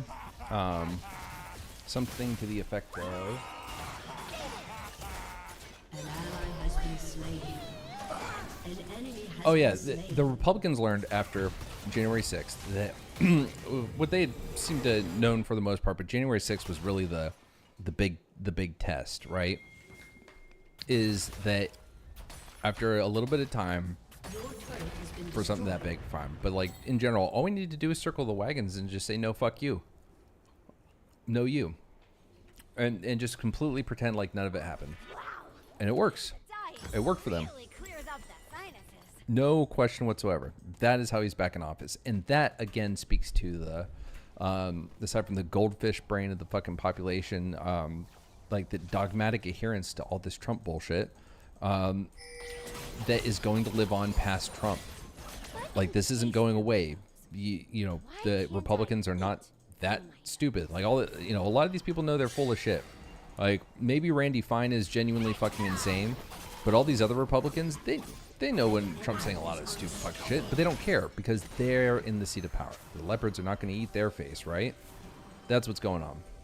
So that needs to be addressed, and we can't just rest on our laurels as being anti-Trump. We have to be something more meaningful.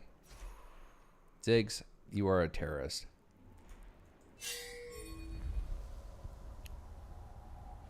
An enemy is dominating. I once heard someone say they're having friends for dinner. And people say, I'm hungry. Your turret has been destroyed.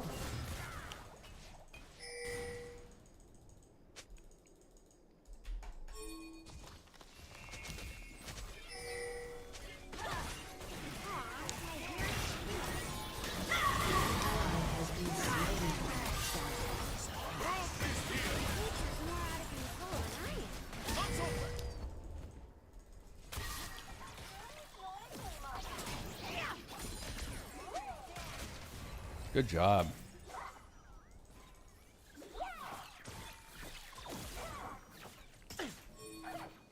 If sweaty animals are Your turret has been destroyed. Weird so buck. An ally has been slain. Enemy double kill.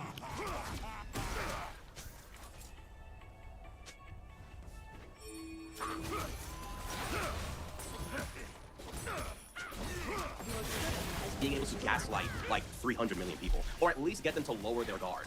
That's big. And the fact that he's been able to return, and the fact that, and by the way, the fact that he didn't go to jail is in part because of how powerful they are. So many Americans, not just hardcore believers, but in the middle idiots, who think that if Biden sends Trump to jail, we're under a dictatorship. Biden, part of why he couldn't even send that bitch to jail wasn't in part because of Merrick Garland being a bitch himself, was also because the American people would have been like, well, I don't know. I think Trump's actually a great guy and Biden's actually the devil. It took Trump being re-elected for people to realize, damn, maybe Unc really should have put his ass in jail. So a political party that has that big of a mandate amongst the people to where people don't even know where right or left is or where reality is. What mandate are you talking about? Think about it. If Biden can't even send an okay, the dude in that guy, right? Look at the guy. I've been streaming nothing to you guys. I apologize. Or whatever. He got life. Donald Trump, if Donald Trump spent 60 days in jail, the nation would have been in upheaval, despite the fact that he's so obviously guilty. But we're having a different conversation at this point. Well, really not, though, because like, you're seeing strength through a one-dimensional perspective, and that's part of the reason, if not the reason, why we're losing, because there's so many different avenues of political strength, and that's part of why he's back, because Republicans know there's multiple ways to engage. I evaluate strength based on election wins and losses.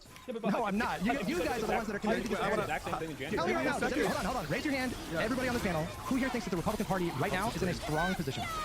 I won't disagree with you, though. But what is this based on? He is disagreeing with me. What is this based on? Well, that's hold on. Fair. It's because he can totally kill all of us right now and not well, no, you know what I mean? Like, no, I mean the political party. Is the Republican Party right now in a strong position right now? I know you like not in like in the short term. In the short term, no. They're gonna get demolished. They are in a weak position right now. I'd like to address what you're saying. Okay, yes. So with respect to elections, you said you asked like, well, how can you say that? We think the Congress elections aren't really super. Of course, the Congress elections are important. I'm going to describe in 3 ways why the elections that matter, the elections for president. The first is the presidency is the most powerful branch of Congress, or of the government, and it's not even close. And it's not even close. The modern presidency is by far the strongest branch of government. It's the one that matters. Did I not finish an item? I would No. take losing Oh, it's just every late in the midterm game. for the next 20 32 years minutes in. if I could win a majority of the presidencies in that time period.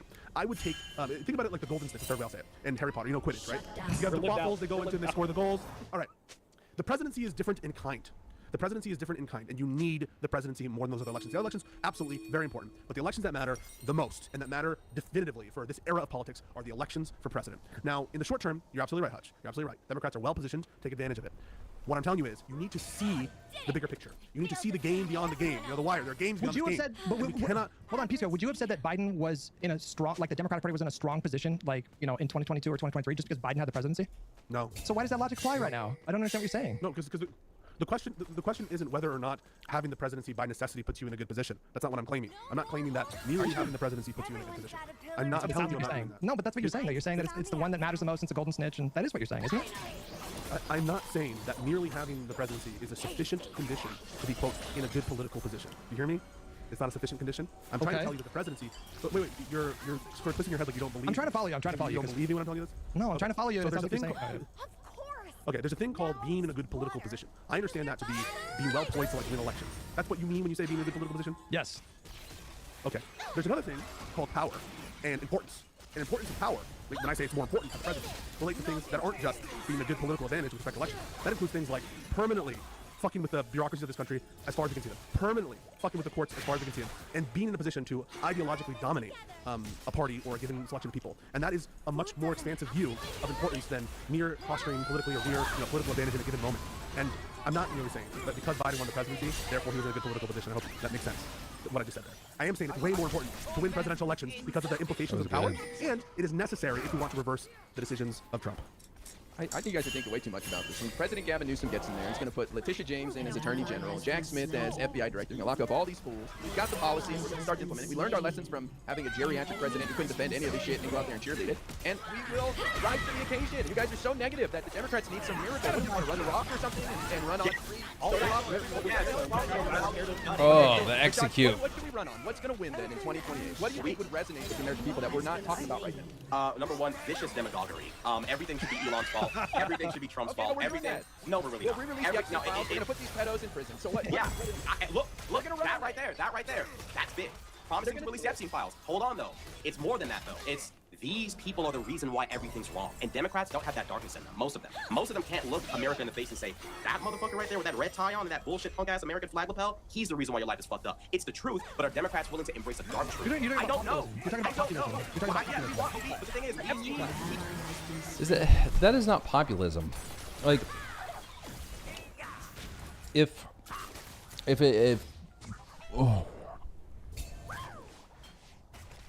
populism lacks substance. That is populism. Populism isn't just a popular message. Populism isn't just not being boring and you know, giving little pithy comments instead of like actual policy prescriptions. It is not populism to make a central part of your platform, you know, something strong against the current threat to the country. The like Trumpism within, you know, like Nazism. Trumpism within the party is the issue, and it needs to be addressed within the Republican Party. And you know, people who don't see it as enough of a threat to actually do something about it. That's to me the more chilling thing.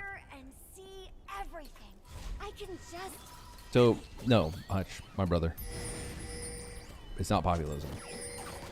We need a mandate to shut these people down for good. But in order to do that, we have to actually meet the viciousness of the moment. Donald Trump allows Americans to die by not subsidizing Obamacare. We need to be calling him a murderer. We need to be saying he's killing people. We need to be making sure...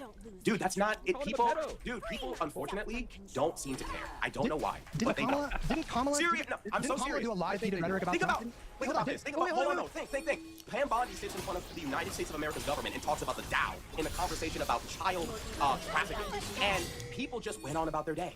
And you know what they did? They said, Pam Bondi, I don't know about that.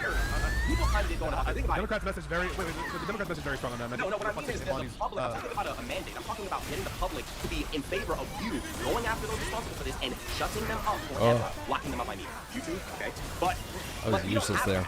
Absolutely is, useless. He did very well pushing back against Bondi, but how did Maddie vote? They said Pam Killing Bondi you. needs Yep, to be fired. good. They're not willing to say Trump is the culprit. Trump is the reason why she's doing this. Trump is the reason why Cash Patel is doing this. Republicans are never going to say that. They're never going to say that. However, the middle ground of Americans and these kind of like mild maggots, they're relying upon this kind of like, you know, quasi kind of space where the Democrats aren't willing to just come out and be like, you know what?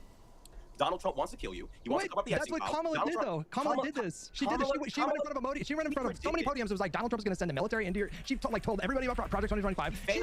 She did way more Trump bad. She did way more Trump bad than Biden and Hillary Clinton. She failed, not because she's a bad politician, but like at the last minute. That's like you're down like maybe like 5 points in the basketball game. It's close, but at the very last minute, you want to talk about team, let's go. We don't have that much time. Kamala can't come in at the very end and be like, Trump's like the Antichrist. Do you think people are going to listen to that? It's not her fault, but the reality is the left was like stuff like, Trump's a Nazi, he's a fascist. We were a little bit too early on that. We weren't effective in actually confronting right-wing ideology, but the beautiful thing about today is they're open. Nick Fuentes is racially attacking the vice president's family.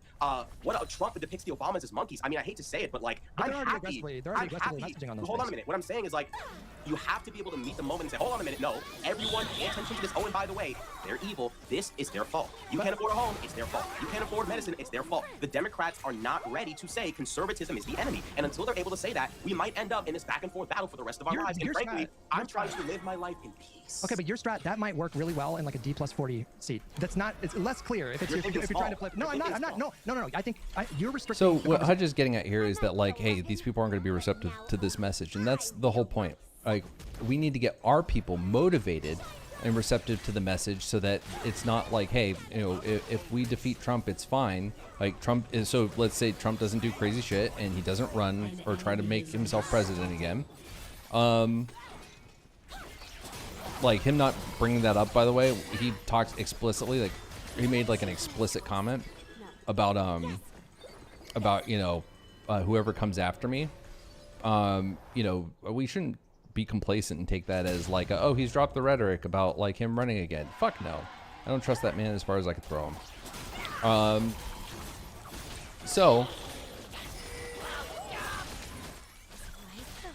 we have to get Democrats motivated to understand that, hey, this Trumpism thing is greater than Trump.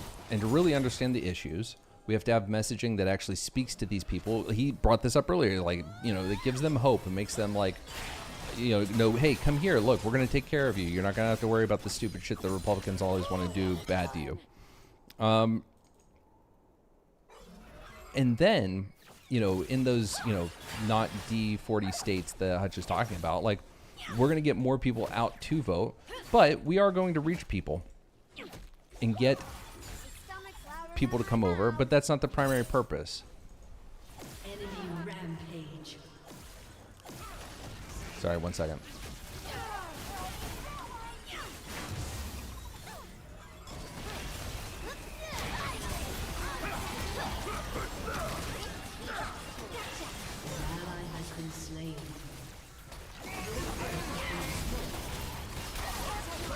Jesus Christ.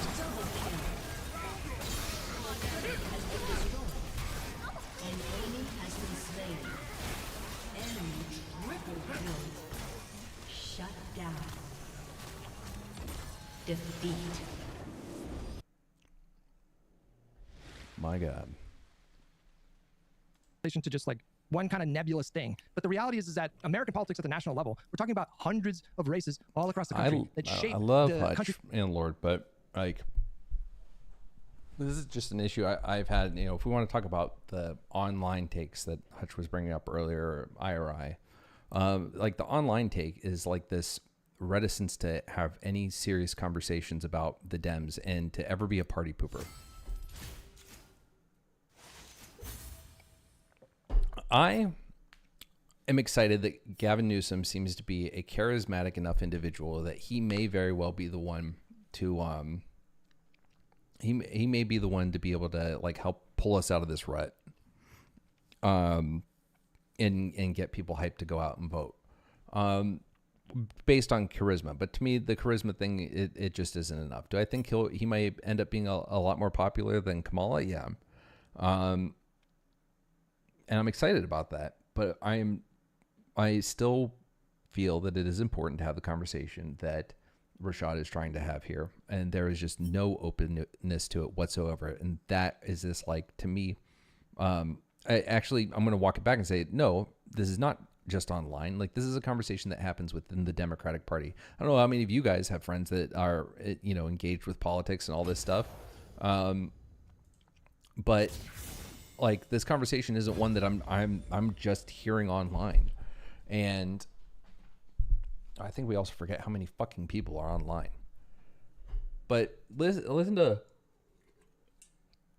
Lewis Black's, you know, stand-up comedy from like 2008, 2010. You know, he's saying the same thing, that, like, you know, the Democrats can be feckless and have their own issues. Like, these criticisms aren't new. He has a joke about like the Monica Lewinsky thing, and like, it just talks about how, you know, the Republicans were like, okay, you want them, go and get them, and then the Democrats what was it? I'm getting mixed up. Either way, it's late, man. It's 1:30. I'm playing League of Legends. My brain isn't working, clearly, or I wouldn't be playing League of Legends. The point is, though, is that these criticisms have been around. They just haven't been very commonplace. And I think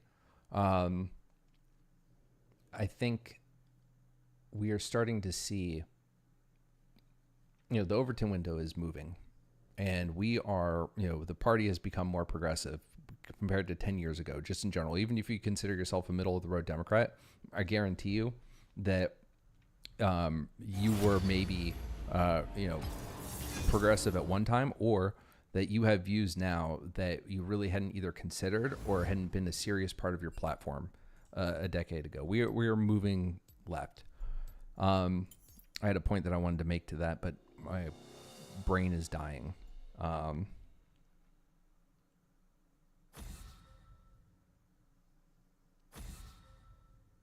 need to stop playing League of Legends. I really do.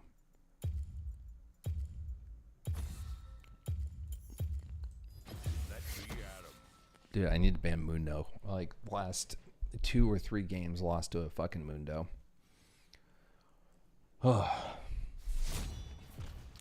I'll come back to that point if I can remember what the fuck I was trying to say. His entire politics, and I don't know how to square your prescription that You need a Democrats mandate need to, wait, hold on, real quick. Like, I don't know how to square your prescription that all Democrats need to run on like demagoguery and populism. I don't know how to square that with like Spanberger and Cheryl. Yeah, again, not populism. It is not populism to make that part of your messaging. It's just not. We need the damage. Overperforming their polls, while Mamdani underperformed his polls, running winning seats and like winning the war. Like this That's is how not. you win the war. That was crazy. Wait, hold on. This is how you win the war. You win governor seats. You win state legislature seats. You win seats in the Congress. You win the presidency. All of it matters. Yeah, but what he's saying is that we're not going to be able to continue to do that if the crux of our argument is that Trump is bad. If that's the crux of our argument and we're not making a foundation of, we have a platform that is speaking to the people and talking about things that matter and making them feel hopeful and want to be a part of the Democratic Party or want to join the Democratic Party. If we don't have that and we don't have a message that, addresses this threat as something that will exist beyond Trump, what do we do when Trump is gone? Like, if someone smarter comes into the party and JD Vance is more, amenable to the advisors who are actually like, PR and policy trained, and we have the same policies going on, there's going to be a lot more support for them or a lot less desire to push back against them and do anything. That is what Rashad is saying. I don't know how this is contentious. In 2016 before Trump won. Like the makeup? What do you mean? Yeah, like we had the presidency, the Senate, and the House. No, we did not. We didn't have all three. I'm saying, like, what was it? Was it like the Republicans controlled the Senate and the House? We got crushed by a lot. They had enormous majorities because we got crushed because of the recession and the fear mongering around the ACA. But do you think that before the 2016 election that like in some ways Democrats were resting on their laurels and underestimated the Trump effect? Oh, there's no doubt about that. Yeah, they took the blue wall for granted for sure. Yeah. Right. So like we keep back and forth. And you guys are talking past each other. He's not saying, "Oh, we're not doing well." You do this too often, Swipehill. Because you do it. You talk past each other a lot. I'm sorry. It's true. Right. The 2016 election that like in some ways Democrats were resting on their laurels and underestimated the Trump effect. Oh, there's no doubt about that. Yeah, they took the blue wall for granted for sure. Yeah. Right. So like we keep back and forth. And you guys are talking past each other. He's not saying, "Oh, we're not doing well." You do this too often, Swipehill. Because you do it. You talk past each other a lot. I'm sorry. It's true. I don't need the. Well, I agree with Rashad. So I'm just saying, like, I feel like if I was Rashad, his words were coming out of my mouth. God. Wait, so just answer my question then. If you agree with him, answer my question. No, the Mamdani thing is not responsive. The Mamdani thing is not responsive because Mamdani didn't run on demagoguery. Mamdani didn't run on what Rashad is talking about. He ran on populism. Okay, I thought you described. I'm not saying. Again, I don't know why. Like, I'm sorry. Do I have to do the?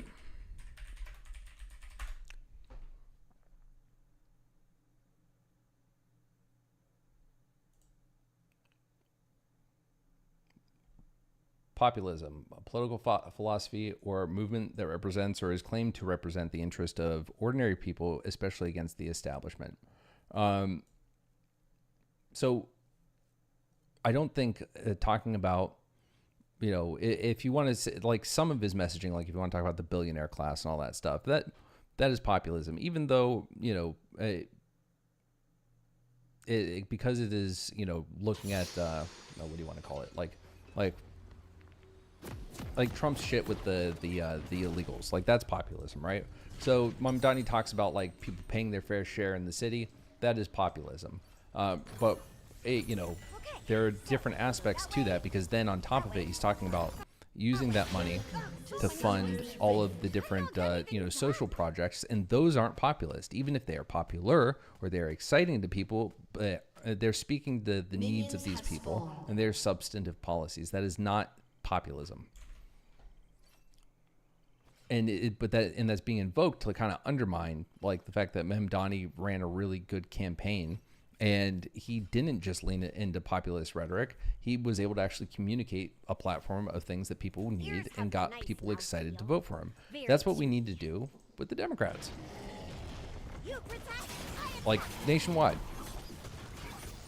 Are you construing? Right. But like the thing is, like Mamdani's battle, he could win by like cute kind of populism. But this bigger battle, we're not just like we're fighting an ideological battle here. We're talking about Americans like Mike Huckabee that want to bring about the end of the world by like allowing like Israel to expand across all of like. They're getting demolished though. They're getting demolished. Which are not okay. Like that's like Sherman and like destroying the Confederacy, and God comes down and is like, so this problem's not going to be over in like 150 years. Nobody said that. God, I'm destroying them right now. It's like nobody said that.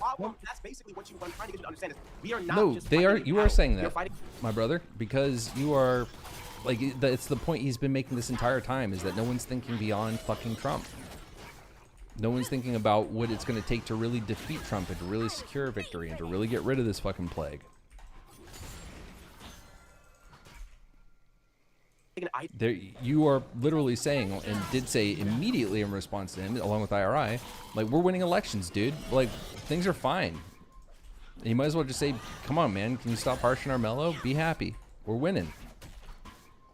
Ideological war. MAGA is a familial ideological extension of really the Confederacy, and I'm sorry, but just winning seats isn't enough because we had political power before this happened. We didn't have perfect power, but we had power, and we lost, and we have to take into account the fact that in order to put these people in jail, and in order to stop Americans from voting for this nonsense again, we need a mandate. We need actual, I hate to call it demagoguery, it's really just truth. We need to stop being afraid to say who conservatives want to fucking die from killing. I feel like you have an I win card that you play in this conversation when you just say it doesn't matter if someone wins, like, you know, like wins the It does matter. No, you said it doesn't matter. You said it doesn't matter. You said there's a large. No, he never said that it doesn't matter. Like, it doesn't. I'd say conversationally, he's implying it doesn't matter when it comes to, like, you know, the long-term strategy. Like, take the W, but, like, don't stop evolving.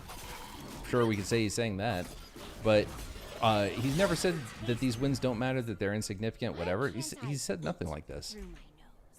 If I said that, I apologize. Long term. What I'm saying is, you know, you need these wins in these governor's races. Hold on. We need the wins. Yes. But the problem is I'm trying to communicate to you that Democrats think we won, and that's enough. It's Exactly. not. We can lose, especially if we're going to be playing by the game of like, well, you know, we're going to trust the American people to make the right decision in the next 10 years. No. You think conservatives trust the American people? No, that's why they have Turning Point USA. That's why they have the Heritage Foundation. They're not waiting for the American people to see the light. They're going to show them. They're going to tell them what to believe. So we don't do that. We're relying upon, like, the greater good of humanity. That's not going to work here. Okay, but I understand what you're saying. But so now you are saying that, like, governor's races, mayor's races, like in NYC, they do matter. Okay, so in all three cases, not Mikey now. Sherrill, That's Spanberger. Dishonest. He was not saying that now. He never said otherwise. Mamdani, and just to be clear, I'm not bad-mouthing Mamdani. His win was insanely impressive. I think he's doing a really good job right now. None of them were running on this demagoguery that you're talking about. Yeah, but in order to, like, win, like, the nation over, like, for the next 20 to 30 years. But how do I make sense of that? They won by 15 points, and they overperformed by. I don't want to go back and forth with conservatives forever. You're underestimating the fact that, like, let's say Trump decides, like, I'm only. What he touches on there, by the way, is the issue that we have a lot of. Well, we have one high health. We have a Nasus. I guess I do need to build this, and I've got her as my enemy. I might be a weapon, but now sorry, what did he say? Conservatives forever. You're underestimating. Yeah, he's like, I don't want to fight with conservatives forever. It's like, yeah, like when people talk about, you know, the vote blue no matter who, which again I support explicitly and always have. The issue I have with the vote blue no matter who is that people. I feel that it is important for them to make a nod of acknowledgement. Hold on one second.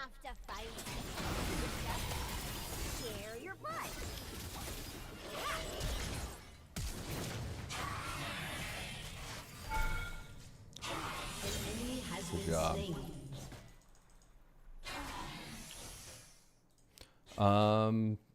One, I'm a badass. Good assist there. But yes, exactly, Aeon. Like, vote blue no matter who, but then fucking do more. Where was I getting now? I was talking about the Democratic Party. I cannot play this game and talk. Like, I support the vote blue no matter who, but the logical conclusion of that is this. If we are openly communicative of that, and not only that, it is a mantra, which it needs to be right now, but it's a double-edged sword, because what that tells the politicians is that, oh, cool, I make it through the primary, I have a solid voting block. And so then we go in and, you know, if we, An enemy you know, has been slain. if let's say that the Republican Party crumbled, right? It really did crumble. One second.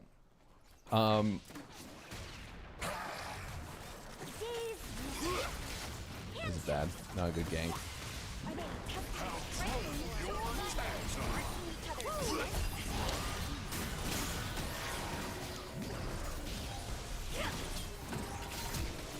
Oh. My God, the rotations. Someone's gonna ping. Yep, there it is. Oh, fuck. Like, so it just bothers me that everyone is just so adamantly vote blue no matter who, and gets so pissy when someone wants to say, like, you know, I would vote for third party or whatever. And it's like, isn't it a little undemocratic to put that kind of pressure? It's one thing to say, like, hey, you're bad for voting for so and so. It is another for for you to just have no understanding for why someone may not feel compelled to actually vote for a candidate. But even if we move past that, the idea that you would just cede that kind of power to not let your fucking candidates think, hey, yeah, I might not be fucking safe. Like, I think that's really important. An ally has And been slain. I've not heard a single person acknowledge it. I guarantee you, if I got in a conversation with someone and I brought that up, they would say, yeah, no, that is a reality of it. And it's like, well, that's unsubstantive to me because you have no sympathy, empathy, desire to understand why someone might not feel fucking compelled. You know, bring up all the stats about all the bad shit that's happening. And hey, I'm right there with you, man. It's fucking terrible. That's why I'm fucking liberal and I vote fucking blue. Because I have no illusions that whether it's Gaza or our institutions or the fucking Supreme Court, justice system, whatever, everything is better under us, even if it's not as good as it should be. But I'm just so fucking tired of people who say that, and there's no acknowledgement of what the logical conclusion is. Let's say Trump decides, like, I'm only going to be like a kind of dictator. Cultural shifts are a long fight. If you look at the EU, there's a reason why that union is largely well beyond the Americas in terms of progressive politics. Sorry, 1 second. Am I getting pinged? Yeah.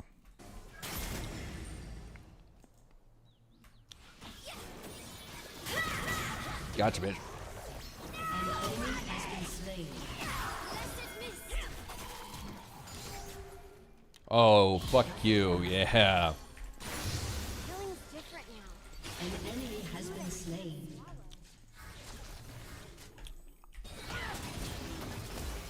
Oh, the CC.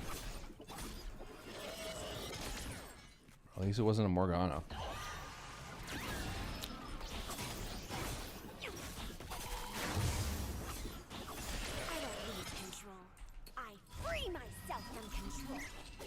And he lets the midterms go through. And let's say he says, yeah, let's say he says, I'm leaving, I surrender.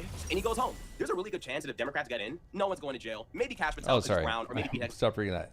Cultural shifts are a long fight. If you look at the EU, there's a reason further in progressive politics. Lots of people fought long and hard to kind of sideline conservatism, and even that is resurging. It is. I mean, that's kind of scary, right? You see like that AfD or whatever in Germany. And like our government supporting it. Oh my God. Like, remember, it's not just Trump. Like, look at all the people from Rubio to like, you know, the big money spenders on the Republican Party, the big voices that people still follow, like Elon Musk, supporting these fucking insane things that no president in the past would have, that no party would have. You know, people that would be our quote unquote sworn enemies. That is the problem that he's talking about trying to deal with. That he's drunk. But like, no one's really going to jail, and you know, that'll be it. If Trump is civil about this. But I'm trying to reconcile. That would be because the law protects them. Maybe that they get pardoned, or the law will protect them. I'm trying to reconcile what that's our democracy. I'm trying to reconcile. Yeah, but like, I'm trying to communicate the fact that like we're at a point now where like a lot of Americans are like, what about democracy? Who No, cares? but I don't know how you make sense. Like, so I tell you that we had 3 really impressive, and two of them especially were like not only victories, they fucking demolished. I'm not. No. Niels, stop talking. Shut the fuck up. He just said that you need to run on like demagoguery to secure these big majorities. Yeah, in the next 10 years. I'm telling you, but we won those 2 seats not by running on like for the next 10 years. Yeah, you want to know how we won them? Because they're not. Go to see color. No, they ran. Oh my God. They did not run on demagoguery is my point, and they fucking demolished the Republicans. Why? We're leapfrogging past that. Why did they demolish? Because they ran on affordability. They ran a disciplined campaign. All 3 of them ran on. Wait, disabled issues. isn't that way? So that's not demagoguery, but that's one of the big things that you know, Donnie ran on, affordability. They did not focus on let's throw Donald Trump in jail, and they're the reasons for all of the problems. We've ran on like common sense, good policy forever. I'm trying to tell you that there will be times where this won't work. I'm trying to tell you, like, there will come a day where Americans will be like, affordable food, affordable health, what the fuck is that? It's gay. And again, we're going to be dealing with this again. We're not going to be able to just win seats and say, we've won, we whooped their ass. This man did an insurrection and he's back. Like, this is like, I'm trying to communicate to you, like, But Rashad, let me ask you, yes.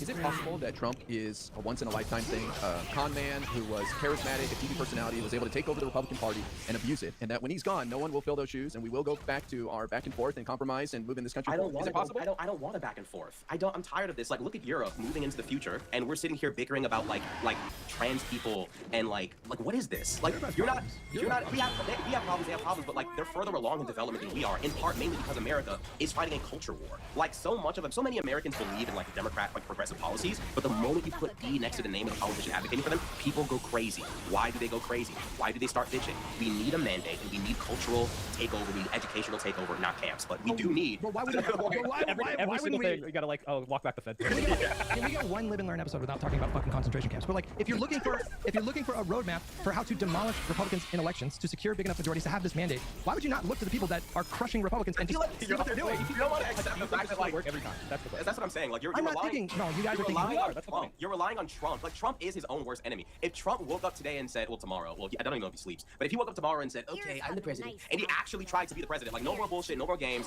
grown ass 70-something-year-old man, like oh, he's whatever, fucking giant, the dinosaur. But if he decided, I'm actually gonna do this the right way, I don't know if we start having the same victories we have right now. Donald Trump's cult personality is strong. He won't. But what I'm trying to tell you is there's this kind of mentality of like, well, he's this once-in-a-lifetime guy. And it's like, well, honestly, I don't know if that's true. We don't know. We cannot sit here and rest on our laurels and say, there'll never be another guy like Trump. Needles. There's Nick Fuentes. I don't have faith in America who will 46. resist him. 81. Is it the ultimate goal for us to get along in this country and have our differences and come together and compromise? Yeah, but like that requires give some, we take, give and take. Yeah, but like you are looking at the world in a way that conservatives don't look at it, and that's the problem. It's like you want to get along, they don't want to get along. They hate you. They hate everybody on this panel. White, black, Jewish, Hispanic. They hate you. You're delusional. I disagree. You're out of your mind. I disagree. You're looking at a dictator. Wait, he's delusional? I'm delusional? Or no, he's not talking about the leaders. No. I think you guys. Soy pills. I'm gonna do a soy pill. I think you guys are talking about. I actually do think you're talking about because no, I know that he said that you're delusional. I'm delusional? I think that referencing. No, I don't think you're delusional. I don't think you're delusional. I think Rashad said that. Wait, what did Rashad say? I think you're delusional. Yeah, you are delusional.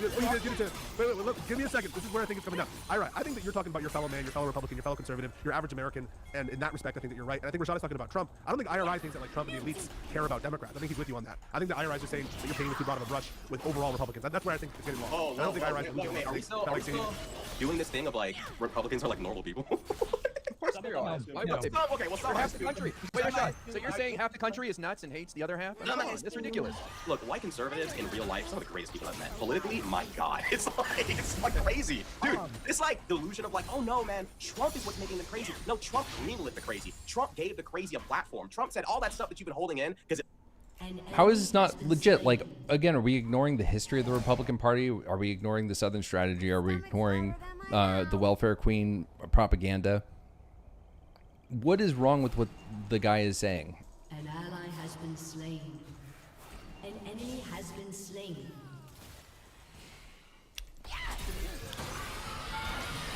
ally has been slain. Why can't I eat through my nose? Look politically, horrible to say out loud. You can just do it. You think these people like? If you think Trump reinvented racism, you agree with Hillary, Rashad? You agree with Hillary? Was Hillary wrong? Was Hillary wrong? Well, technically, she said half of Trump voters. Like Hillary was right too early. Hillary was just like politically inept at like figuring out how to stop the fire. But like, I was saying this the other day. I was trying to think of a funny way to tweet it, but like,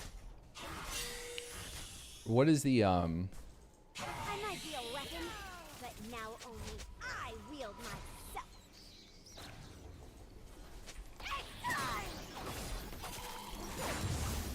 What is the back in like 2016, everyone saying all these people were Nazis and shit.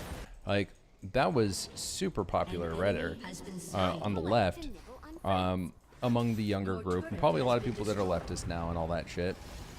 And I back then as a conservative was like, you guys are fucking insane. He's not these aren't Nazis, whatever. They're just good normal Americans. And it's not about all of them being ready to go fucking don a fucking hood and do some evil shit. What it's about is like inherent in all these people. Remember the whole thing about like, remember our liberal 101 woke bullshit where like you can have black friends and still be racist. Like, yeah, a lot of these people will sit down and have a meal in X, Y, and Z. But at the end of the day, look at the policies they are supporting. Look at I don't care if it's ignorance or apathy. look at their position when it comes to doing anything to help the poor, anything to help women, women, women's rights, women's lib, whatever, like all that shit. It's abysmal. Like, no, these people, like, if you can sit down and have dinner with them, it doesn't really fucking matter anymore at this point. Like, the issue is whether or not these people are going to support some insane, heinous shit that undermines our liberal sensibilities. And the answer is yes, they're going to. And they do. One high armor. I'm not building just for you right now. So we built that. So we're going to go with... Your turret has been destroyed.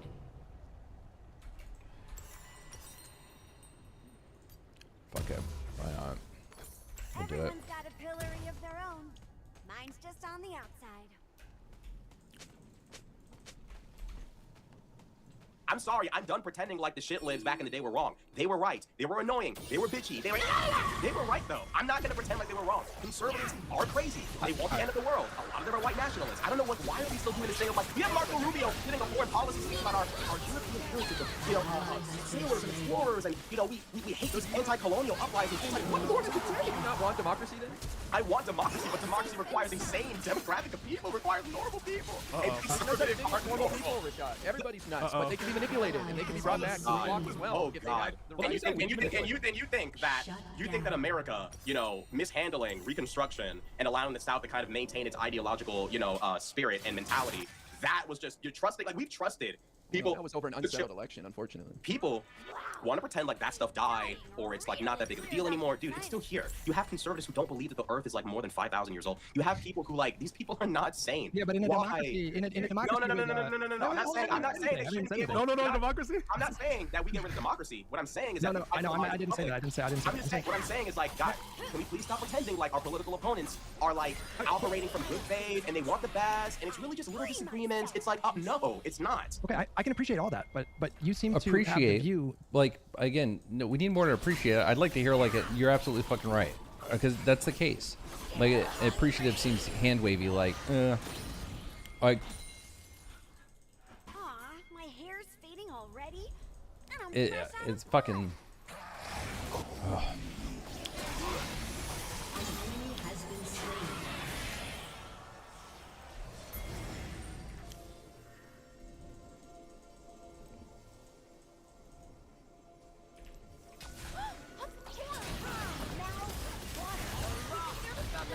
Oh.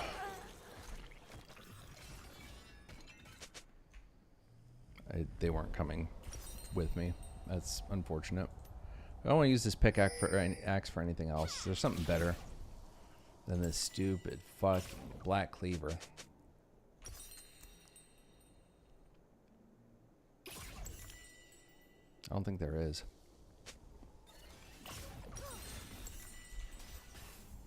That the next democratic, broad sweeping mandate that's going to come in are going to win on a platform of, you balked a little bit on like concentration camps, but just like, brutal punishment of the MAGA movement. I don't think that's true. I don't think that's what's going to win elections. That hasn't been what has won us. Well, one more thing. You spoke for a little bit. One more thing.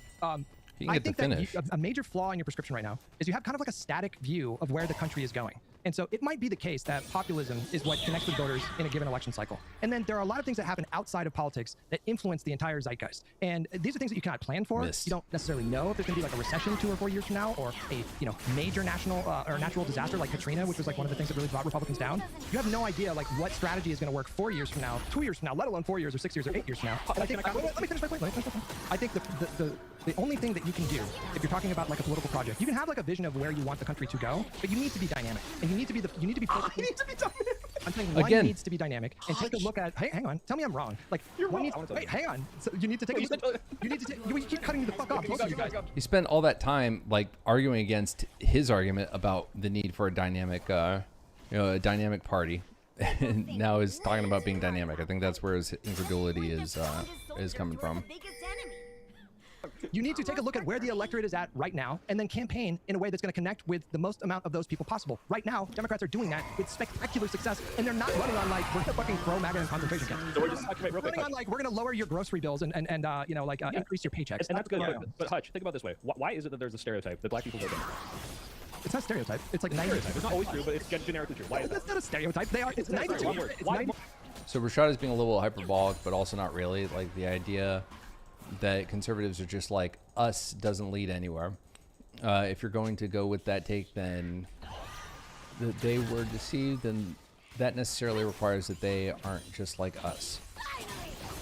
Yeah, right, exactly. Like, you know, or the Democrats get deceived by shit like Your turret has been destroyed. Democrats get deceived by shit like fucking, you know, 9/11 and 9/11 sounds bad. That's not what I mean. Nature's more out of control than I You will not kill me, you witch. The Iraq War, sorry. That's what I was getting at.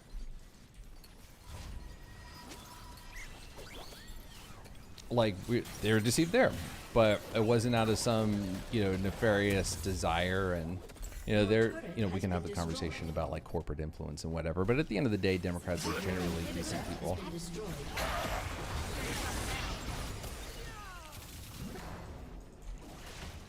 Most black people vote for Democrats is the question. There's a long historical reason for this. Like, right. like, And so I think what Rashad's trying to say, and I agree with this completely, is yes, we can win right now with what we're doing. It's clearly fucking working. But what we need to do is have a precedent of in 2 years, in 4 years, in 10 years, where people say, fuck, this sucks, whatever's happening. AI's taking over the world. We got a comet hitting, climate change. People say, well, who has been the party that takes care of me and lifts me up every single fucking time? It's the Democrats. Conservatives rat fuck me every 4 years. Conservatives rat fuck me in the midterms. Conservatives rat fuck me. They take my healthcare. That is not what we're doing right now. And if we don't establish this mandate of most people think the Democrats can be trusted to get them out of a solution, it's all very, it's all very fanciful. It's like, okay, we need to stop them from doing that. All we got to do is win every election for the next 10 years. And then it's like, wait, it's not fair. That was a big kill. It is though, but you don't know where the electorate's going to be at 4 years from now. Yeah, but like, imagine if like conservatives talk. Imagine if we talk about like strategy of demagoguery. If you have no idea Healing that's bit. what's going to They all scattered and got killed. None of this would be happening for them right now. If they thought the way you think, obviously, I'm fucking liberal. None of yeah, no. What I'm saying is, if they thought the way you did, conservatives thought. Imagine if conservatives. Why would you thought like pre-commit to a campaign strategy of demagoguery if you have no idea that's what's going to If connect conservatives with thought like you, none of this would be happening for them right now.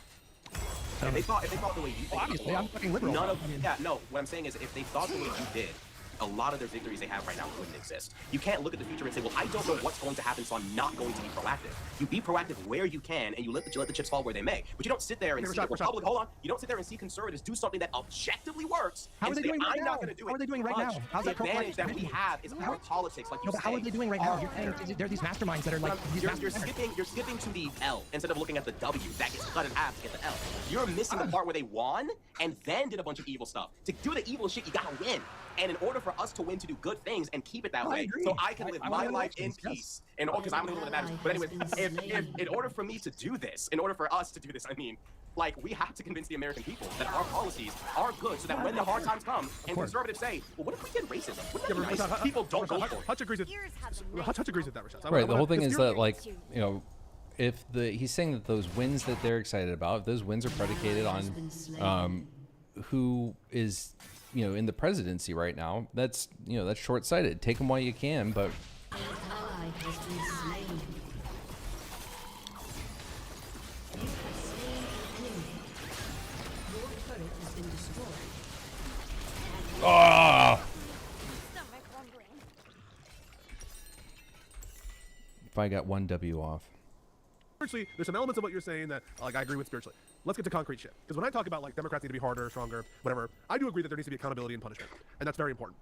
However, I'm like mad that Democrats are not going to vote in favor of restraining Trump on Iran. I'm mad that Democrats are voting for Republican bills like Riley Act, etc. But in terms of you, like when you say run on demagoguery, those kinds of things, give me 2 to 3 concrete examples, slogans, rhetoric that you think would be effective, and then and tell me whether or not I'll ask another question first, and then you can do that. Would you lie? Would you be in favor of Democrats lying? And then also give me examples of the kind of demagoguery rhetoric that you're getting at. Well, I think the beautiful thing. So first line. No. Would you lie? Would you lie? Would you lie? No lying. I think the beautiful thing about all of this is that we don't have to lie. Conservatives are so unbelievably comically evil to make anything up. Like, I look at these people and I'm like, if Democrats just told the truth in a harsh and aggressive way and let the conservatives walk the nation into these realizations, we could do very well. You don't have to lie about conservatives. They're just evil as they are. And the reality is that when it comes even outside of like immigration, well, honestly, they don't even use immigration well. Trump is allowing people to kill Americans. Why aren't people talking about how Trump will kill you? Well, not like that. Don't say it like that, but kind of in the sense of like, you can be executed by Trump's private military and there will be no recompense, there will be no punishment. This man is a private military that will kill you. Donald Trump allowed a Affordable Care Act subsidies to expire after conservatives screamed and cried about the Affordable Care Act and how bad it is. They lied and said Obamacare was some kind of demonic act with like, demons from the ninth circle of hell. It's important for Americans to realize that all of these things that are for their benefit are literally antithetical to the conservative But that's already agenda. happening, Rashad. They're already talking about these things. Hold on a minute. Hold That's on all a they're minute. talking about Hold over on a there. minute. How long, number one, did it take Democrats to get to the point of even saying something close to that? It took a long time. Number one. Number two, most Democrats won't word it in a way that's contentious, even though that's kind of what it's going to take. Because the reality is that Americans are losing their health care, and somebody will say, Republicans don't want you to have health care. And it's like, okay, good start, but let's start pointing out names. Why is it that when Donald Trump doesn't get his way on stupid bullshit, he's on Twitter tweeting names, but when Biden doesn't get his way, we don't know who the names of the people are doing? Biden got way more done than Trump, bro. Biden was way That's better not what than I'm arguing with you about. What I'm saying is that when conservatives go to war with us on the right thing, we need to be as ruthless as they are. If you want to start, singling people out and picking on people for not supporting your buffoonery, all right, I want the American people to know who it was that aided and abetted in this law. I want people to know. I want Democratic politicians to go to mainstream platforms and communicate. They did. Rashad, you're in the upside down, bro. There is no upside down. Yes. Okay, you cannot be serious. Bro, we have the longest government shutdown literally ever. They were on the airwaves every fucking day talking about the expiring subsidies. Do you actually believe the American people heard a look at that? Yes! No. Look at the polling. What are you talking about? The polls do not reflect the actual battle I'm talking about. You need to be in every nook and cranny. You need to be getting on platforms that most people would never touch. You need to be getting on, for some reason, like James Talarico is like one of the only few people. We need more Democrats going on like Sean Ryan, Joe Rogan, these fucking weird little nooks and crannies. We have fucking Buttigieg on. Wait, Joe Rogan is not a weird little nook and cranny. That's Joe like Rogan, the most important podcast. Yeah, it is the most important podcast, unfortunately, but he's a bitch. We need more Democrats fighting these kind of that seem incremental to you, but are big. Because the American people are feeling the kind of insanity of Trump, but there needs to be a public understanding that everything wrong with your life is the fault not of just Trump, but conservatism. There is a national spell that the nation is under, that conservatism is fiscally responsible, that conservatism is common sense, and the American people, a lot of them still believe this on mainstream alternative, that's kind of like, not oxymoron, but you get what I mean, platforms. And I'm sorry, but if you think Democrats have convinced people... Okay, so call out some bad actors. Call out some bad politicians. Call out some bad politicians who are Democrats. I love We're not doing this. What do you think that paper in front of Schumer, Jeffries. Schumer and Jeffries are like, did you see this? Jeffries was like, I'm not going to say, that's what you want to say about ICE, but I'm going to say what I want to say. Like, Jeffries is kind of like one of the first people that have to go. I mean, like, I was going to lie and say I love him, that's a lie. He's not going anywhere, bro. He's got way too much support. He's got way too much support. They're all behind him. Jeffries needs to fucking go at some point. See, like that, like, there's no acknowledge of the fact that, like, that is fucking psychotic to say. It's like, he's not going anywhere. He's got a lot of support. Like, it's happy about it. It's like, man, can we just criticize a little bit, please? Let's just all, like, come together and agree, like, fucking psycho. Who gets first bite? This guy, imagine being asked about Trump's personal hit squad, and you're like, well, that's what you think about personal hit squad, but I'll say what I want to say. That was fucking bullshit. It was not bullshit. He was absolutely clip farming Jeffries 1000%. He was basically like, why do you not care? Like, how do you sleep at night knowing that Donald Trump is like, murdering people with ICE? Meanwhile, the Democrats are leading a shutdown currently over ICE. Like, he's already fighting this because he wouldn't commit to saying abolish ICE. He wouldn't commit to saying that. The guy was like, why do you hate killing babies with ICE? You need to say abolish ICE, dude. Like, political and legal wins are important. I'm not saying they're not, but like, you guys pretend like reason and rationale is going to win the day every time. It's like, you think if Chuck Schumer says abolish ICE, that's going to get more popular or less popular? It is going to be more. We're going to gain much more popularity. I want him to answer that. Hold on. We're going to get much more popularity. If Schumer and Jeffries come out tomorrow and say, we've all decided that we want to abolish ICE, do you think popularity for that position is going to go up or down? Up. You just told me a minute ago that policies proposed by Democrats lose popularity because they're proposed by Democrats. Do you remember saying that? I'm talking about progressive economic policies. I don't know. You cannot. No, I did say that. No, it is true. It is true that progressive policies with a D next to them become less popular. So why would abolish ICE be any different? Hold on a minute. When ICE is shooting people in the fucking face, it has a much more tangible effect. You're looking at every single. You want to take like a perfect look. I think what you need to withdraw is the notion that it would get more popular if Hakeem and Schumer supported it. I think that's not clear to me at all that would happen. I think it's different for every issue. One of the reasons I think that is because I don't think that Schumer and Jeffries are very popular, and I think that there are different things that we can criticize about leadership. I agree with IRI completely that Jeffries is going nowhere and that everyone is locked step behind him. But I don't think that's a testament that he's doing a fantastic job for Rashad's point. I don't think he's doing a fantastic job. And how is that not? What do you mean what? How is that not? You're measuring victory through just legal and political wins. That's my problem. Yes, of course I am. But like, you're ignoring the part how like a fascistic government is taken over by not doing any of that at all. Like, you're ignoring the fact that it is possible to win and possibly maintain power by bullshitting. Not to say we should, but messaging, it matters, and it's not just going. You don't have to lie about conservatives. You have to lie to be a fascist. You can't tell the truth. Hey, I'm not saying we need to be fascist. I'm saying that in order to compete with them, you must realize your weakness is their policy. They're never going to point out the truth of their own policies. You have to point it out for them. Out of the 200, that was a good engage. Who do you If I think had lived, it would have gone better. They don't honestly think anybody. We got a turret back for a second. That helped. Right now. I mean, maybe AOC could. But I mean, no. But see, the funny thing is, like, people, all right, gotta get up for that one. People will say, like, no, hold on. People will laugh and say, ha. But it's like, again, you can laugh, but Hakeem Jeffries, I'm sorry, he's not a fucking hard hitter for the long term. You have people who are not going to be strong enough to buck the public against Trump the more and more radical he gets. So you can laugh right now, but the reality is, hold on. The reality is, in reality, all this points out is the Democratic Party generally has been woefully unprepared leading up to this moment, and the majority of its strength is not coming from its own ability to rouse the base or the nation, but it's completely reliant on Donald Trump himself to defeat Donald Trump. So you can laugh, but if anything, all this all it really does is point out the fact that from leadership all the way down, there is no... All right, I've had enough of this. All of it. All of it's done. So I hope you all have a great night. Thank you for watching. Much appreciated. I'm going to fuck off and go to bed because your boy's tired.